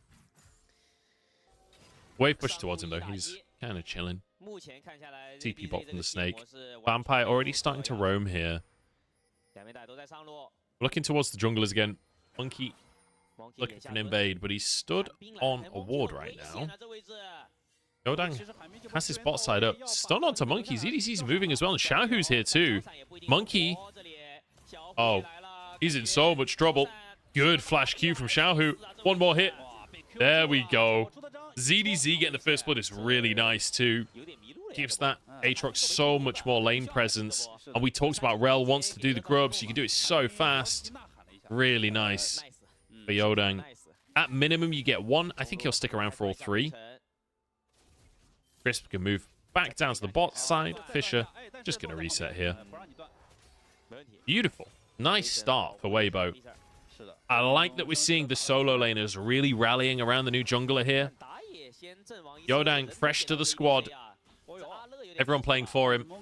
Okay, got it. Just about. Monkey maybe wants a 1v1. I don't think he can chase for this because Xiaohu still sticking around. Okay, reset from Xiaohu. He's going to TP back mid. I imagine like Lost Chapter recall here with the assist. There you go. Gets boots as well. Nice. So Xiaohu off to a really solid start. He's up against boots in a tier, so will have the advantage in the mid lane. Should be able to get himself prio there. Drake up on the map. Yodang on the bottom side of the map now. Light and Crisp just not having a good time. Light going underneath that tower earlier is such a disaster for them. Like, already you're being outranged in this one. The fact that the snake has his tier already. The fact that Light lost both of his summoners means he has to play so safe. And in fact, Light has had to reset. So this will just be the snake and Vampire crashing a wave bot, increasing the CS lead even further. That's kind of brutal, honestly. I don't think Crisp can hold the wave either. Yodang starts the Drake off. His bot lane is not there. My guy. Not the play. Not the play. We just talked about how Light had just reset. I'm amazed that he felt he could start Drake there. That is... I mean, it's not that surprising that the brand new jungler in his first game with the team is not on the same page as the rest of the team. But still, you expect... Like, this guy's played in Pro before. Granted, it was a few years ago that he was in LPL, but you expect him to understand lane priority, right?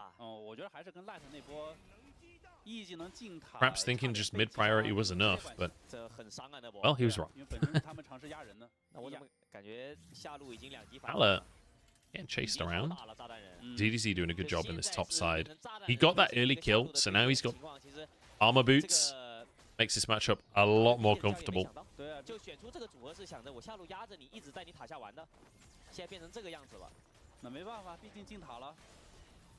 You can see Cole for light as well. He knows that this is going to be a hard lane to get through. He knows he's not going to be going crazy against the Ziggs. Ziggs now with Lost Chapter 2. So the Snake and a Dark Seal, actually. He should be very safe to just farm up forever in the bottom side. With a tier and a Lost Chapter, you have so much mana to work with.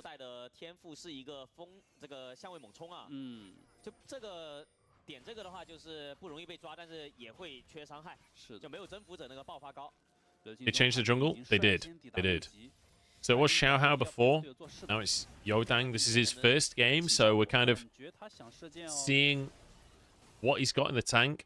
He has played in LPL before. Played on Rogue Warriors. He played on Vici. Most recently in 2020, he was the secondary jungler to Harrow on Rogue Warriors. Since then, he's been in LDL until today. Nice arrow. Nice capitalize. Beautiful. Ala getting railed. The early kill has done so much for ZDZ. The fact he could get tabbies so early in this lane makes it really tough for Ala. He can't bully in the way that he wanted to. And the nice thing for the Snake is Light really can't threaten him in a big way right now. So he can just keep on hitting his passive onto this tower. That's 2 plates. The damage, man. The Snake is just annihilating him. It's what? 20 CS, 30 CS up in favor of the Snake right now. Snake has to abandon that fight, though. Move over to the Drake. Monkey has prio, so nicely done here. Karma versus Orianna mid as well, so both can kind of one-shot the waves to some extent. Maybe not one-shot, but you know what I mean. They clear it very fast. Moving everyone mid just to make sure that they can contest the prio. Yodang has started the grubs. I think he should be able to just finish this. Rel can kind of one-shot them. Okay, just smites one. That's 5 grubs. Okay, there we go. Smite comes through from EDG. So they deny a singular grub. Okay, arrow in. Yodang should be able to follow it up. Good stun. Good Magnet Storm as well. Monkey flashes away. The root comes in onto Vampire, but he's Rakan. EDG do get away with it. Will be chickens at very least for Yodang, so... Oh my god, look at the bot lane! Oh god! Look at the bot lane, man. The Snake even has TP up, so if he wanted to, he could even join in on that play. Satchel charging away just in case they were like trying to roam down, I guess. There we go. Another wave crashed. Snake. Great CS so far. Just pushing these waves in. Heads back to base. Oh no, he's staying around. I guess he couldn't quite afford an item. You could go boots at this point, but Xiaohu stops the recall from Ala. Gets the root. Mantra Q. Big damage. Looking for more. There's another Q. That should be enough for another Mantra Q. Cooldown now. The root lands. Flash from Ala. Stun. Crash down. Bit of damage. Yodang doesn't actually do any damage at this point. But Chris does. There's a volley. Ala is being hardcore bullied. And there we go. You just execute the tower. ZDZ thought he had a tower. He was wrong. Both top laners just being hardcore bullied. Literally 4v1 on both sides of the map. Jesus Christ. At least Light gets some gold. Some much, much needed gold. Jesus. And five grubs. I mean, who's really hitting towers on this team? It'll be useful if they win a team fight and get onto towers, but I don't think they... It's not like we've got a Camille like the last series, you know?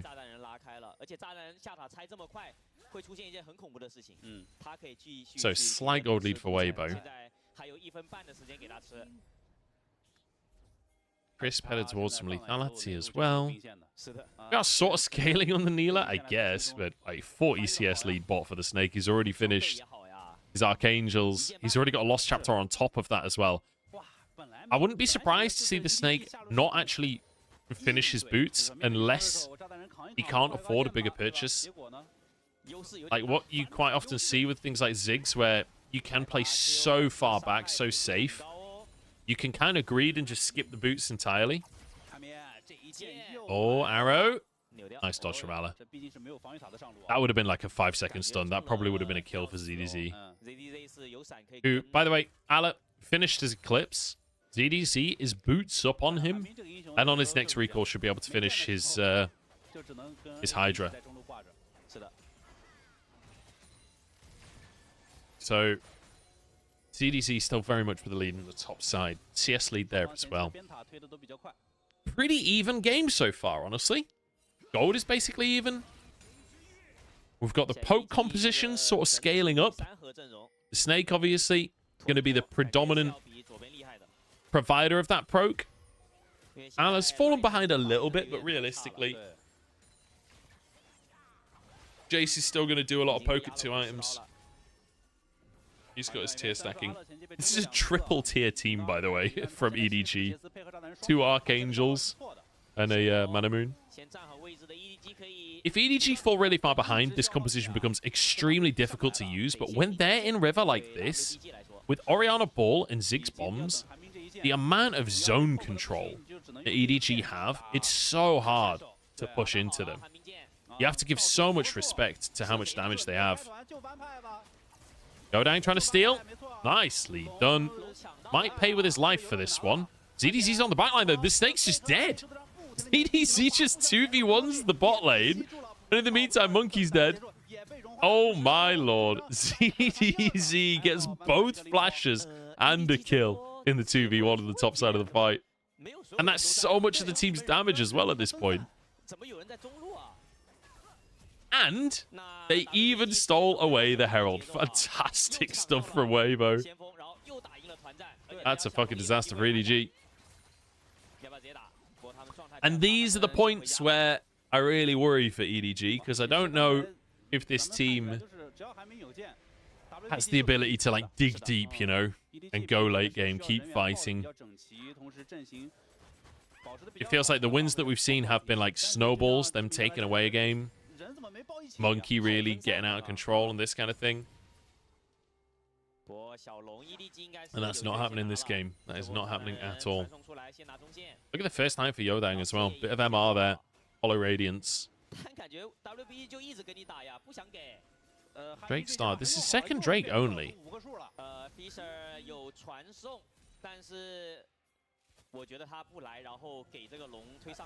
Weibo quite happy to contest this. I have a feeling this might be quite a slow game now. I feel like Weibo have control. It's really hard for EDG to like check into them. But it's also quite hard for Weibo to siege anything, so they're kind of going to be reliant on Baron later on. So we might end up in a bit of a long one here, just because it's kind of hard for Weibo to just like brute force things unless EDG step away from their towers. Maybe you can go for dives though. Rel's pretty good at diving. You got the Ash Arrow as well. The Snake! Oh, the stun hits! Stun after Magnet Storm after stun. The Snake's still alive for the time being. Gets a shield. Almost gets away. Apotheosis gets him. I've realized I've literally gone into casting mode at this point. Nice answer though from EDG.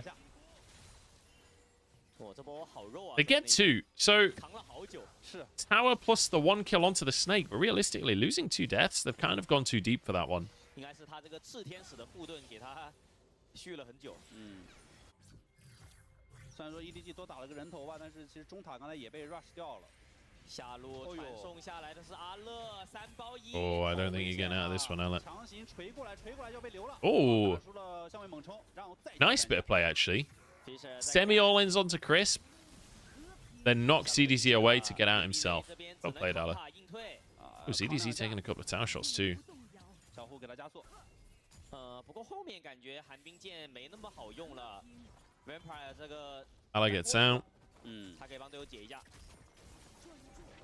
那就把寒冰的这个优势就化解一大半了。对，再看看这波。这波控制打得很足，但是队友的伤害其实跟得比较慢啊，这个位置太远了，有点跟不太上。Great apotheosis from Light, but he's kind of in too deep at that point. EDG 是反击了中路一个塔，哎，那感觉其实前面这个先锋被挡。I don't mind the idea of trying to snipe Ziggs under the tower, but diving the tier 2 was definitely too much.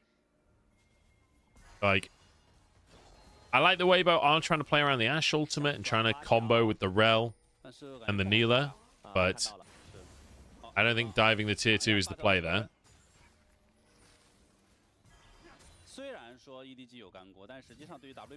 Good game from Crisp on the Ashe, though. He's been on point with the ultimates. Right now, Crisp is MVP candidate for me for Weibo, if he can keep playing the way he's playing.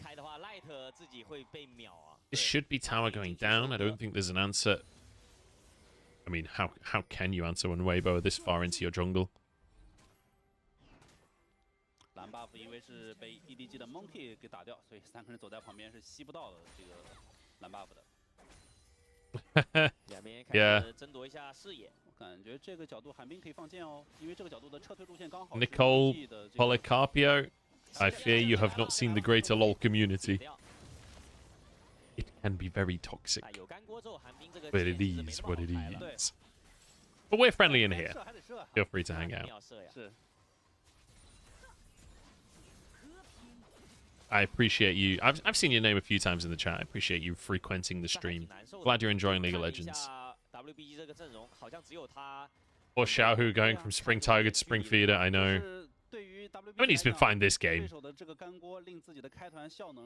His more recent series have been better. But yeah, he started the split. Really rough.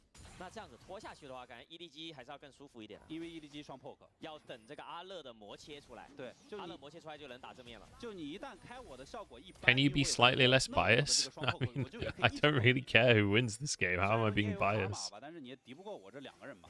对的。Which team do you think I'm biased towards? I do not mind who wins. I don't support either of these teams, so I'm curious who you think I'm biased towards. 那同样也就会考验到 EDG 的野辅了。赵信和洛都能提供比较好的反手保护。All right, Drake coming up in 45 seconds. One apiece so far. 小龙还有40秒刷新，本场比赛是一条炼金龙魂。Weibo's still with the lead. I don't know if they can just win an outright team fight. Depends on if Light can get in, basically. Harder to follow up on the Crystal if it's blocked by someone like Monkey and then he gets his Crescent Guard off, etc. Or if Vampire can find a good play. But also, EDG in the river here, again, makes it difficult for Weibo to contest. You have to walk through a lot of poke damage. BLG clearly, I mean, I am very clear. I am very BLG biased.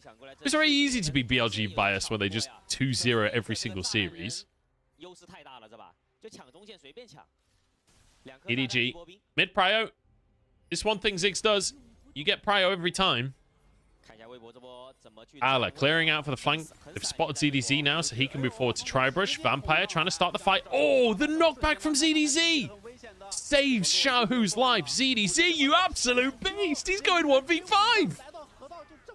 That might have been too much, I'm not going to lie to you. I don't know if it's worth top for support here. Light trying to get in. They're just onto Monkey. They'll be able to find the kill on the enemy jungler. No, they won't. Oh my god, Crescent Guard keeps him alive. Plus the satchel from the snake. I think that was a bit too much from ZDZ. Like, he saw the angle, he went for the kill. Maybe if the Q3 hits, he, like, one-shots everyone, but... trading his own life. I guess he did so much damage that they could force EDG away, and the rest of Weibo then can go for the Drake. Still, play works out for Weibo. Let's take another look. I want to see what happened to the Apotheosis. I thought it was, like, going to be, like, a 4-man Apotheosis. That knock-up from ZDZ was huge. And Vampire's super low. He E-flashes. Gets some damage on Fish, but then goes down. Oh, we don't see what happened with Light. Never mind. Because it was the part where Monkey's there, like, tanking that I wanted to see a closer view of.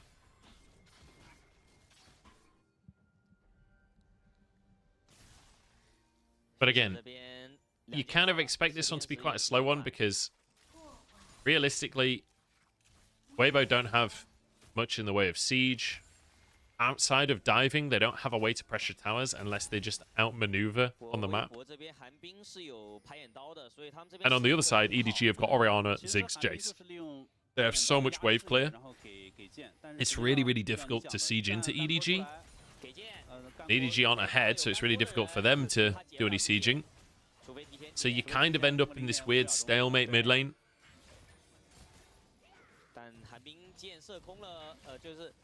There's only one direction CDC plays, man.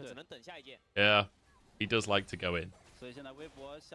Hey, he got a kill. He's done well so far this game. It's been a good game for him.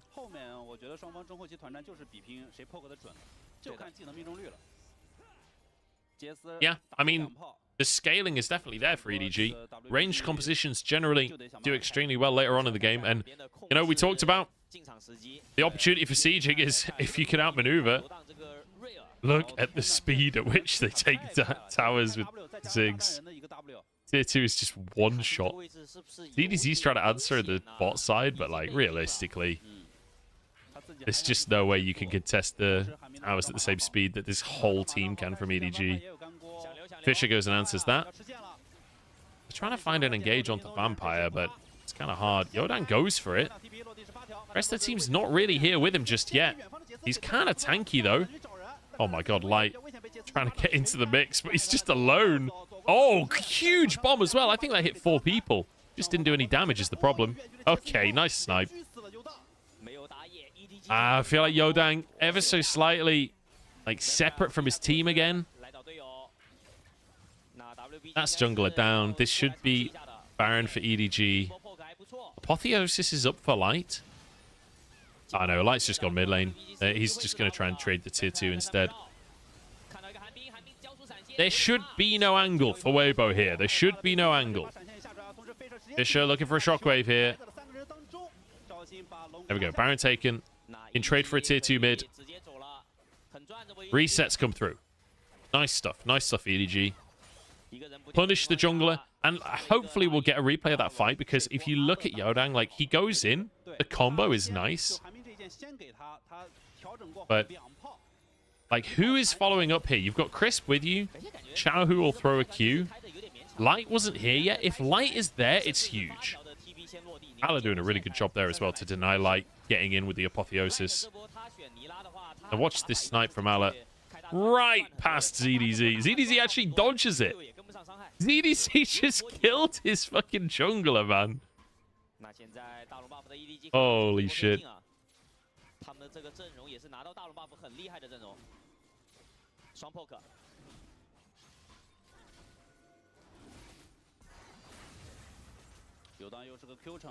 I feel like, if in doubt, when you're thinking about compositions, for the guys that are newer to League of Legends that are betting on these games, first off, like, holy crap, you're crazy betting on a sport that you don't understand. But if in doubt, when it comes to compositions, a lot of the time range wins. The team with the longer range champions usually has an advantage in the late game. Obviously, it's not always the case. It depends on goal differences, etc. But it's a decent rule of thumb. Range is one of the best, like, sort of scaling aspects in the game. EDG is trying his best on the front line. Monkey's just so hard to kill with that lack of follow-up. EDG is still so healthy after all of this. And the Snake is just wailing on everyone this whole time. I feel like you just don't have any damage. Unless you got Light with you, which Light was mid lane. I feel like Light has to be getting in there with the Apotheosis as well, or you're not going to be able to finish these kills. Light is level 15 on Neela. He's trying to 1v1 there onto Fisher. Fisher gets the shield, just about gets away. God, close one. So, second Drake for EDG. Evening that up. We're even in towers. Gold is only 1,000 ahead for EDG. This is a close one. EDG just needs to play slow, steady League of Legends. Slow and steady, slow and steady.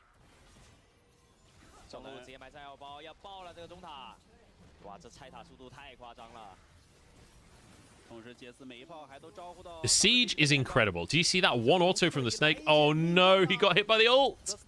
He flashes. Satchel can't get him out. He's down. Okay, big collapse. Huge ult from Crisp. CDC wants a bit more. Oh, Monkey. Or should I say Spider-Man? It's not really Spider-Man, is it? That's a cool emote. I'm not seeing that one. Little Poro looking through a magnifying glass. Right, huge from Weibo. They break the siege. This is the problem that you can see, right, for EDG, is like, even if they're ahead, you can believe that they kind of just mess the plays up. They've had some really rough games. Monkey somehow surviving for so long. Alad gets in. Monkey's still alive. I don't understand how Monkey is still alive. They just can't kill him. He's not even that tanky, but they just don't have any damage if Light's not there. And Light is never there. I swear, Light is playing a different game.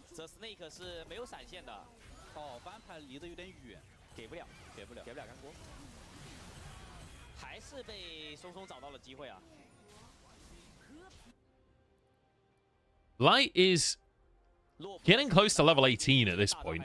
He's been solo laning this pretty much this entire time. He's been taking jungle camps. He's been taking towers. Individually, it wouldn't surprise me if Light is significantly up in gold, just because he's been solo for most of this game, and he got some local gold from towers and stuff as well. Maybe not up in gold, since the CS is just about even. But at very least, I think he probably will be up in gold, actually. Maybe they'll show us. Maybe they'll show us. Contenders for MVP, there's EDZ and Crisp. For me, it's Crisp, 100%. It's kind of funny watching this series, really, when you've got two teams that you would expect more from the organizations, you know? Especially way back after last year. But EDG, it's been like the rookie story all year. And for Weibo, it's really not been the rookie story, but bringing in a rookie today, seeing how Yodang is doing. And it does feel like a couple of the rookies have been making a couple of mistakes throughout this game. EDG still in the driver's seat. It's kind of stalled out, to be honest. I mean, EDG should be able to take control again. It's all about mid prio, basically. If you can control mid lane, a lot of the time you can control the rest of the game. And because they have Ziggs, if they group up, help Ziggs push that, they can take control of River.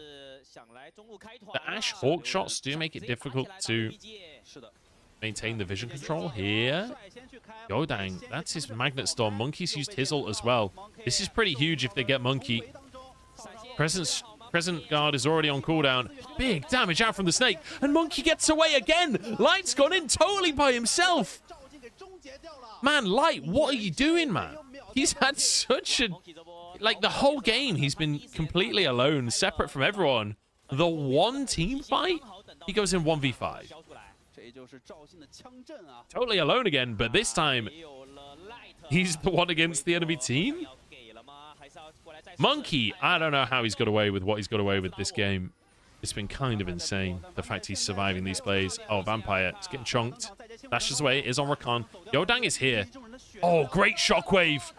That's huge damage. Yodang forced away. This should be Baron now. Big AoE damage. ZDZ's going in. Oh, good cleanse out from Ala. ZDZ can't get the sweet spots. I don't think he's got the sustain for this. There we go. Take it down. Yodang's still in the area. Oh, this could be a steal. This could be a steal. He missed it. Oh, God, he missed the blast. The blast cone was too big. It's one of the mega cones. He missed the pit. I've never seen that before. That's so funny. Oh, boy. I mean, even if he gets it, they stopped DPS, so he wasn't going to be able to steal it. Like, even after he walked into the pit, it was still 2,500 of the Baron, so...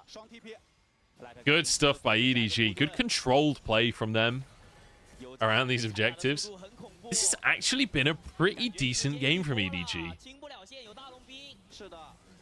Like, okay, nice little pick. That's game.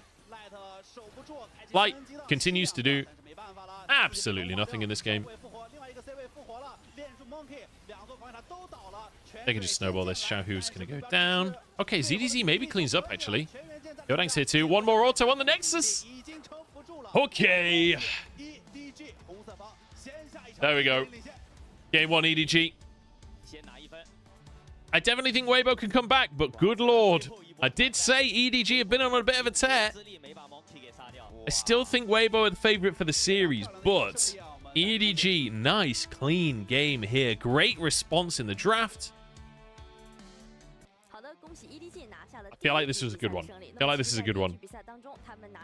If Monkey stops randomly dying, EDG could be okay. That's why Xin Zhao's so good for them. Because apparently they can't kill Xin Zhao. They tried about 1,000 times.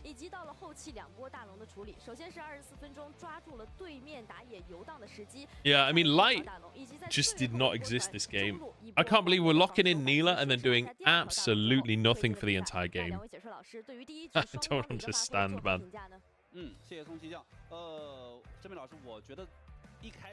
Where is Xiaohao? Subbed him out. They subbed him out.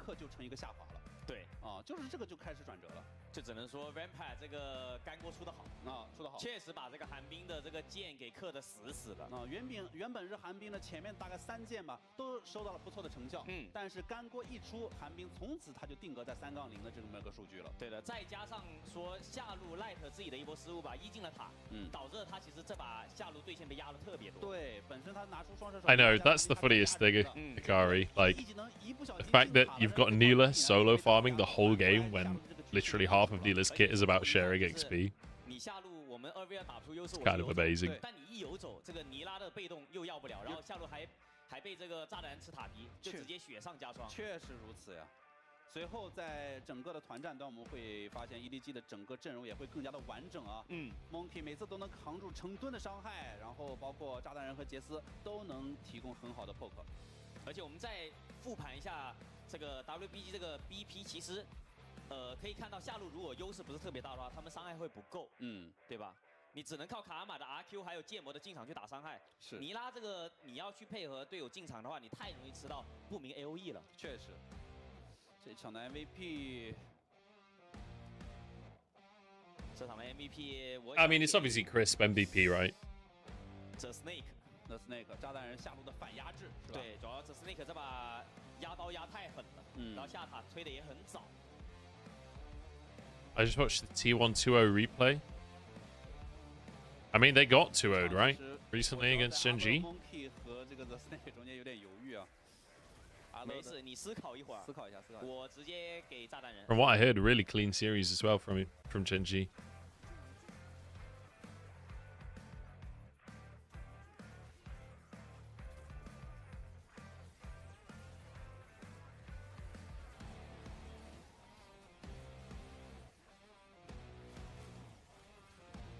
这场我给 Monkey 的赵信吧。行。给 Monkey 赵信。其实 WBG 这一整把比赛打的都是很主动的，他们是一直是主动的那方，但是 EDG 的反手打的也很不错。是。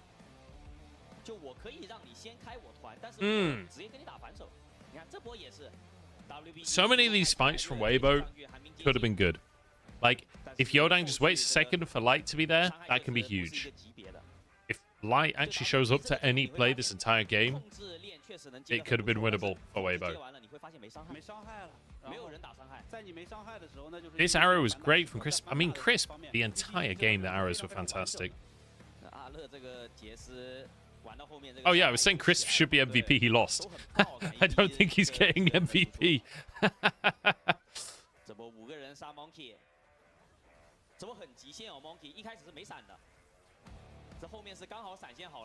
Plays for days. Oh, man, you had one shot, one opportunity. Sees everything you ever wanted. Make it big in the LPL co-stream.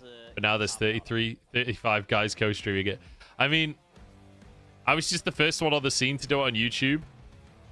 And now I'm being contested. There's a lot of different channels now. So, it's what it is. A lot of my success in the short term was down to being embedded on betting sites and like being the first one streaming it. So now that there are bigger YouTube channels that are streaming it, like Dom, for example, is going to get recommended over my stream every single time because he actually posts to YouTube more often. So the algorithm will push his stream a lot more than mine. But I'm working on it. It's all a game of consistency. We'll get back up there. I need to start actually uploading to YouTube. Which I've got plans. I've got plans. Speaking of which, anyone in chat that happens to be an editor that wants to edit some highlights of VODs and things like that, or can do shorts, send me a DM. I'd love to chat to you. Or if you know someone that could message me, I would love to have a little chat. We will never leave you, Munchables. Thanks, Rin. Hey, the Snake gets MVP. Nice, I like that. Even though we got quiet out a couple of times, still a decent game on the Ziggs. I'm on board with this. You're second in my recommendations? Okay, that's pretty good. Underneath Dom, I guess. I've been trying to change my YouTube stream title to try and maximize search engine optimization. Twitch has been doing really well today, though. We've been getting over 1,000 viewers on Twitch during the games, which I don't usually get that much on Twitch, so it's been really good. It really does feel like it's just kind of random whether or not you get viewers.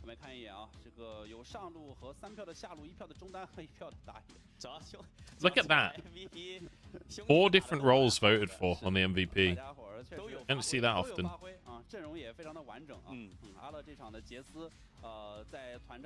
You do not see that often.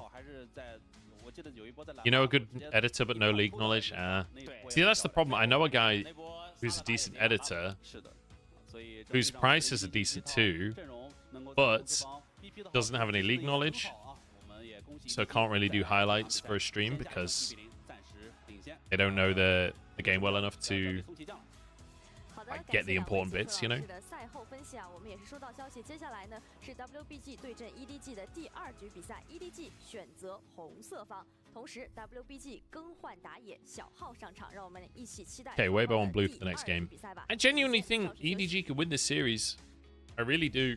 I feel like Weibo have already been looking dodgy.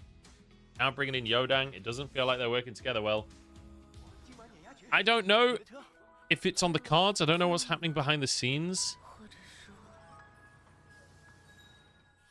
You want a duo with me? Hell yeah. Woo! Let's duo queue, guys. Durex for duo queuing. I've lost track of what I was saying. EDG chose red. No. Weibo gets choice because EDG won the first game. I think Xiaohao will be subbed in. I don't know what's going on behind the scenes, whether that's actually feasible. I don't know if they can bring Xiaohao in. I don't know what the deal is right now, but I think they need to bring Xiaohao in if they want to win the series. 拍人像大片，就得选 OPPO。OPPO Find X7 系列大师影像更。I might quickly make a sandwich while I wait for the next game. I'm hungry.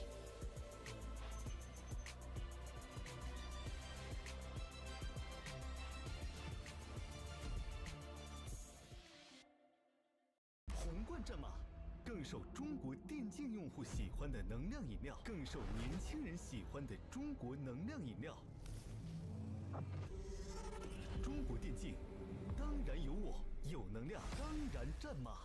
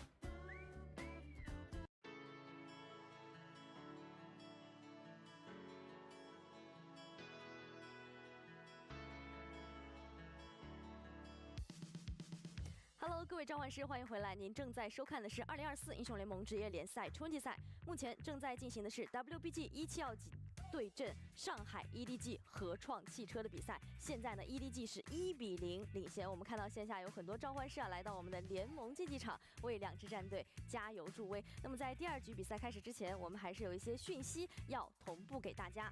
比赛间歇无事可做，和好友来一局人在塔在。LPL 官方授权小游戏正式上线，全新塔防体验刺激十足，快来和你的小伙伴们一起上分！微信搜索"人在塔在"小程序，无需下载，点击即玩。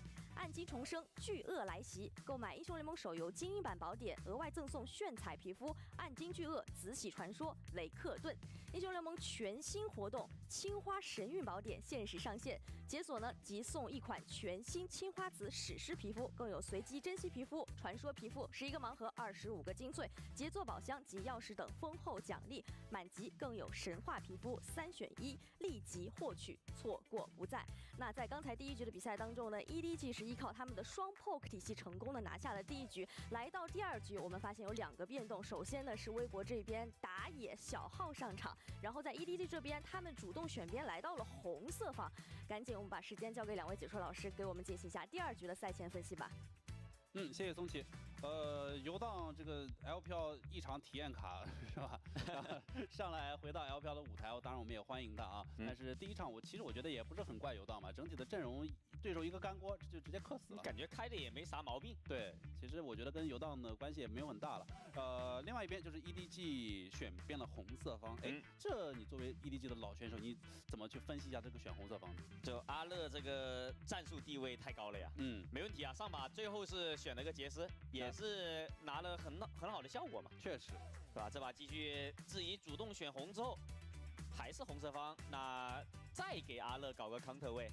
这阿乐放在4、5楼选，其实 BP 也会更舒服。对，就是你4、5班你还得搬阿乐的英雄啊，对吧？而且这个版本实际上不像以前啊，以前有一些版本，比如说一上来蓝色方就得1抢贾克斯啊，有一些特别强力、特别必须蓝色方1抢的上单，这个版本其实不存在了。对的啊。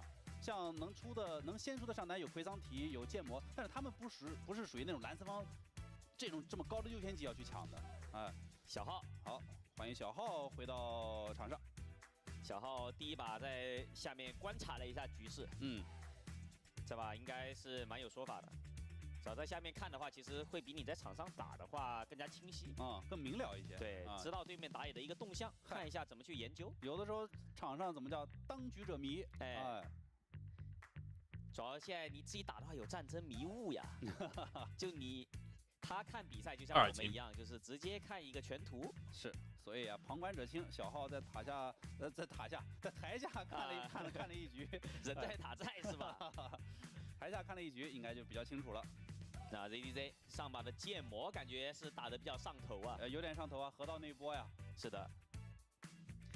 哎，那我感觉这一把有没有可能 WB 回到他们原来？ Oh, it's not loser choose side. I always thought it was loser choose sides. I could be totally wrong there. I've never actually checked.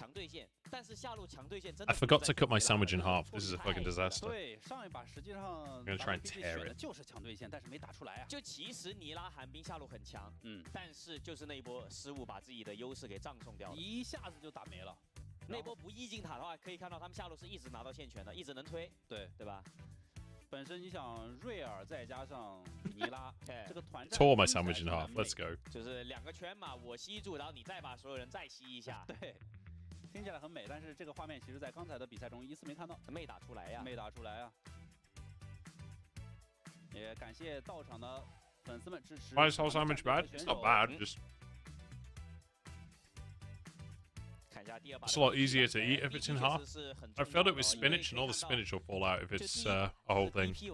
EDG 所有人都蛮懂的那个阵容玩的，是的，知道怎么去赢，就 poke 起来了。对，我也很喜欢，就是主动选边红色方的队伍，这样的话就 Okay, here we go. 他们有很多的英雄储备，有思路，能应对啊。贾克斯前3楼直接给你翻了啊，就不给阿乐，这个也比较针对啊。So 380 carry bans, very standard. 前3手是没有出的。 Jack's removed from Ala. 但红色方如果前3楼直接把上单出了，挺亏的。还是 Xiao Hao is back. Xiao Hao is back. 还在哦，要不要搬掉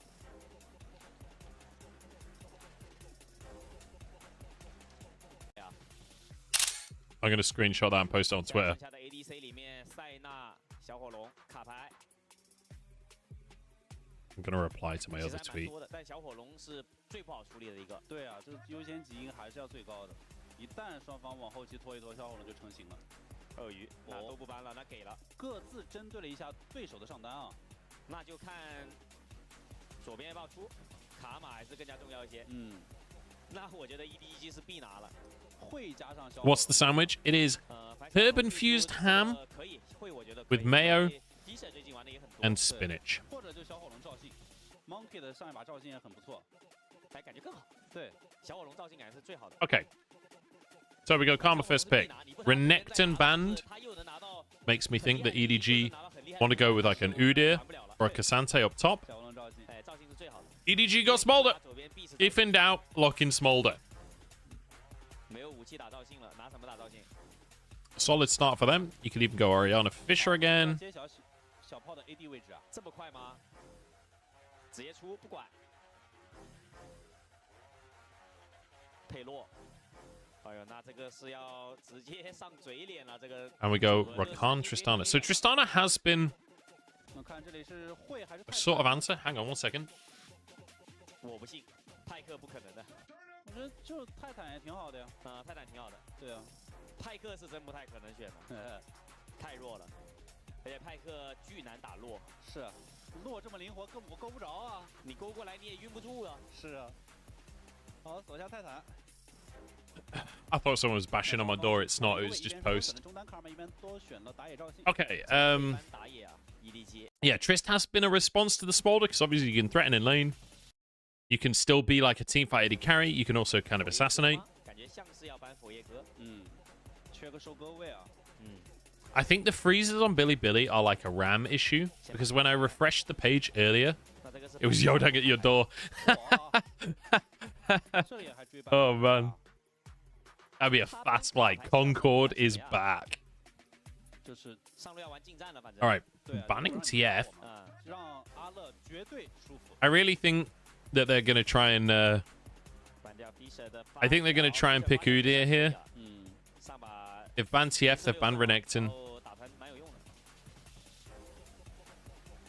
Even... Oh, okay, they banned the Vi. Actually, I don't mind the Vi ban at all, to be honest.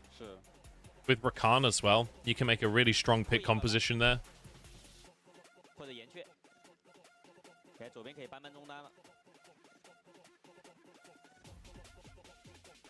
trying to think how you beat the Smolder at this point. You kind of need more dive.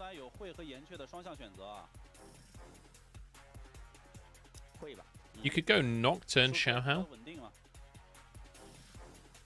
I don't really know if you can go for that. I don't hate the idea.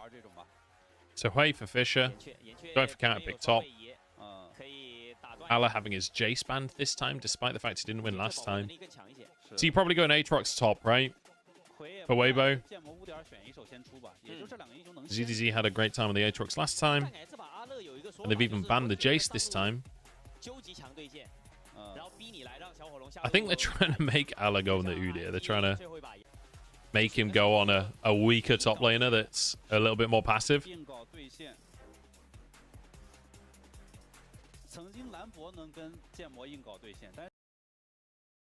Okay, so the Aatrox comes through. Lee Sin as a potential dive jungler. I like the Nocturne. I like where Weibo are going with this. Yeah, there we go. So full dive, trying to kill Smolder. We're trying to annihilate Smolder. Yeah, I don't hate the Camille angle. That did cross my mind too. I don't mind Aatrox here. Oh, did you hear that? The Chinese caster just called Fiora and then it got hovered like a second later. Chinese caster's fucking on it, dude. Okay, Poppy kind of ruins this. Poppy makes the lane a little bit more difficult for Aatrox. It also makes Crisp and Light and Xiaohao's lives miserable when it comes to team fights if Ala plays it well. I feel like the Poppy is, and the Taliyah on top of it, both of them do such a good job of ruining this dive. If this game goes late, I don't think it's winnable for Weibo. Maybe they can snowball it. Does Poppy W block Knuckle? It does. I think you can spell shield it though. But I'm not 100% sure on the interactions there, but I believe you can spell shield it. The problem is there's also the Taliyah rocks. There's two different mechanics for stopping the dashes. It's all on the shoulders of the Snake. He got MVP in game 1. I like the way that EDG are approaching League of Legends today. Playing for the Snake, setting him up as the carry. They're kind of creating a main character with these compositions. Right, I'm just going to refresh the page before we actually get onto the game because it keeps on freezing again, but it seems like refreshing the page somewhat fixes it.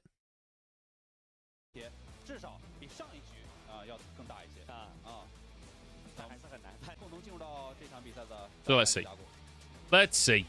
We're into game. Ala Poppy. It's always going to be good. Sandwich time.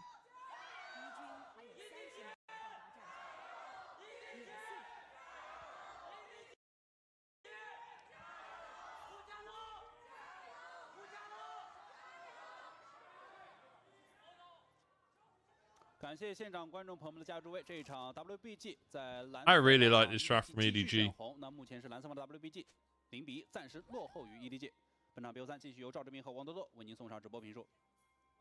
Weibo feel a little bit lost to me.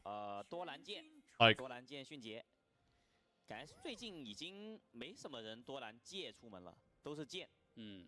I don't know what is happening in scrims for them to not respect the Smolder at all.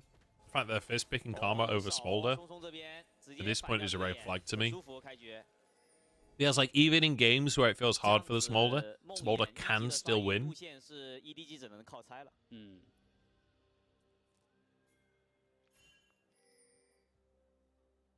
Yeah, another game where Light has the tools in his toolkit to jump in and die 1v5 late game. That was something else.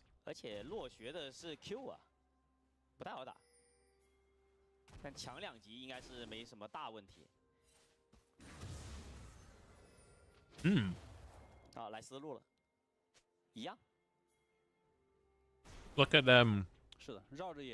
Pathing for Monkey here. Dodges the ward. You just saw a ping on the Krugs. Weibo think that Monkey is on Krugs right now. Another ping on the Krugs. This is a huge gank bot angle for Monkey. If he can hit level 3. I think he has to do another camp after blue, right, to hit 3. He'd have to do his Grump as well, maybe. But then could maybe try and do a lane gank bot. Crisp going to be sweeping some vision. The problem is you got the Smolder, right? So it's not like you've got crazy damage. Xin Zhao brings a lot of damage to the table anyway. I think Monkey's just going to path back up to top side. A lot of question mark pings coming out from Weibo. I think they've realized what's going on. Or maybe they think that he went for the Krug second and kind of just waited a minute for the ward's timeout before doing his chickens. But no, look. Danger pings on the top side towards EDG. So Weibo have read this. They realized that he went, did his bot quadrant. Oh, nice. Ala blocks the cannon. Ooh, good flick back. And so pings on the top side. They know exactly where Monkey is. They'll trade crabs here. You see the reset come out from Xiaohao in a second. Monkey still has to do his Krugs. Don't know if he gets an angle really to go in top here, to be honest. But really, really nice.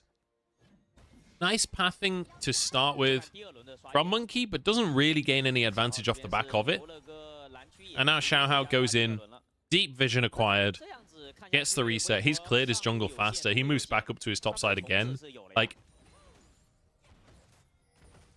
I like the idea to deny information, but at the end of the day, you've just cleared slower. Like, he's still resetting while Xiaohao is out on the map. And it's because he started top, then pathed all the way bot, then pathed all the way top again. So he ends up kind of just using a lot of time traveling around the map instead of actually clearing the camp. So, means that Xiaohao is a bit ahead in the jungle.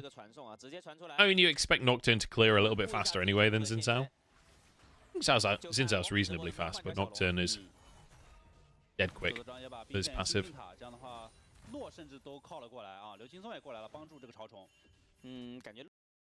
And honestly, for Xiaohao, you're kind of okay with this. You're pretty okay.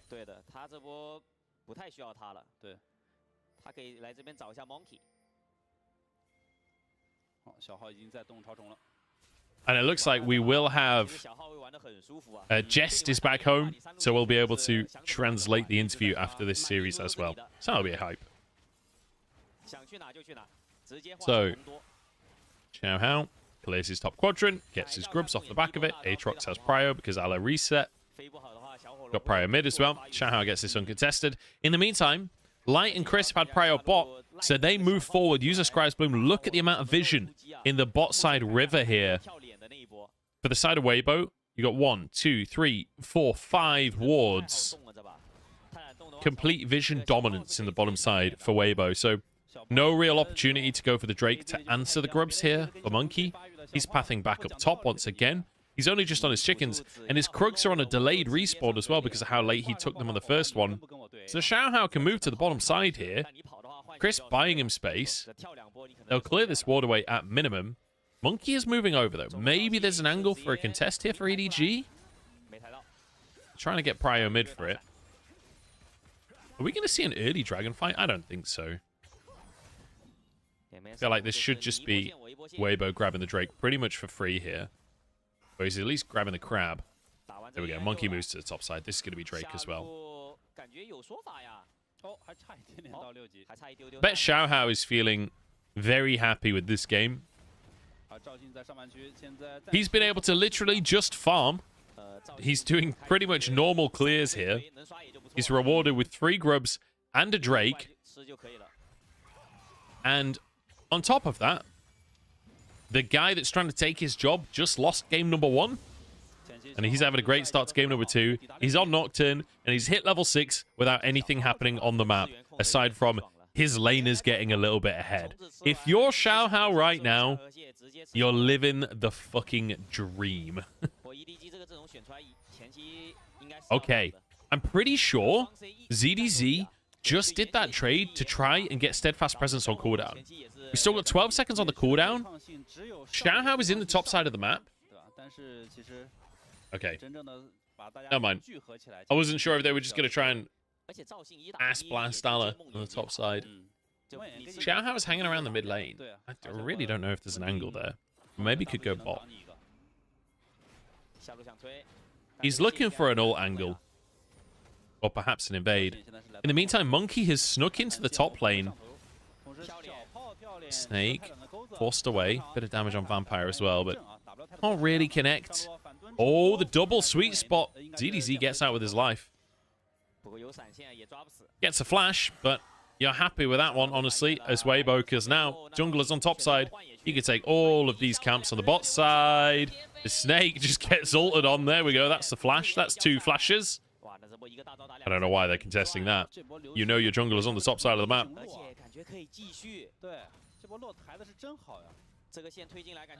In the meantime, Monkey does take a bunch of camps on the top side as well, so these camps will be traded. Maybe that was worth the flashes, honestly, because I don't think Xiaohao can stay and do all of these camps. There's this concept that I've been introduced to recently of like using your summoners as a resource instead of them just being an emergency thing. I don't know if this is that. Here we go. Potential dive. Crisp tanking. Takes a couple of shots. He's going to die. No, he's not. He actually gets out. Xiaohao. Damage is reset at this point. Crisp gets out with his life. Fisher flashes over the wall. They're going to get Xiaohao. 1 for 1, but Smolder loses a ton of CS for this. I think Weibo are happy with the way that one's gone.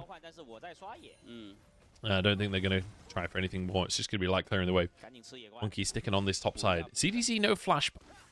I don't know if there's a dive angle there.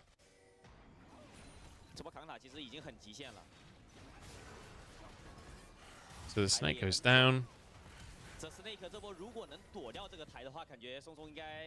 Who got the kill? It was Fisher got the kill, right, on Xiaohao. Not worth? I don't know. I think that might be worth, honestly. Smolder loses a wave of CS. Fisher got a kill, but so did Light. I think you're kind of happy with that dive as Weibo. Xiao and Crisp looking for a pick. I don't think this is fightable. 2 groups taken for EDG. They do not need the third one. They've denied 5. They've denied 6.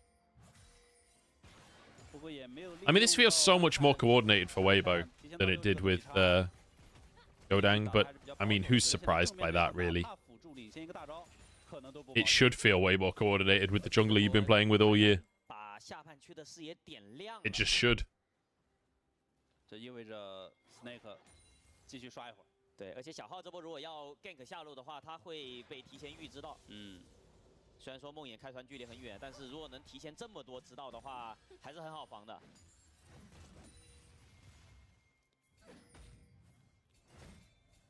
小号刷野全看到，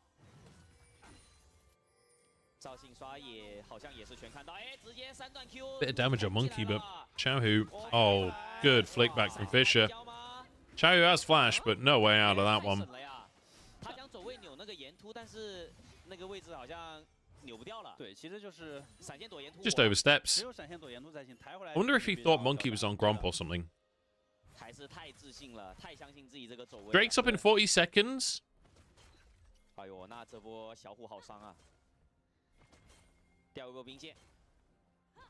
Bit of a whiff from Xiaohu. Not the first time we've seen that this year.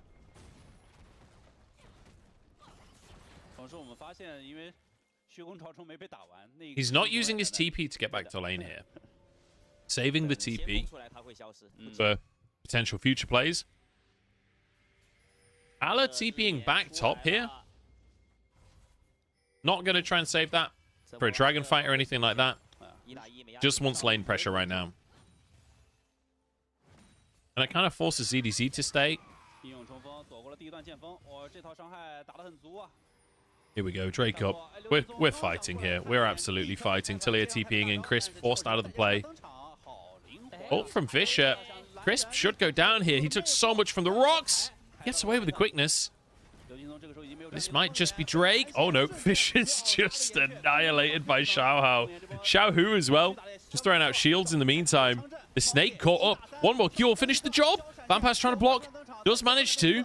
But Weibo win the rest of the fight. Xiaohu's behind them. Mantra is up. The Snake is in so much trouble. Vampire blocks it. I don't know. Crisp can't really get in there. Xiaohu's just killing them under the tower. Oh, God. Xiaohu double kill under the tower. Well, he's made up for the pick, hasn't he? He's made up for getting caught out. Huge fight for Weibo. I will say, it all felt really good early on for Weibo last game, too, if you remember. These early fights went well for Weibo last game. Crisp just about getting away. Light saves him there. Look at the damage Crisp takes from the rocks for his quickness. Oh, it wasn't even him procking them. I thought it was the dash there, but it wasn't. It was just the rocks as he throws them out.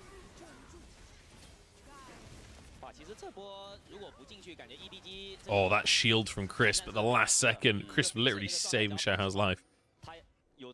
And then Xiaohu. Vampire does his best to try and protect. There's nothing you can do. Damned if you do, damned if you don't at that point.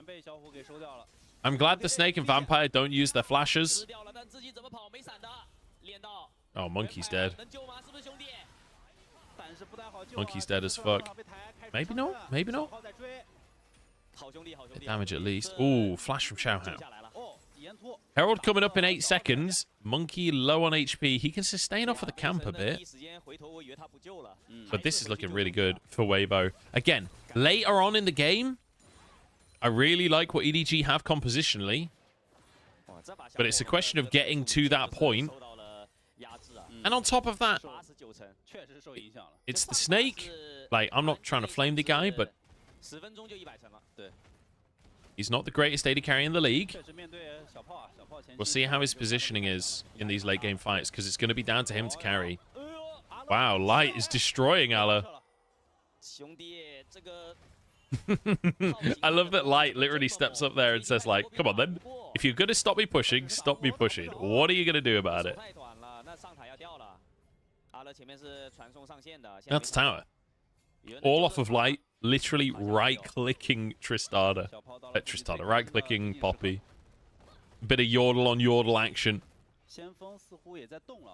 That's a tower taken down by Light. He's already got Kraken Slayer. That's pretty much going to be enough for him to finish Navori, I think. Light, you're being real scary right now. Okay, backs away. Monkey cancelled his recall there for a second. I wasn't sure if Light was going to... Okay, nice. Waiting until Light is nearby so he gets the local gold. I feel like Weibo are acknowledging that the Snake is the win condition for EDG, but they've also got an AD carry that has a lot of support, right? You've got the Karma there for the shields, for the chunk damage. You've got everyone else to dive in and set the fight up. Light is the guy that's going to jump in and finish everyone off.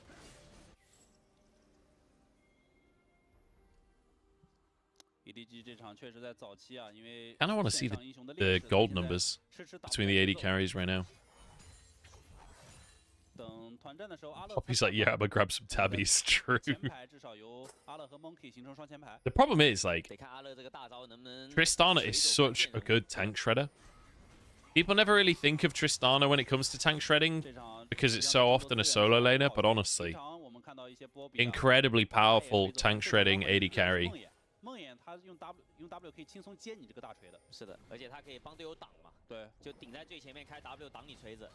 Very good at squishy shredding as well. Just good at shredding. Oh my lord. Nice dive. That's with Herald. Hang on, they might get 2 towers here. Okay, Smolder ult means they don't get 2 towers here. Never mind. Drake's up in a minute as well. Weibo are 5,000 gold up, man. This is a snowball and a half. And again, like, I favor the EDG draft if we get really late on, but not if we never actually 5v5. That's the thing. Like, this draft is really good at out 5v5ing. Maybe once we get past 20 minutes, we start to see that come online. But, I don't know. They're falling so far behind, I'm not sure it's ever going to happen. Nice pick here.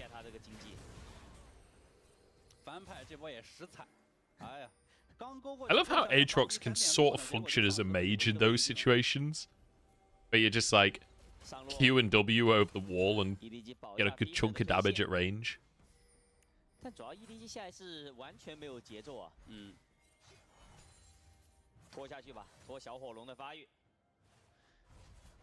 但小龙马上升了，这个小龙 EDG 应该是直接给，所有人都在上路。那 EDG 应该是想给小龙，然后上路看能不能找机会杀一下这个带上路线的人。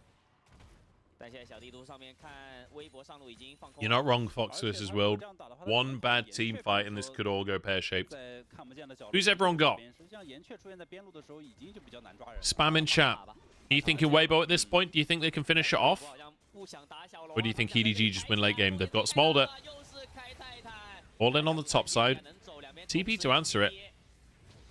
I mean, EDG just walk away with it. Light, in the meantime, soloing Drake and going bot. Does LPL do pre-recorded drafts? Not currently, no. It might catch on, though.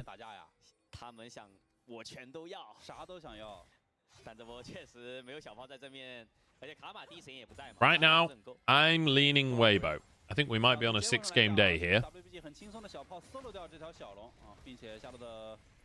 I don't think it's impossible for EDG, though. To be honest, I don't exactly trust Weibo to finish a game cleanly, but...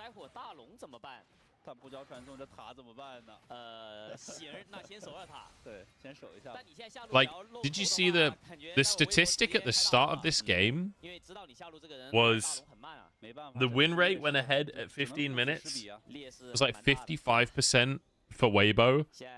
Oh no, like 55% for EDG and like 60% for Weibo. It's like that is tragically low at how bad you are at snowballing a game. That is really shocking. Oh,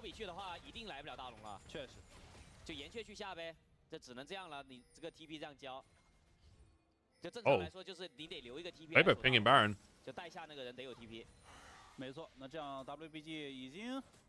知道你缺乏 TP 的情况下，已经开始布置大龙的视野了。应该知道没踢的，前面波比踢上应该也看到。对。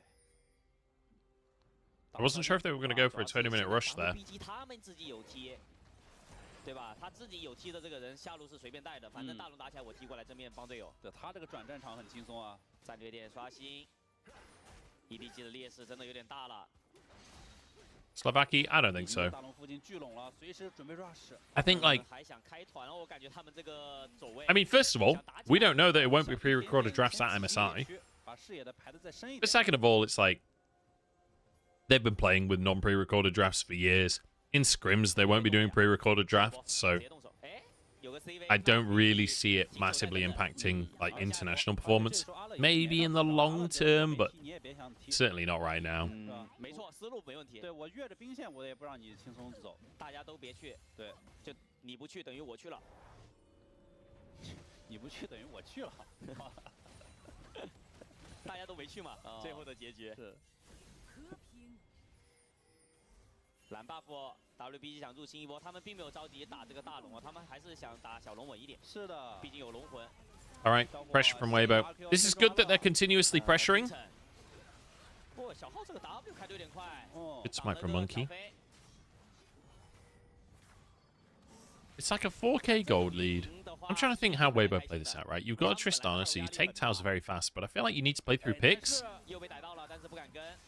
Bit of damage on Vampire. Monkey, I don't know if you want to go forward here, buddy. Buddy boy. I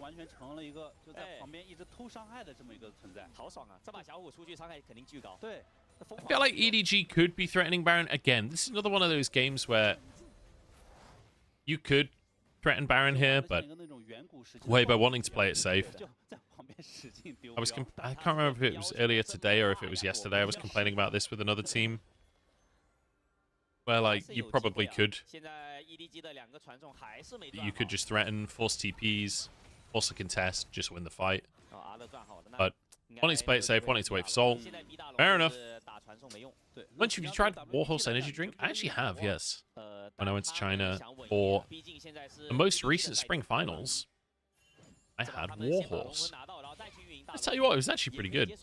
The part I liked about it is it was flat, it wasn't fizzy. So for casting, much better, right? Because it didn't make me burp. Whereas obviously all the Western energy drinks make you burp. Aside from like mate, but arguably mate is not exactly a Western energy drink. Where's mate come from originally? I want to say mate is like Middle Eastern, but I'm not confident on that. It's like a type of tea, right? I tried mate, it didn't really do a lot for me. I'm used to the punch in the face from fucking Red Bull, you know? Alright, here we go. Smolder's not stacked yet. Nearly there, but Marvelous World in chat letting us know 193 stacks right now. Drake coming up in 5 seconds. Weibo definitely still the favorite. Oh, huge damage on Fisher. That's a massive chunk before the fight. Ala doesn't even get ZDZ out of the fight. Just knocks him up and down. Light just starts the Drake. Weibo can just play to zone here. This is really hard for EDG to get in. They've got to fight, though. They've got to try. Big damage on the front line. ZDZ. Oh, nice ult. My God, they're just going to get it. That's Soul. Now looking for the fight as well. Crisp gets out with his life somehow. Ala dive in the back line. But it doesn't matter. It's all Ogre now. Double kill as well. Xiaohu looking for the snake. He'll fly away. I think he's going to be okay on this one. Oh, boy. Well, at least the snake is stacked at this point, but I don't think it's going to matter. I think we might be going to 3 games, guys. I think we might be going to 3 games. That's from Argentina? Cool.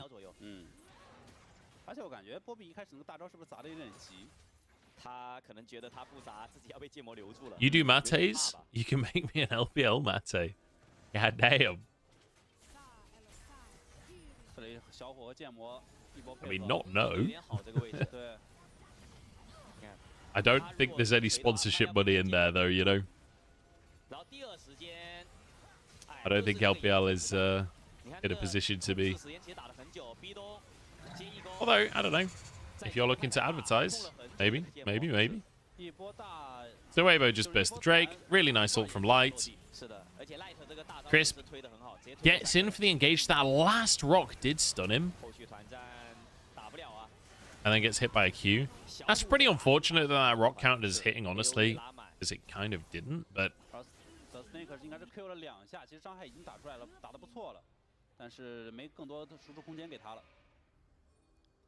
Still think is winnable for EDG. Chemsec Soul useless against a really good Smolding. I mean, you're not wrong. But they are 6,000 gold down. Oh, I guess 5,000 at this point. We are headed to 5v5 territory. And that's definitely where EDG can come back into this. Smolder's now stacked. Elder's coming up in 4 minutes. And that's literally Smolder's mum, okay, guys? Again, another comp that's like really hard to take towers for EDG. Really hard to push the game forwards for them. Okay, here we go. Engage comes through. The snake kind of chilling. That is quite simply not it. Maybe that's why Xiaohao was subbed out.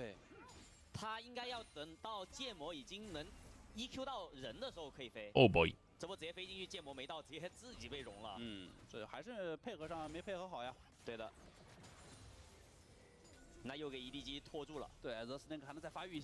Oh boy. Honestly, that's pretty huge for EDG. Denies the potential Baron for Weibo. Just kind of overzealous from Xiaohao. He could see an opportunity there that I just could not see. To be fair, I know exactly what he was trying to do. But again, now we're getting to the point where we'll start to see that the Poppy and the Taliyah really have an impact, right? We're past the point where Weibo are just snowballing out of their minds. They're still 4K gold up, but 4K at 30 minutes is a lot different to 4K at 15 minutes. The gold lead has shrunk since the early game. That's not how double jungle works anymore, Monkey. They changed that quite a while ago. The problem is now, Smolder is on 3 items, is stacked, is chilling in these fights. You've got the rocks from Fisher to protect him, you've got Vampire to protect him, you've got Monkey's ultimate to protect him, and you've got Allah's W to protect him. It's really hard to dive onto Smolder unless EDG really miss position. The way that you win fights now for Weibo is either finding a pick outside of a 5v5 or managing to burst someone while Smolder can't really get into the fight. Starting off Baron is definitely a good way to put pressure on. But it is a 5v5 here. Oh, actually, it's not yet. Fisher's not in the area. Control ward to come in. Allah channels his ult for a second, but doesn't throw it out, importantly. So that'll be available again for the next fight. Baron started again by Weibo, but they back off. That's a reset from Baron. EDG have got to be a little cautious not to overstep here, but I think knowing that they've got control now, they can get mid-prio. They can actually take control of the Baron pit. I don't know if you're in a position where you want to be starting the Baron here. But certainly can clear vision. I feel like starting Baron would be a little dicey for EDG. Because remember, the way that Weibo wins is if they can get onto you in these fights. Being in Baron pit basically gives you a free ticket onto the backline. Like, it's really hard, especially if, like, if CDZ gets on a flank, which he has TP, like, if you're stuck in pit, it's really, really hard for the Snake to escape the fight then. So, I like the EDG don't just start the objective. Oh boy, Elder's up in 40 seconds. Oh! I'm scared, guys. I'm scared. All about mid-prio here. EDG should be able to get mid-prio because they've got Smolder. He just one-shots the wave. I need to quickly eat some sandwich before this kicks off. We're just throwing spinach everywhere. No sandwich in my pocket. 知道这个远古龙是关键一波团战，对，以及看看刘青松能不能控到后排啊。刘青松在绕，但他其实绕的效果不会特别好啊，可能得来正面。All right. 两边可能会打成互换前排的一个。Battle for mid prio. 但是互换前排，我觉得这个战用的是小火龙啊。哎，直接勾。Good spell shield from Xiaohao. 刘青松在站在岸上，自己被带回去了。Vampire kind of chunked. 已经血量比较残了呀。这个血量感觉泰坦是不是得去找果子吃了？他这个。I don't think he cares. 要被秒杀的。Because the thing is, so long as he gets his Q and his ult off, he might die, but as long as he sets up a kill, it's okay. Okay, we're going. Nobody's with you, Vampire. That was a hell of an engage. Remember that time I said, so long as you Q and ult? Yeah. Your team does also need to be there for the Q and ult to matter. So, Vampire, I appreciate that you're listening to me. Don't listen quite that precisely. Got to read between the lines. Atla is just going 1v3. Xiaohao's low. Atla goes down there, diving onto the Smolder, but Smolder's still alive. ZDZ falls. Pretty good trade, honestly, for EDG. Light is trying to get on. With Atla down, this is really hard to contest now for EDG. Man, 2 engages in a row from EDG where it's just one person and the rest of the team is just nowhere nearby. 4v4 though. Like, Weibo don't really have a front line at this point either. Also, the Snake can Q off of Elder to hit onto Weibo and get the burn ticking. Light is really trying to get aggressive on this one. Monkey's low. Oh god, this is so scary. 3k on Elder. I think Weibo get Elder here. Just smite it. There we go. Run, EDG. Fucking run. Oh god. I think Monkey stayed too long here. Good flick back there by Fisher. Zones Xiaohu so he can't get the Q onto Monkey. Forced him to walk around. Oh, God. All right, that should be Baron now. No way you can contest against Elder. So that's 2 minutes the Weibo have of pretty much uncontestable map control. That'll be Baron, then they'll go for resets. Oh, boy, that was tense. That was fucking tense.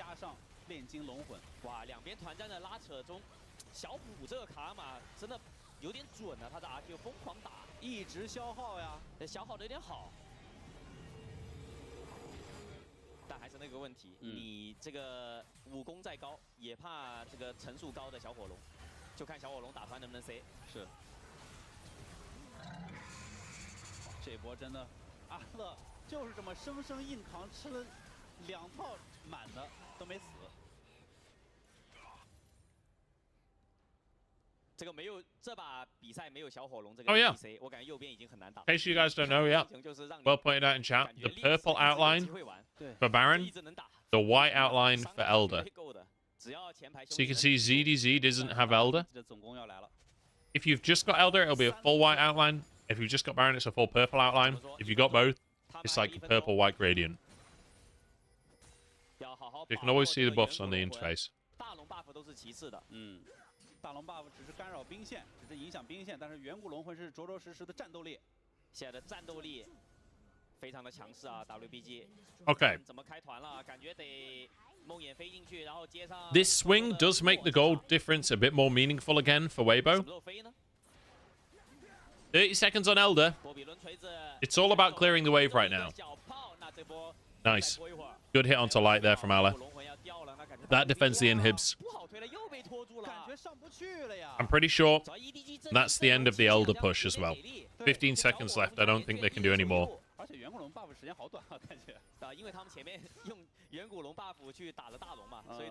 So they'll be able to get a tier 2 top, I think? Maybe not. They don't really have anyone to do damage here.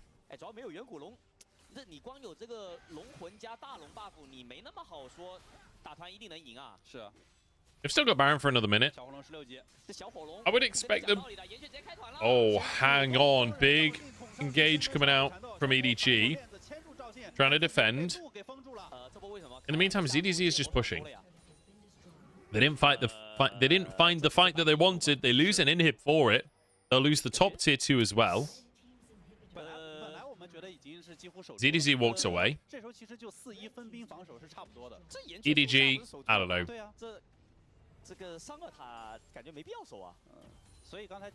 I think maybe just realizing that they'd lost the inhib regardless.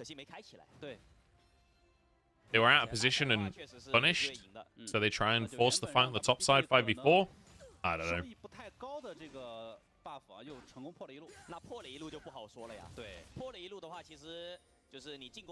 Awkward. How much gold is the snake on? Can he afford his Leandries? Snake is half an item away from full build. Oh boy. Chao, Hu, and Chris. Okay. Flies over the wall. He's okay. Oh god, this game is going to end with the snake being caught, isn't it? Oh boy. 9,000 gold lead for Weibo.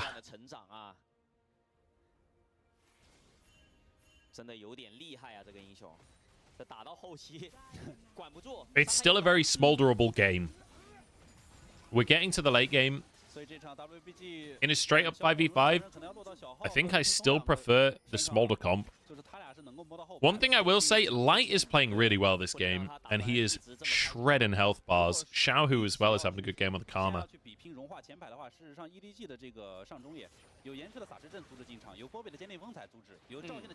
I wonder if this wave is enough now to finish the Leandries.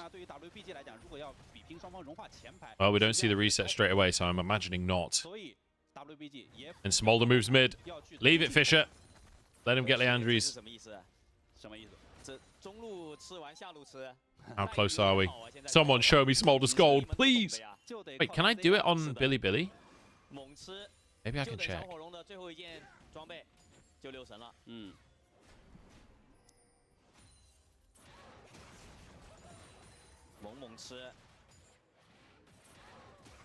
700. Oh, that's XP. Where's individual gold? Can't see. Please don't start doing that again.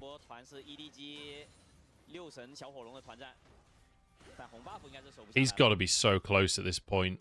Elder's up in 25 seconds, guys. Now is not the moment to be resetting. We needed to reset about 30 seconds ago. Leandries. It is a big purchase. It's a big reset for the Snake. EDG now have to try and muscle in. Weibo have complete control, and they kill this so fucking fast. Tristana Nocturne, they absolutely shred objectives. They've cleared vision as well. It's going to be so hard for EDG to find their way in. Here we go. Fisher looking for an entrance. 5k on Elder, though. Oh, good ult coming out from Allah. This is huge. Knocked out of the pit, though. He gets it with a W. Monkey got it with a fucking W, dude. Oh, my God. EDG are going to win the game. They've got 5 Elders. In fact, they got 6 Elders. Oh, my God. He got it with a W. Allah's ult was so unbelievably huge. It's basically the only scoreboard impact Allah has had all game. But my God, it's so important. The value of the Poppy. Unbelievable.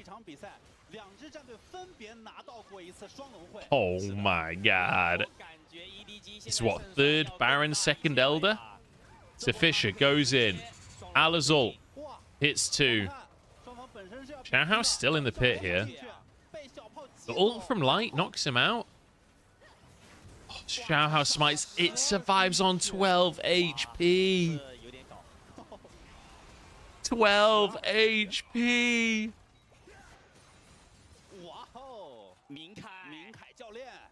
Oh my God.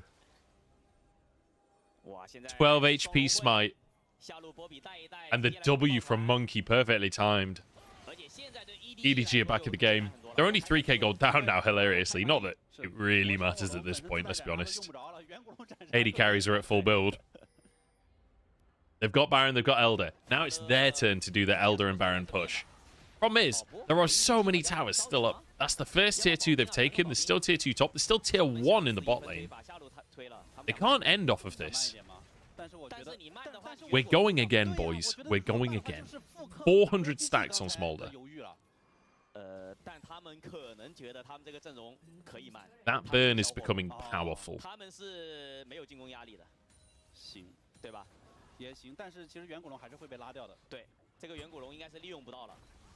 I think it's another Smolder win. It feels like another Smolder win to me. We're getting so late into the game. I don't see how Light can have the same level of impact.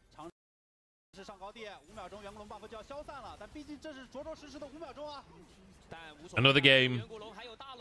Another Karma first pick that should have been Smolder. 没有位置可以让剑魔去绕后 TP 的话 ，EDG 这波可以全身而退，而且下波可以继续集结东上的推塔。而且因为是一个发育特别成型的小火龙，我们再看 WBG 这套阵容，它实际上它没有一个标准意义上的前排，它每个人都很脆，都扛不住的，都扛不住。 I'm trying to think if there's anything Weibo can do at this point to get themselves back in this game. The problem as well is, like, you're playing essentially a pick comp from Weibo. With what you're up against, like, you can't really 5v5, so you kind of have to play pick style with the Rakan and with the Nocturne. But because it's Chem Rift, like, the amount of Scryer's blooms that appear that clear all of your vision and spot you all out, it's really hard to play pick on the Chemtech Rift. It's basically impossible. 但是如果开的话，剑魔有绕后 TP 野吗？很远的地方，红 buff 那边是有，太远了啊那边。Get a pick on Smolder. Easier said than done. He's got GA at this point as well. He sold his boots. Oh my God! They got one shot. Crisp trying to get onto the back line. There's a knock up. There's a follow up. It's onto Fisher, but I mean the Snake still has GA. He's still alive. ZDZ knocks him into J. Oh my god, they're actually winning the fight. Oh my god, they've actually won the fight.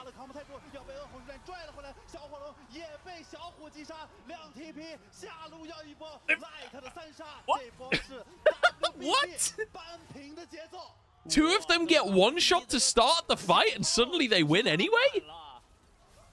What? What just happened? What the fuck just happened? Do they have time for a replay? Please give me a replay before they end the game. Please, please, please, I'm begging you. I don't think they will. I don't think they will. 20 seconds on death timers. I'm pretty sure they can end. They've got a cannon here. 18 seconds on Fisher. Oh, they end. They for sure end. Oh my god, how the fuck did they win that? How the fuck? We're going to 3 games. We're going to 3 games. What the hell are we watching? Weibo, if you've learned anything from this game, it's fucking ban Smolder, dude. Fucking ban Smolder. Jesus Christ. Holy shit, what a game. What a fucking game. Oh my god. That is actually amazing. I can't believe that's how the game ends. I can't believe they lost with the spot. Why are they diving? Just play slow. 38分钟前 ，WBG 一度是有6000的经济优势，并且手握双龙会，即使在面对对方 EDG 打野抢掉了第2条远古龙的情况下，他们在最后一波自己家基地的防守反击非常到位，成功拿下了第2局。我们赶紧把 They'll do replays in a second, but I reckon we just go back and look. WBG 一度是有6000的经济优势，并且手握双。也被炮的话打不过，但是 Here we go, here we go. 有绕后 TP 野吗？很远的地方，红 buff 那边是有，太远了啊！那边你踢过去走过来很慢。对。So they go in. Vampire gets a double knock up, and it's Light knocked into GA. Crisp gets in. Light survives, gets to the back of the plate, ults away Ala, and in the meantime, ZDZ just destroys all of the carries, and then Light gets a bomb on 2. ZDZ, you're a fucking beast, man. Can I just... Yeah, you can't tap back on the things. Wow. ZDZ, MVP for that one.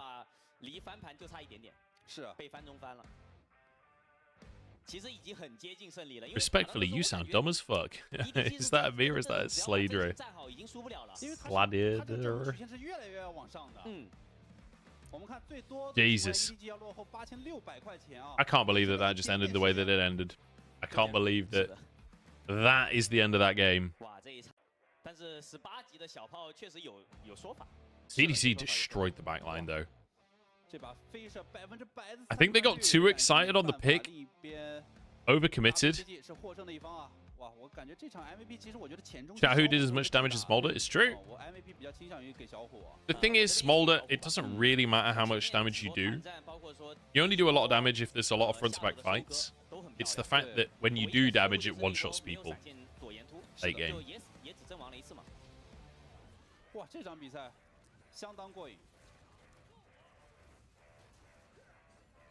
Oh, Light's W there was clean as hell.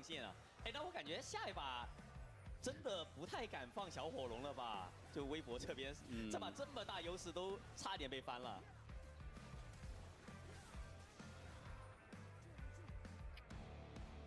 Light's damage in the fight as well was massive. This play from Xiaohu was so funny. Just popping him under the tower. So funny. The double kill, 1v2.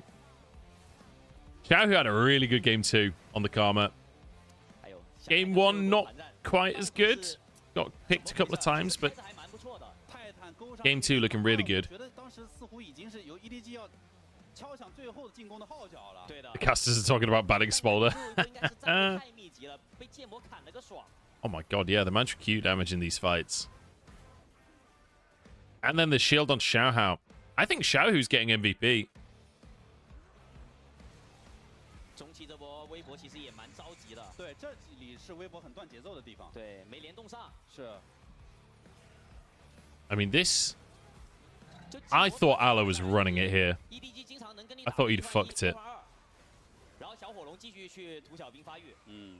就 EDG 这把其实拖的蛮厉害的，拖的挺好。These plays were so fucking intense. 这是第一条远古龙啊。WBG 这波拉扯挺好的，把你赶走，我再打这个远古龙。 I think it's going to be Xiaohu MVP. I think it's the only way it can go at this point.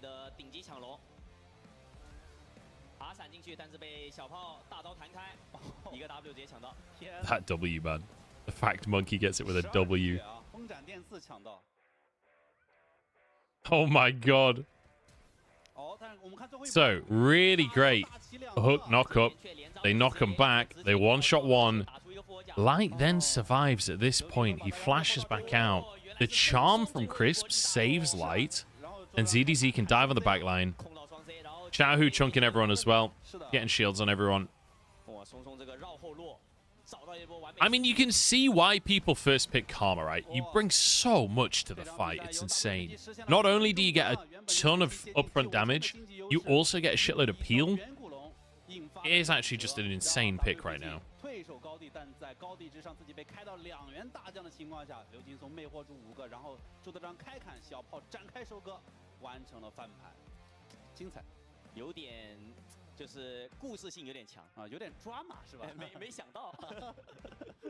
EDG 这把其实确实虽然说他们这把翻盘失败，但确实得表扬一下他们这个劣势局处理这个战局的能力挺不错的，一直能够把战局往后面去拖。There we go.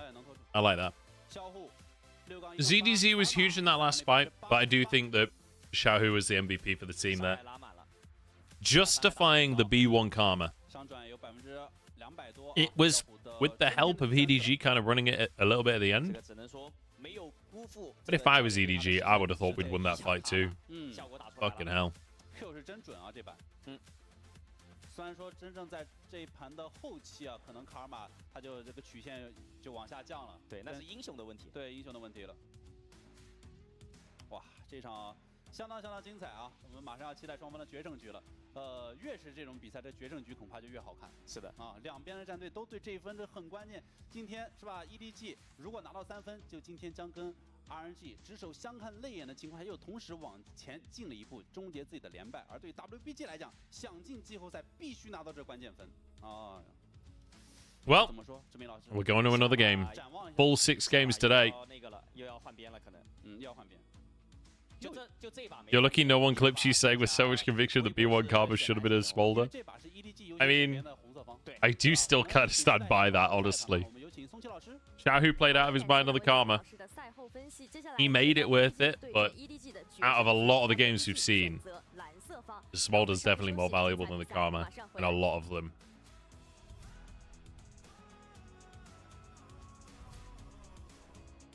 Kind of wish that was game 3. Scared game 3 is going to be a bit wet now and kill the vibe. It's a very real possibility.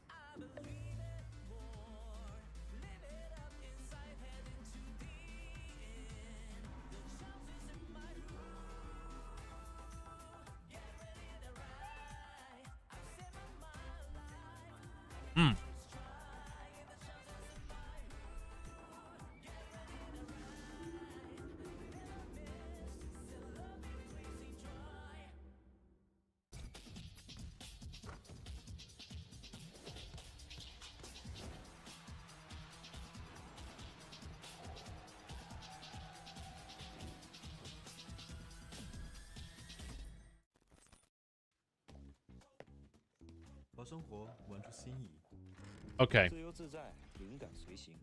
I always think this guy looks a bit like Xiaohu. Like a younger Xiaohu.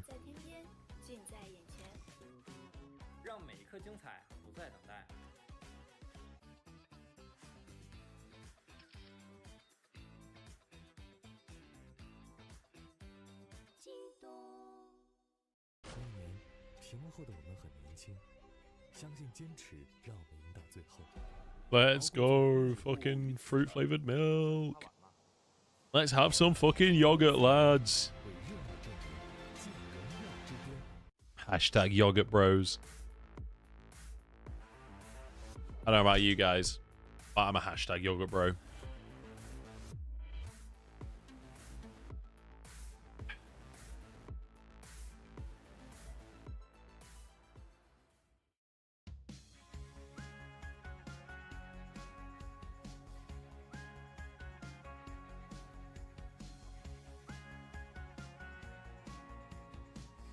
Man. What a series of based in yogurt build. What a series of League of Legends.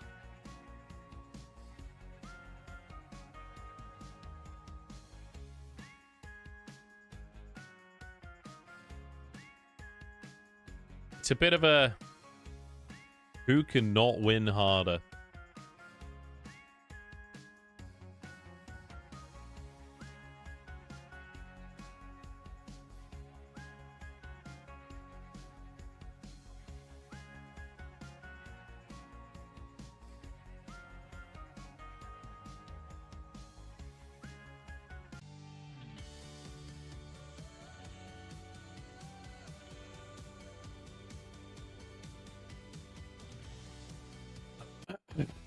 Hello， 亲爱的各位召唤师，欢迎回来！您正在收看的是2024英雄联盟职业联赛春季赛。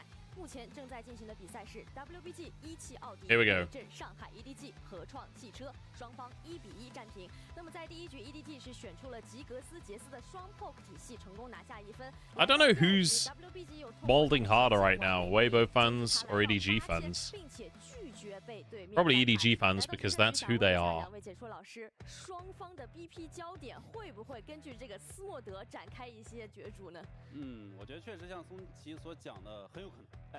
是的，双方3盘没换边哦，一边都是 WBG 蓝色方，一边是 EDG 红。对，而且两边的 BP 其实在第一把和第二把都是有一些改变的。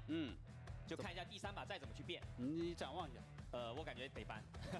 就是其实我觉得斯莫德最好的处理方法就是搬掉了。你看上把领先这么多，领先9000，但是3龙会没用。硬是被他拖住了，推不上去。对的，对，而且你打团就很怕被他收割起来。是啊。Nightmare is asking me if I want to if I want to cast game number 3 with him. What do you guys reckon? Casting it sounds like a lot of effort for a game that might be completely terrible. And when I say might be, will be completely terrible. What do you reckon, guys? Do you want me to cast? 上一把真的小号真的吓死了。 就是那样子被抢远古龙，然后比赛输掉了，可想而知。Would you rather I cast or would you rather I or we just chill? 拿下来了，对，帮小号也完成救赎。Do it, coward. 那第3把看小号 All right. 发挥一下。是的，主要是 You're indifferent. I like that. You won't. 小炮把赵信大上去一个风斩电刺抢到的，这小炮处理的很好了呀，已经。对呀，我直接把你打野大走，赵信一点机会都没有。对的，但是就那1/1000的概率。 Chill cast? Yeah, that's where I'm at too. 是的，被他把握住了。哇，打满了，而且前面2场其实时长也比较长哦。第3场看一下，是的，有没有比较清醒的兄弟啊？一般第3场可能就是有兄弟绷不住了，会出现比较多的失误。这个时候心态和 delicious Pepsi.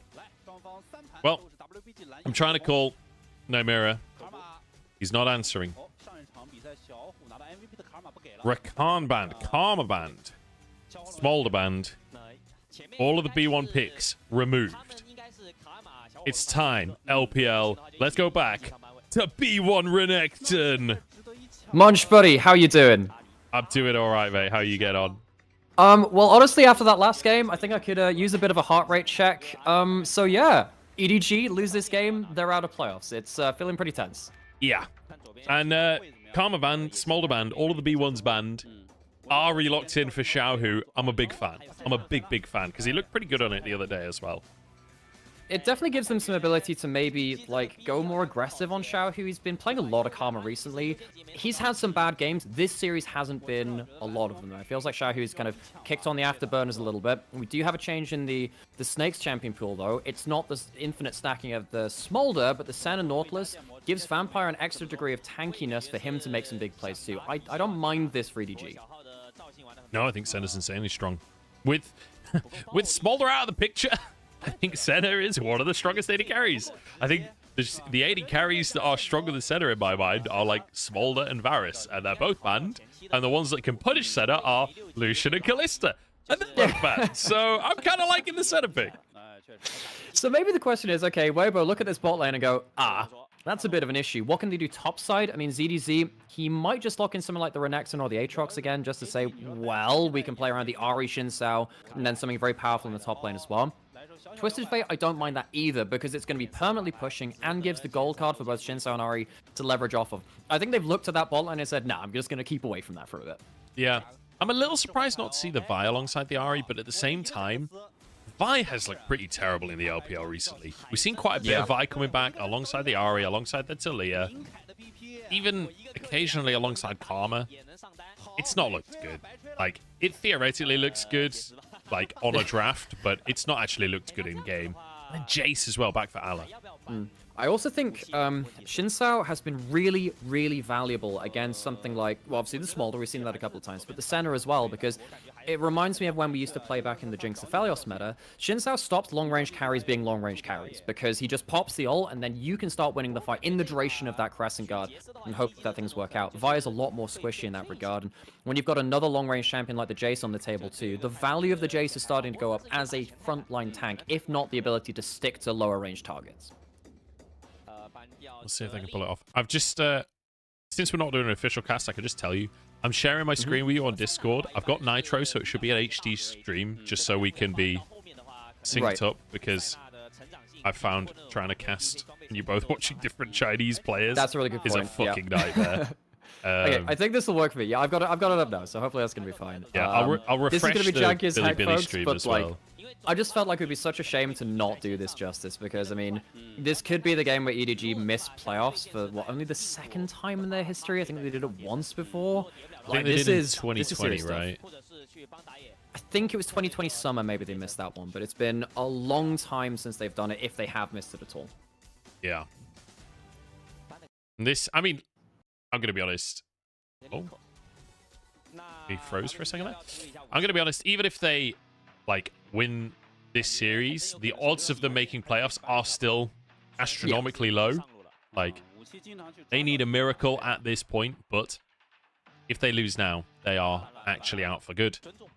The Jax band, obviously towards Monkey in the jungle, or potentially towards Allah top. We've seen a lot of Jax Allah top. Could be Fisher with the Jace mid, but I don't think so. I think it'll be Allah taking Jace top. Since he's been one of the very few players to play that Jace top as well, I haven't always loved the way that EDG play around it. It feels like often Allah is still put behind in the early game. I think both times I've seen it been played, he's ended up 0-2, 0-3. And when you have Twisted Fate, Ahri, and Xin Sao, it's going to be a fist fight topside. I mean, there are so many squishy champions with the ability to combo onto it. You can see that, of course, the Twisted Fate is a flex pick down to the AD carry as well. I kind of assumed it might go to ZDZ, but instead it is the Camille. We saw this earlier in the day as well. Now we have Twisted Fate Alistair, so the Twisted Fate can just leave the center lane. The Camille can start a fight topside, and it really feels like Weibo are looking to just pin down these squishy carries like the Jace, the Orianna, and the Senna. See if they can pin him down. I like the Camille. I'm a big fan of the Camille. We get the Volibear as well. We've not seen much Volibear in the LPL yet.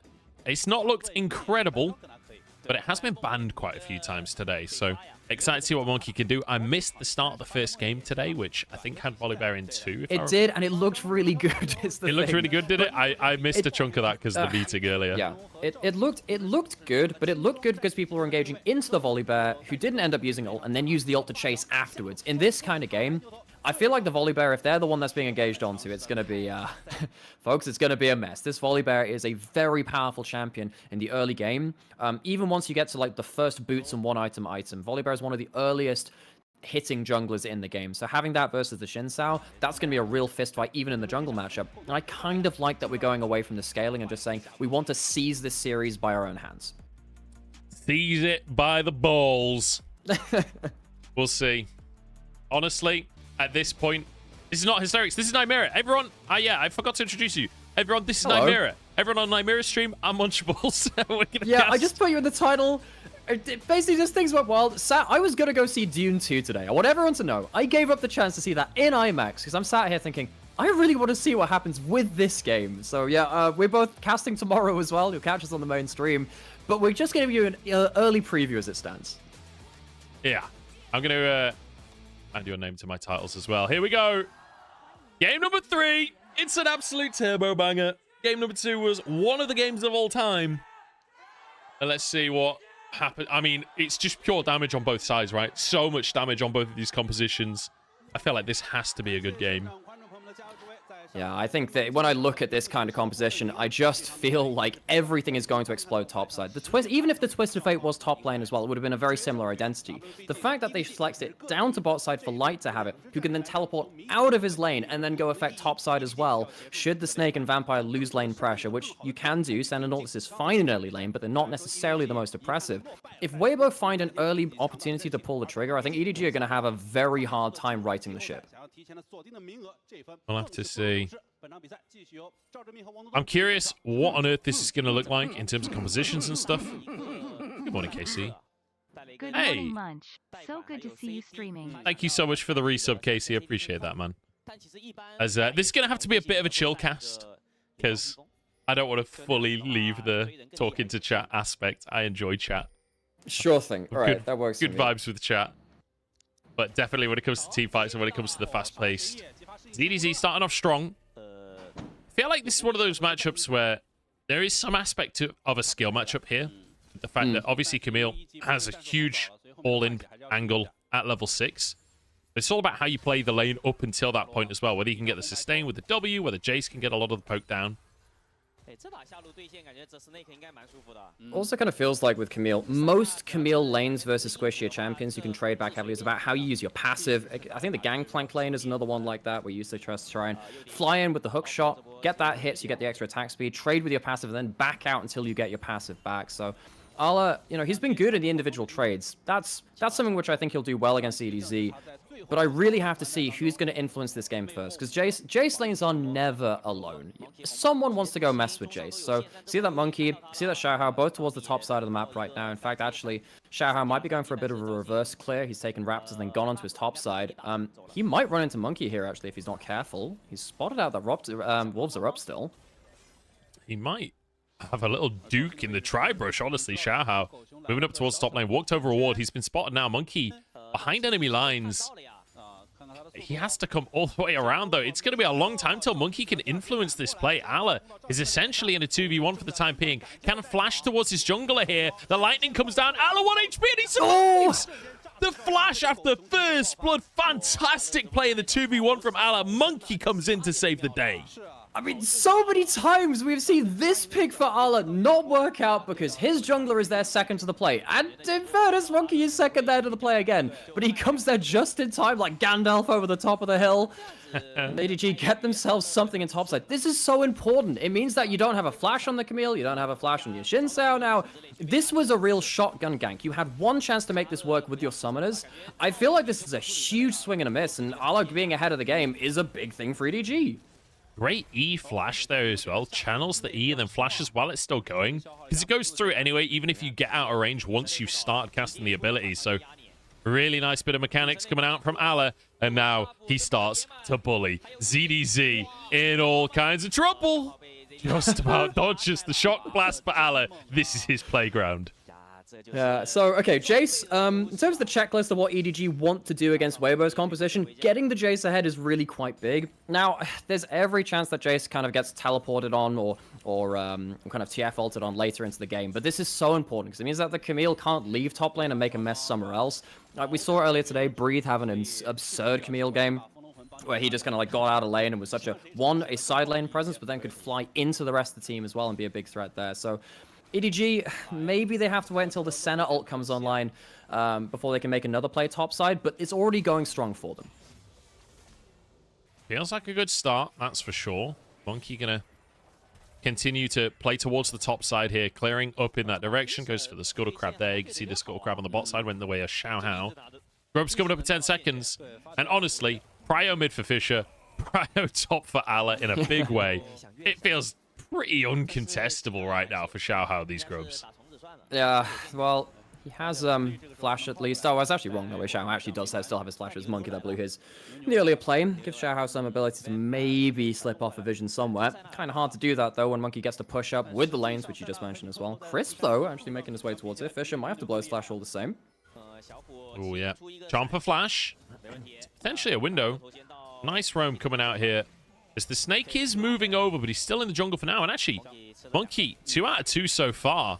And it's Xiaohao pushed away as Ala still just continuing to body ZDZ at the top side.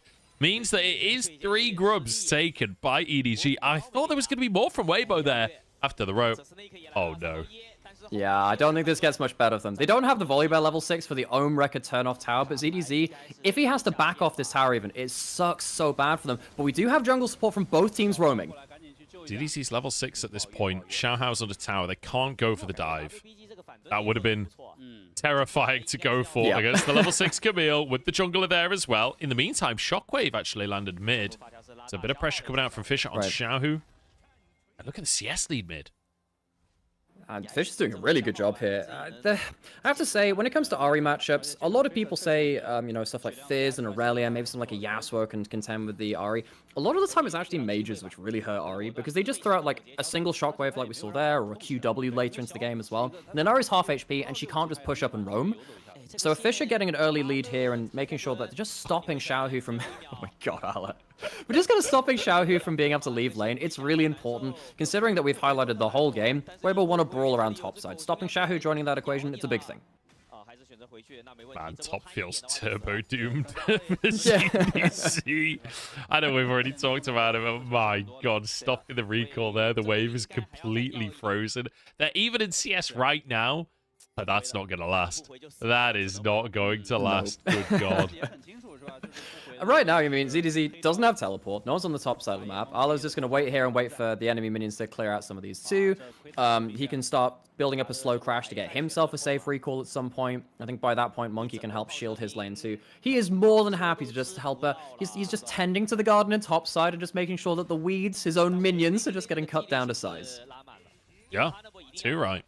ZDZ now. Off the back of this freeze, we've gone from Alice slightly behind in CS to 10 CS up now. Off the back of this one freeze, and it's not even broken just yet. Xiaohao might have to come top just to push this in. ZDZ, you can see on the top left of your screen, he's taken half of his health trying to get this wave in, desperately trying to push it. He just came back with full HP as well. Yeah. Like, this is I don't think he's even broken the freeze. I don't think he might have just got the crash. I really want his observers to go back up there, because that's actually one of the most important things that's going to happen in the next minute or two. He's had to back off from the lane. You know, I think Arla can actually just set up another freeze again. That's even worse. Hook lines and bot side, I don't think that's even going to lead to that much. Like, Weibo, they need to really help this top side. Monkey is going top side too now to help Arla push it back out, so he can finally get a reset and get a buy-in. This is kind of brutal, honestly. As, yeah, the slow push will finally be happening on the top side, so Ala should be able to crash this one. He won't have the same issues with crashing the wave that CDC was just having, because he's quite happy to take that fight. He'll be able to just one-shot the casters, move away, crash this wave. Xiaohao gonna hover, just to make sure no dive can come up through. Monkey moves into the lane brush. This will be at least one plate here. I was wondering if they were going to greed for that. Xiaohao had flash. You have the Hextech ultimatum. There's a chance you can trap Ala under turret. Not going to be the case, though. Again, everyone just beelining towards topside, though. I mean, I think Weibo don't want this to get any worse than it already is. Certainly not. And EDG would love for Ala to keep going the way he's going, so Monkey making sure to be around that top side when Ala's crashing the wave. Make sure his top lane is protected. That's Eclipse finished already. Has a pretty sizable CS lead up top. And he's moving back into that lane as well. I think the minions are going to arrive just in time to stop the crash as well. So Ala, he's 10 CS up now, but there is a bunch of minions for him to collect when he gets back up to the top lane as well. So it's only going from bad to worse for ZDC. Big CS lead in the mid lane for Fisher as well. And in the meantime, Snake just picking up souls, roaming around the map. They've left Vampire bot for a lot of this game, but Vampire's moving up because Herald's up onto... Oh, sorry, Grub's second spawn are on the map. ZDZ's the target for now. Oh, the stun doesn't quite land. Root will, though. And the thing is, you now have the level 6 on the Volibear, so there's every chance that your tower won't protect you too if you make a big enough mistake. It's going to be, as it stands, Grub's going over. You don't have level 6 on Crisp. Vampire does because it's courtesy of the center lane, so in terms of the support versus not quite support, it's advantage over to EDG. Chances of some flashes coming topside. Oh, here comes TF. Here we go. Play on towards Ala. They take him down. Xiaohao grabbing that kill. And that evens up the kill score. Weibo getting themselves onto the board. But this is 6 grubs taken now for EDG. They trade it for their top laner. In the meantime, Xiaohu trying to do some work bot, but will just be cleared by Fisher. Just a singular plate there. And now, EDG all move towards the mid lane. I don't think they can realistically threaten on the tower with all the plates up, but they can move towards Dragon. I think it's just forcing someone to respond in mid lane so they know, oh no, Ala, dude, you were so far ahead of this game. Please don't do this. He has flash. I think he's blowing it minimum. Gosh, I don't know if this TP was needed, to be honest. It was already 3v1 on the dive. Xiaohu comes in to collect the kill, and honestly, I'm more than happy to see Xiaohu the benefactor of the play.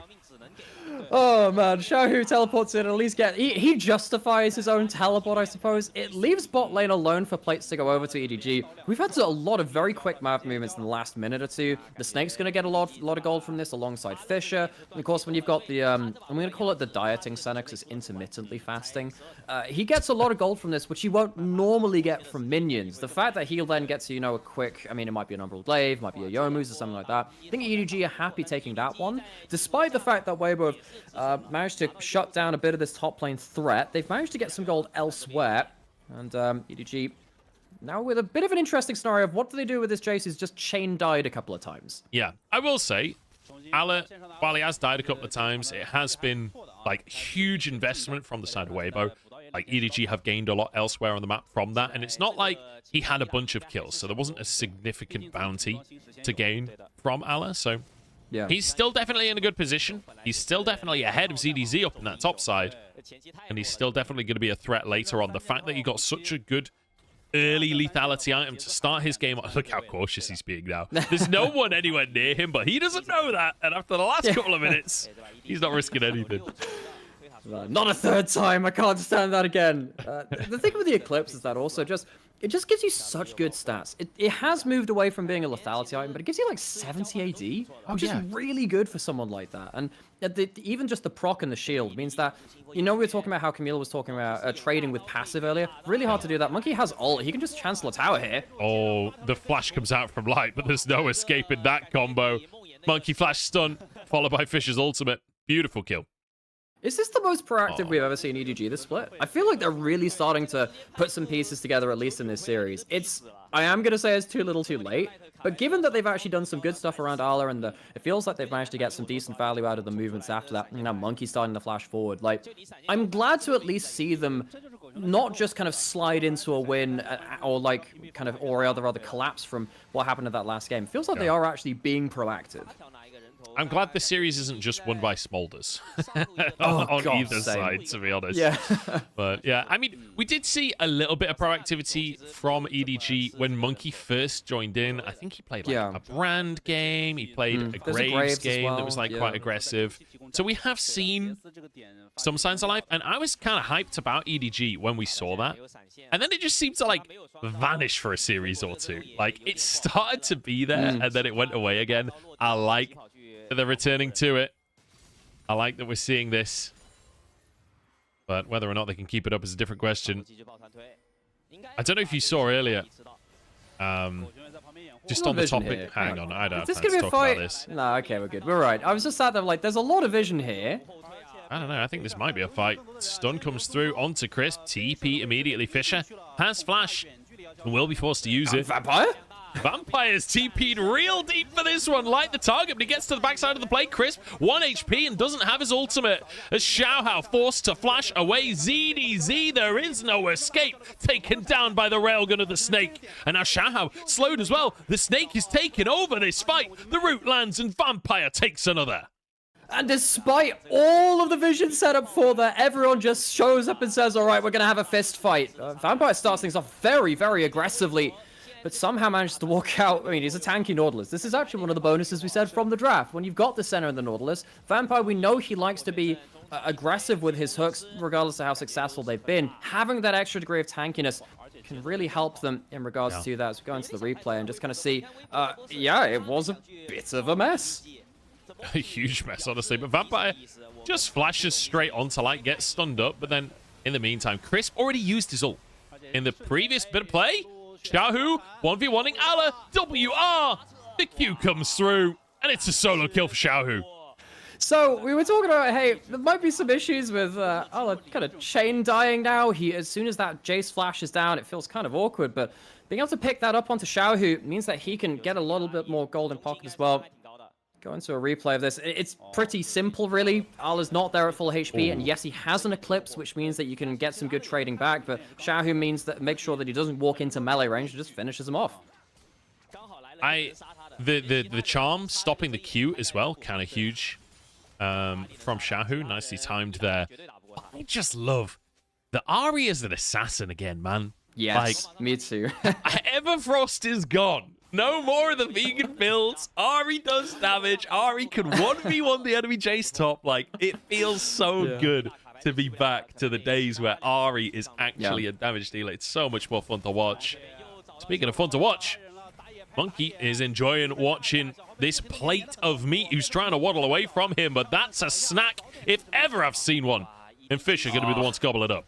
I mean, you can even see Xiaohu. He might be an assassin and can win 1v1s, but he doesn't want to be stuck here. Crisp delays for his mid laner and gives up his life for the Ahri who escapes. Xiaohu's just like, see ya, Crisp.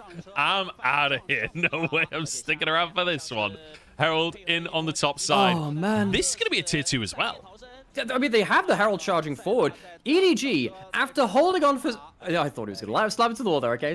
Just about passes the driving test. But EDG, after losing such a heartbreaking game too, the fact that they've come back, been proactive, and kept forcing plays, and actually those plays are working out. I'm glad to see that they didn't just mentally collapse from game 2, but I guess they've had a bit of practice at heartbreak and dealing with it in this split so far.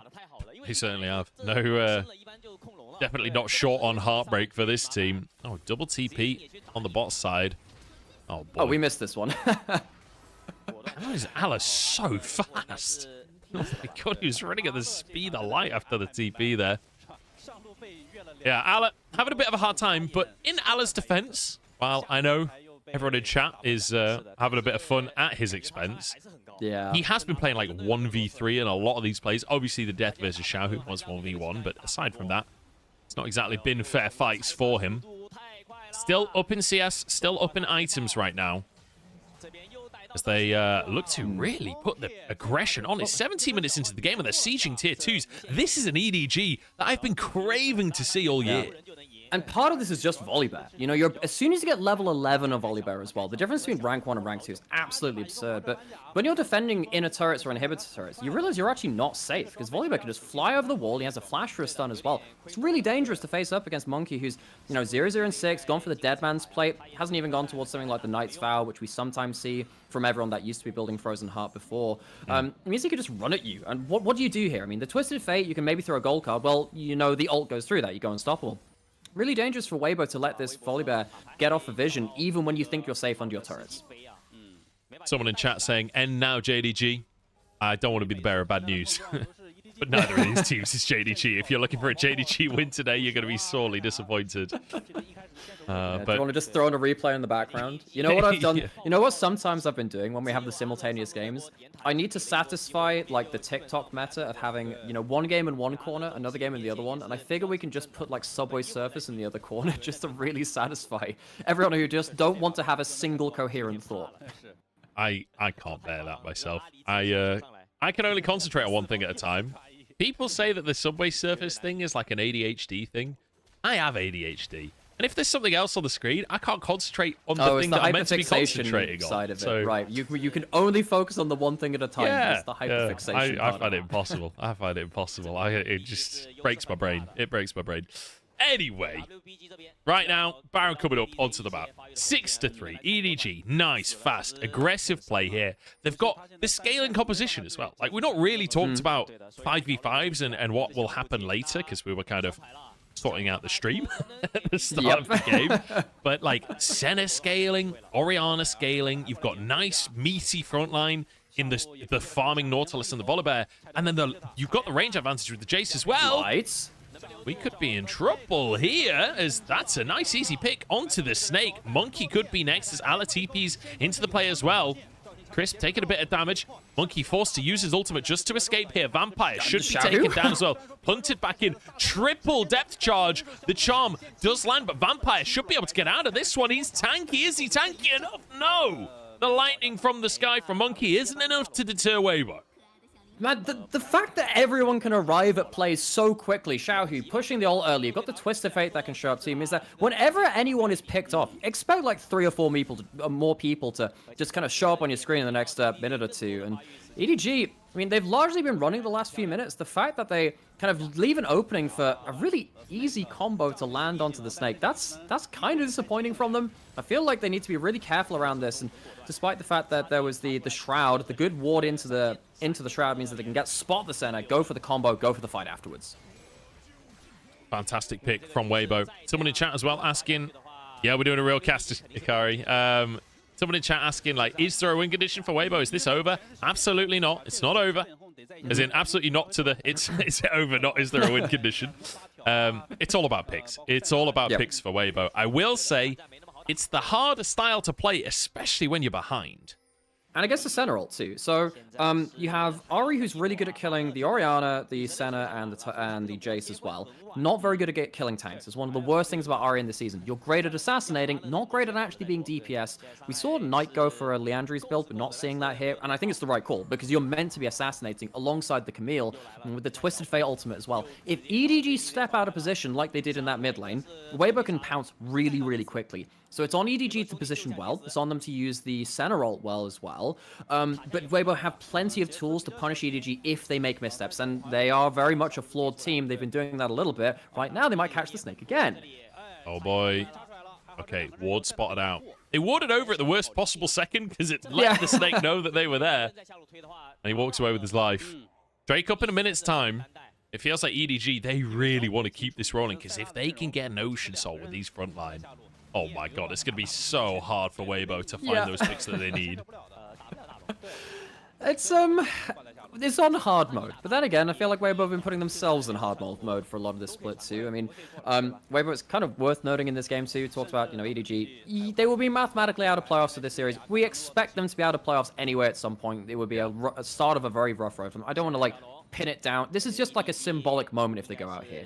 Weibo, if they lose this series, they are having their neck breathed on by LNG right now. LNG were lucky to get away with their own series win the other day. Weibo are in 10th. If they drop this series, there is a very real world where they're out of playoffs. Yeah, and it's the same for AL. AL in a similar position after the loss today. LNG, like you say, looking to pounce, looking to steal someone's spot in playoffs. There's a couple of teams giving an opening here. Crisp. Oh no, the hook goes wide from Vampire. It's a bit of a disaster. Still huge damage onto Crisp anyway, as he is chunked out. Ult comes into play, but he can't survive that one. Ala to pick up the kill. And now suddenly Baron on the cards for EDG. And they already used the TF ult for that too. So you use the TF ult, your front line is down. This is all on Xiaohao trying to do something. ZDZ is teleporting for an inhibitor turret because they don't want to go for the fight. I don't think he's looking for a flank. They're giving up Baron, maybe looking for a miracle steal.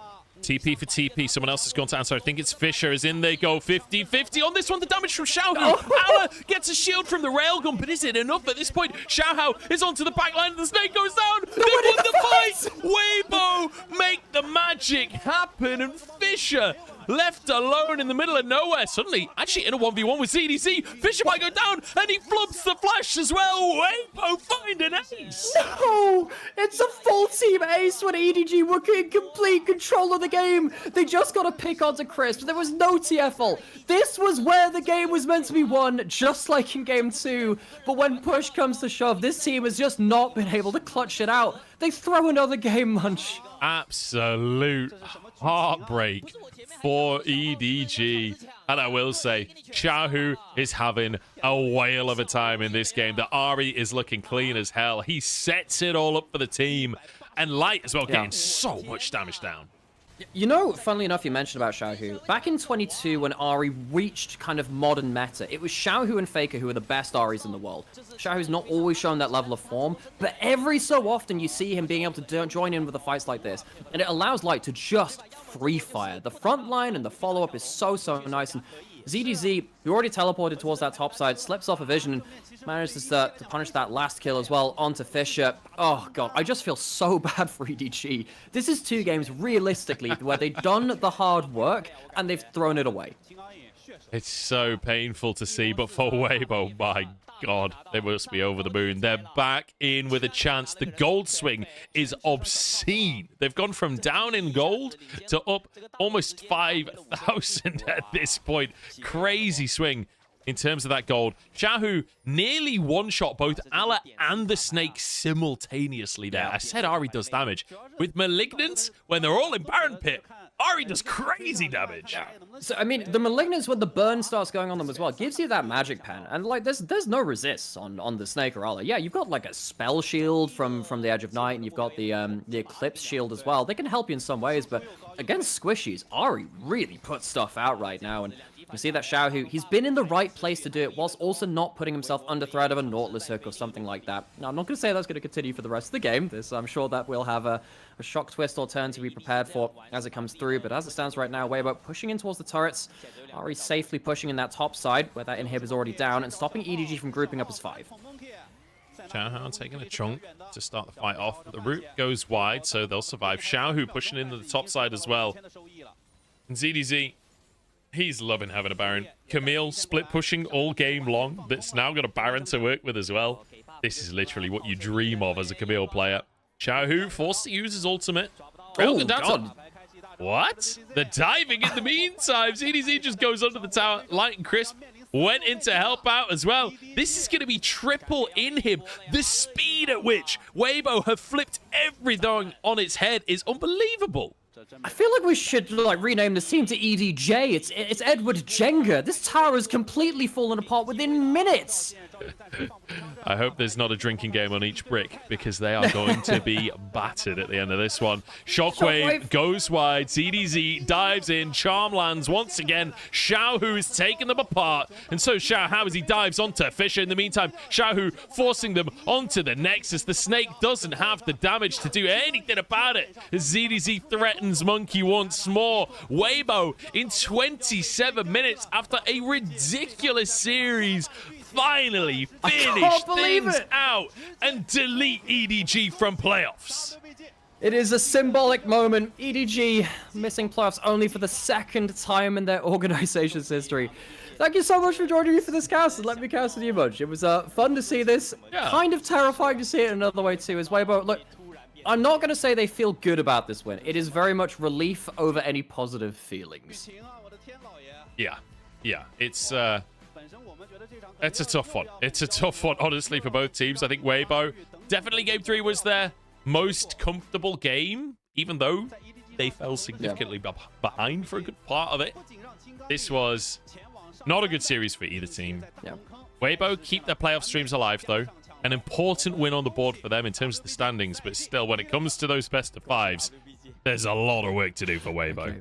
I have to go see Dune 2, which is starting in about 2 minutes in a cinema near me. I'm going to have to run. I'm going to raid your channel. Thank you so much for letting me cast you as well. For those that joined me today, it's been a bit weird, but I'll head off. And folks, thank you so much for watching both of us here as well. Quick shout out as well. First off, thanks for casting with me, dude. But also, anyone in Nymeria's chat, if you want to hear from the players in the winners interview, I've got a guy that's going to translate the interview for us. So if you want to come on over to my stream, we'll be listening to the interview. So yeah, I'll see you there, buddy. All right, I'm going to drop out a call. Enjoy the interview, and we'll see you around. Cool. Catch you later. Thanks for the raid, man. All right. That was Nymeria, everyone. Drop him some love in chat. Go follow him on Twitch as well. It is, you should be able to see it in chat from the raid. Welcome, everyone, from Nymeria's stream. Hope you enjoy your stay. And we are going to do the post-game interview here. I'm going to get Jest on in a moment. He's our friendly neighborhood translator who's going to help us hear what the Weibo players have to say.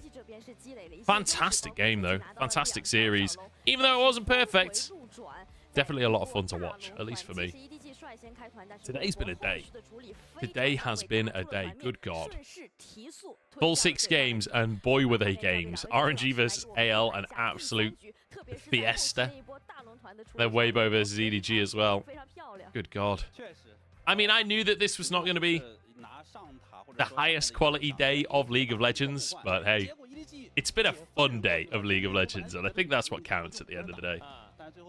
How's it going, Carzel? The real question is, does Jess get fully decked out in a suit for the interviews? I certainly hope so. I certainly hope so. He should be getting fully decked out. That's what we expect from our interview translators at this point. The lower bracket is always fun. If only this was a lower bracket game. If only. The fun fact is the most important part. Definitely is. How's it going, Amber? Long time no see. Hope you're doing all right. Xiaohu, top of the damage chart. Rightly so. I mean, look at the gold difference. This was the moment where EDG hearts broke across the entire world. That was the moment where it all fell apart. Good lord. It felt like it was all going so well. Can't believe quite how fast it fell apart as well. Like, they went from winning, honestly dominating, to completely losing the game in the space of like 3 minutes.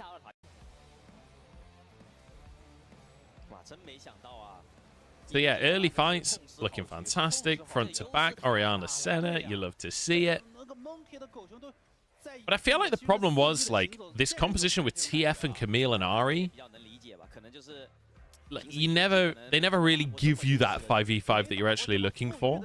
I mean, Xiaohu finding this pick was just pretty poor from Ala.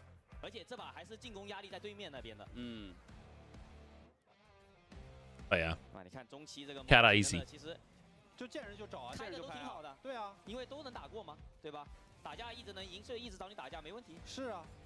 Oh, Xiaohu channeling the ult just as the hook went into the knockback hit. Didn't actually impact anything in this play, but cool to see. Again, all of these plays look really good for EDG. All of it looked really good for EDG for most of the game. But alas, it was not meant to be. The snake gets caught out one time. And the game kind of just ended from here. Like, Light was untouched during these fights on the TF. When they started snowballing the fights, Xiaohu could just fly across the map to be a part of it. Nice charm flash as well from Xiaohu. It just became brutal. And then EDG got a pick. Started off the Baron. Look at the damage from the Ari there on the Snake and Ala. It's actually insane.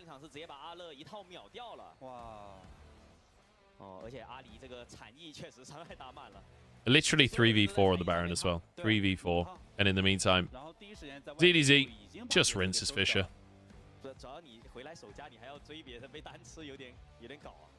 I love that. The dive on the bot side. Weibo just smashing him. Like, honestly, the speed at which Weibo collapsed on this gives me a little bit of hope for them. If they play these kinds of comps for the rest of the split, if the meta looks like this, where we're talking, you know, Volibear versus Xin Zhao, Ari, Jace in the meta, these kinds of things, I genuinely think this could be a redemption for Weibo. Unfortunately, the rest of the series looked absolutely terrible. But maybe there's a chance. If you get Ari for Xiaohu every game, maybe there's a chance. All right, we should be heading to the interview soon. I'm going to jump in with Jess. Hey, Jess, how's it going? Yep, it's a messy day, but, you know, not as messy as the games we have today. Oh my gosh. True that. Bloody hell. We had some games today. We have had some games. It's the only way to say it. Two of the series of all time. I haven't watched the first series, but yeah, I am granted the audience for the second one. That is, I mean, especially game 2 and 3. I don't know. Game 2 and 3 is something else. Yeah. I mean, game 3 was also kind of clean from Weibo, aside from all of the running it in the early game. But if you just go from like 20 minutes onwards, like actually really impressive how fast they were able to end the game. Like, really good snowball from them. That's a positive. Yeah, we can say the same about EDG in game 2, aside from the last 1 or 2 minutes, if you will. Yeah. Also about the point Nymera brought up earlier, this is the second time ever, I believe, EDG ever missed playoffs. And do you know when was the last time? It was 2020 summer? Exactly. 7 splits ago. Yeah. 7 splits ago. I remember because that was the first year I was in China, and I remember it being such a big deal that EDG hadn't made playoffs, and I think RNG also sucked at the time. I can't remember if they made playoffs or not. They both. They made playoffs both in spring, and they faced each other in round 1, I believe.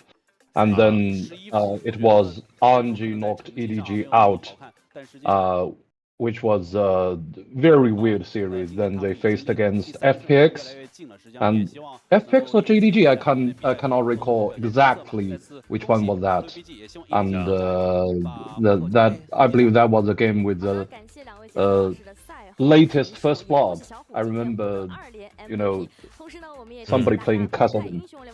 Yeah, and the coach at that point of time, the EDG coach of 2020 summer, coincidentally, Clear Love. Oh, really? And yeah, it was Clear Love, and the day they were knocked out of playoffs was Clear Love's birthday. Oh, God. You hate to see it. Now... Alright, here we go. Do we hate to see it? 成功拿下了今天这场比赛。有请到的是上单选手 ZDZ， 先跟大家打招呼吧。好，大家好，我是微博机的上单 ZDZ。好的，欢迎 ZDZ 来到我们的赛后采访。恭喜 Yeah, that was 拿下 just 今 an 天这场 introduction. 比赛，让1追2，拿下了我们这一场比赛，对于你们来说也非常关键啊。想问一问，现在鏖战3局是什么样的感受？累吗？ Congratulations on this very crucial win. 有点汗流浃背了。 How do you feel after this intense 3 games? And ZDZ answered, "I'm sweating now." 输完第1把的时候想到了，然后没打之前是没想到的。 输完第1把的时候，大家感觉有点紧张的状态了。那想问问你们，今天 Yeah, we were very nervous after game 1, and the game 2 ending was pretty unexpected. 节奏期呢，你们一直都是有优势的，节奏也很好，但是被对面一波扳回，扭转局势。想问一问你们，在对面双龙会的时候，当时自己的心里面觉得还有机会能赢吗？ I believe they are talking about game 2. 说实话，心里是很慌，但是比较专注吧，可能没有想太多。比较专注，因为对面 By the end of game 2, the enemy team has both Baron and Elder. So, do you think you still have hope at that point of time? And ZDZ said we were panicking, but thankfully we were concentrating. So, yeah, probably that's why we fight back. 小火龙后期给的压力有点大，就是有点怕被他 Q 完之类的。 They're asking about the Smolder champion. Were you afraid of Smolder? And ZDZ said, yes, we were, especially in late games. We were so afraid the Smolder is queuing all over us. 那来了一波意想不到的翻中之翻，想问问当时最后那波高地团大家反打的时候是怎么样去沟通的？从我们先是死了2个人嘛，然后 AD 的复活甲掉了，然后。 大家就好像没说话吧，就有点慌了当时。对，然后其实我不知道刘云松绕了，然后我看他。They were talking about the last game fight in game 2, and the interviewer is asking how did you make that happen? And ZDZ was like, 2 of our members got 1 shot, and one of our players is in his GA, and we just we didn't say anything. Actually, now think about it, I have no idea how we did that. I mean, yeah, fair. Last minute scrap. 一开始是想让他们去断回城之类的，我去拆他们上路嘛。然后后面看到发条踢了，因为他只能踢在塔下，我会先到大龙坑，然后没有想到他们会打赢，然后我就去杀发条了。 你们自己都 I assume they were talking about game 3. and I didn't catch the first part of the question, and they were talking about the Baron fight. ZDZ was like, I actually I wasn't aware what happened in the Baron pit. Then I saw the Oriana, then I killed the Oriana. 都挺好的吧，然后我失误挺多的，就是团战上有点 It's all very simple. 啊，对于自己的操作上面来说，感觉 And they were asking how do you like your teammates' performance, and ZDZ was like, my teammates played pretty well, but I made a lot of mistakes. 想要进季后赛的话，就必须要赢得更多的胜场，包括小的场次也非常的重要。那如果说你们想要获得更多的胜利的话，还需要在哪些地方做出调整和提升呢？ Going to playoffs, you not only need series wins, you need the single game wins is very important to you guys. 我们好好思考游戏，应该是都会赢的。 What do you think you can adjust? ZDZ said, if we can be patient and we can become cool and collected, I think we can win every game. That's not exactly what he said, but that's that's his point, I believe. Along those lines, yeah. Yeah, along those lines, and yeah, that's very matter of fact. Especially about team fights. Yeah, it kind of reminds me of Allah interviews.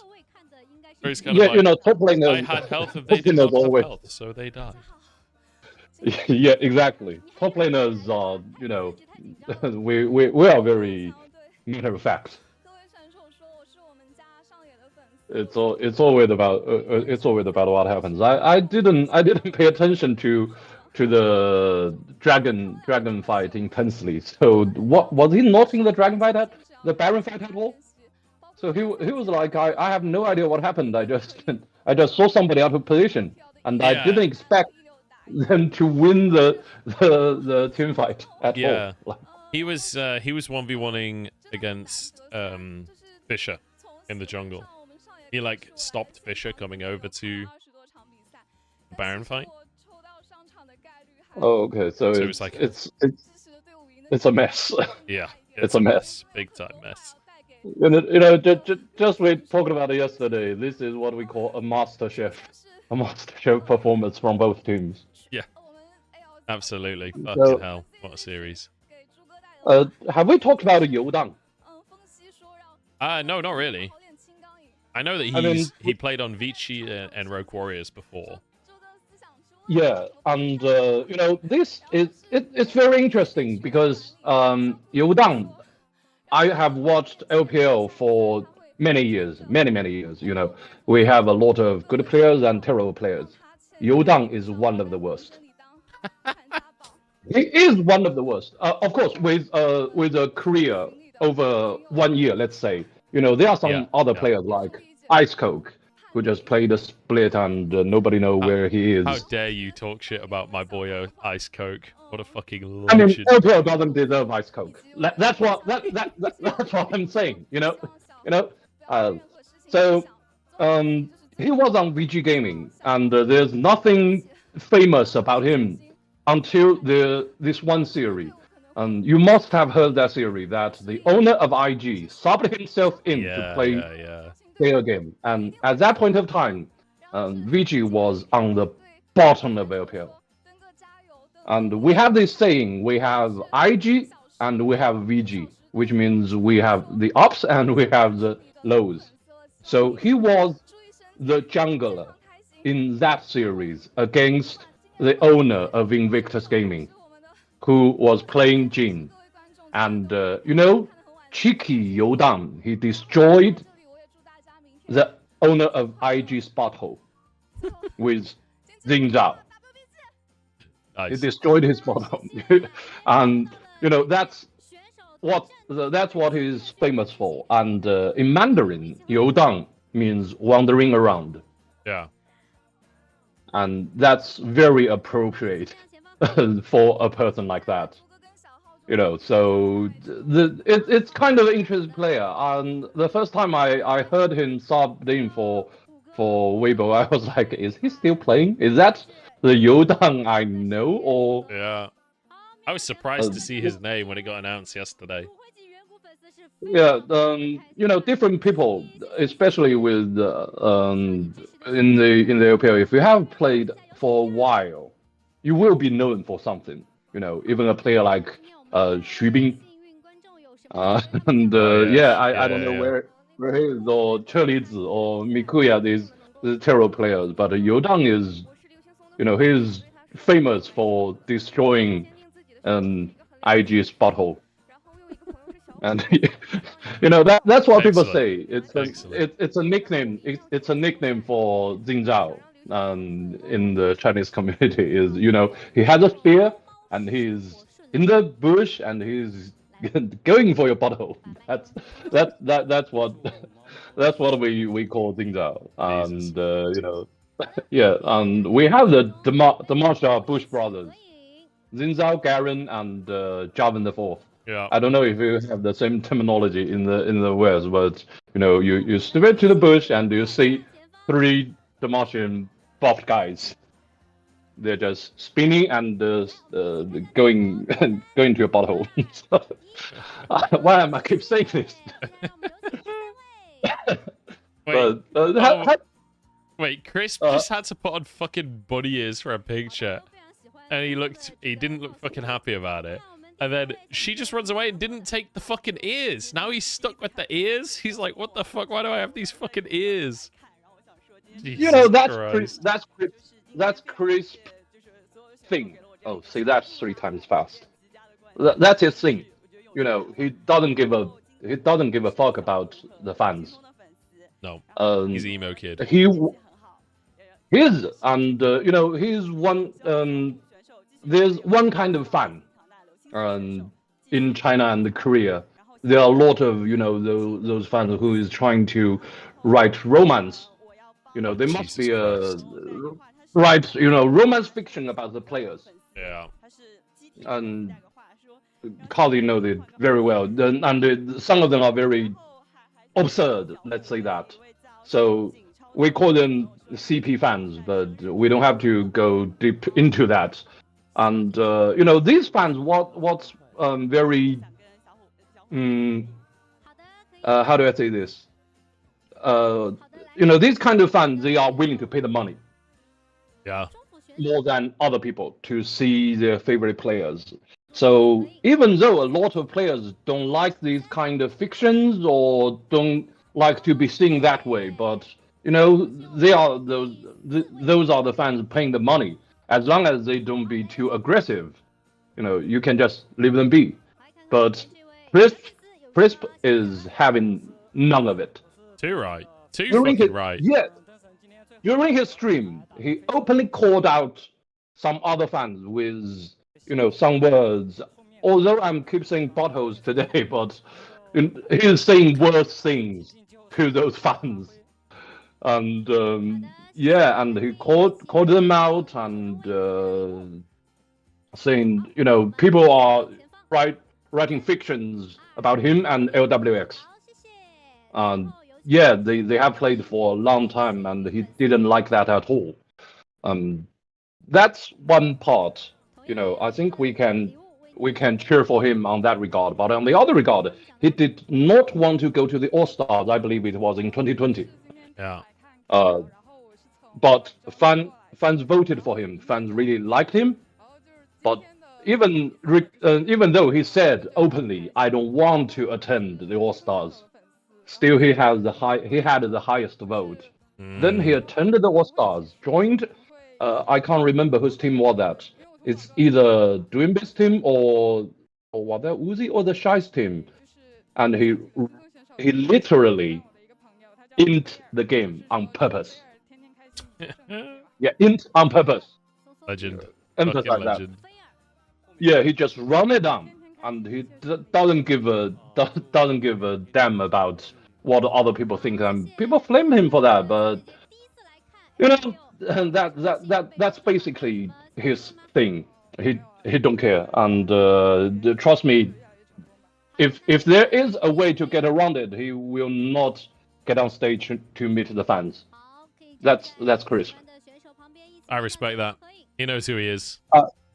I love that all the fans here want to take a picture with Crisp specifically as well, and he's just there like, for fuck's sake, not another one. That's why that is exactly why you want to take a picture with him. True, actually. I want a picture with Crisp now, so I can be there like, and he's there like, fucking kill me.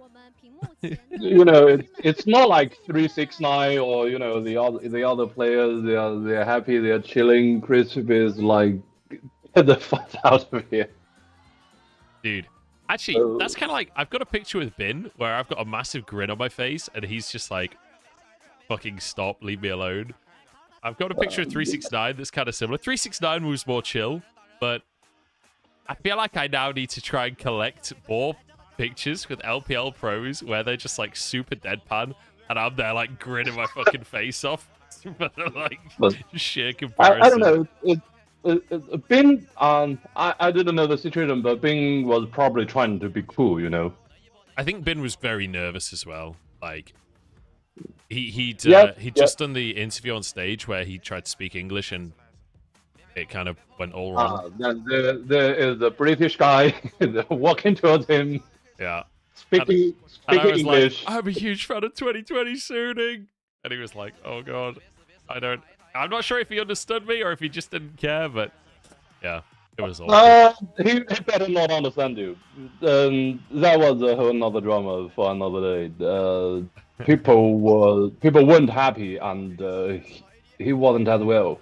You know, it ends up with, I believe, 1 year later or the year prior, the Sooning rebrand and the Shy coming in. He got out, and there's a lot of other stupid shit. Yeah. But yeah, the top laners are normally the chill guys in the LPL. I don't know about probably the other regions. You know, most of my favorite players in EU or NA are top laners. You know, there was one interview with Nagari, and he was describing all the players he faced in the LPL. As for Bin, he said Bin is a machine. You know, he does everything with surgical precision, and you cannot tilt him. But he take another example is Flandre. Flandre he's trying to piss you off. He's trying to annoy you in lane. Yeah. And he knows how to do that. Yeah. And that's how he described Flandre's playstyle. And I find that very interesting. Yeah, definitely. I also find it funny that Flandre is like known for his champion pool and for like Vladimir and stuff, and he never plays any of that stuff anymore. But also, if Flandre is known for pissing people off, it's obviously worked internally because he's not playing tomorrow. Ayo! It's been subbed out. It's Sheer playing tomorrow now. Oh, it's Sheer, of course. I really want to ask, what do you think about Sheer? Because now, after they subbing Sheer for pretty much a free win, people have this observation, if you can call that, and that's that's a pseudo fan theory today for you. People think with Sheer sub in, they have less pressure in the top lane, that they can play faster. That's basically the observation. They find JDG more proactive with Sheer instead of Flandre. Do you think that's legit or it's fake? With these small sample size. These small sample size. I don't think Sheer is bringing anything to the table that Flandre isn't. Yeah. There are some to say on it, honestly. So that's what backs this up is I don't have the sheet now, but people, there are some fans actually counting the ganks on the top lane and the proximities. Yeah. With the top lane, and they find when Sheer is playing, the jungler visit, the Kanavi, of course, visit top lane less. So he can do more things on the other side of the map. While when Flandre is there, Kanavi kind of playing towards the top lane, and even though there's not many sample size to back it up, but basically on this this observation. Let's call that this. That's what people think. And tomorrow they're playing against Top Esports. Yeah, and they're gonna get smashed. I don't know. They just come out with a 2-0 by FPX. That doesn't say any good thing about JDG, I don't think. I think JDG is going to get absolutely destroyed tomorrow. I'm going to be honest. I think they stand absolutely no chance. I think the reason that they're playing Sheer is to give them some stage experience because they don't think that they're going to win regardless of what roster they run. That's the same logic the last time they put them in, right? Yeah. They will win. They would win regardless, and now they would lose. They would lose regardless. Exactly. I don't think it makes any difference. So I think that they're just trying to give them stage experience. Also for Sheer, great opportunity, right? You get to play versus 369 in a best of 3. Like, sick opportunity for him. Sick opportunity. But is it a real thing? I don't know about how the teams manage their rosters. So is this a real thing when when you're subbing a player, you're trying to give them practice instead of giving them more slot in screen games? I mean, I've heard that. I've heard it in interviews from coaches and stuff. But Okay. I mean, I'm not a coach myself, so I don't know what the value necessarily is. But players play differently on stage to in scrims, so I can see it being a positive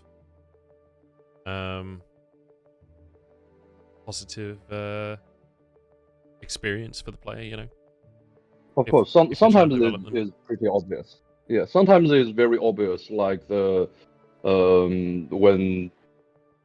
EDG subbed in Junja in the playoff series, JJ was lost. That was one very clear moment. We can see why they are doing the substitution, but sometimes people have no idea. Yeah. All right, dude. I think that's just about going to wrap us up. I've got to go decorate my parents' house. Oh. Time to get on my painting gear. I'm doing a bit of DIY. Good. Thanks very much for the translations, as always, man. Good to hear. No problem. All of that good stuff.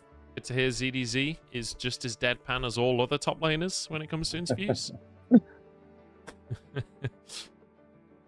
All right. Well, thanks very much for joining me, Jest. I do appreciate it. And I hope you have a great evening. Okay. Thank you, man. Oh, thank you, dude. All right. Catch you later. Guess we'll see you. Catch you later. Yeah. See you next week, I guess. Next week. Next week, I will be less busy. Much less busy. This week is a night. Yeah, I hope things calm down for you, bro. Big time. Jesus. No problem. All right, cheers, man. See ya. All right, that is going to be me done. We'll find someone to raid because, that's what you do. That's what you do these days. I just can't remember how Twitch works. Who should we raid?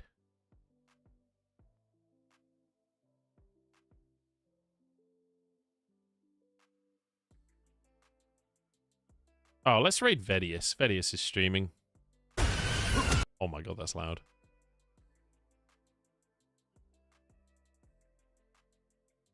Alright. Guys, let's go spam Vedius' chat. We're going to go spam in his chat a little bit, and then I'm going to go paint my parents' house. Thank you so much for watching, everyone. It's been a banger day. It's been so much fun.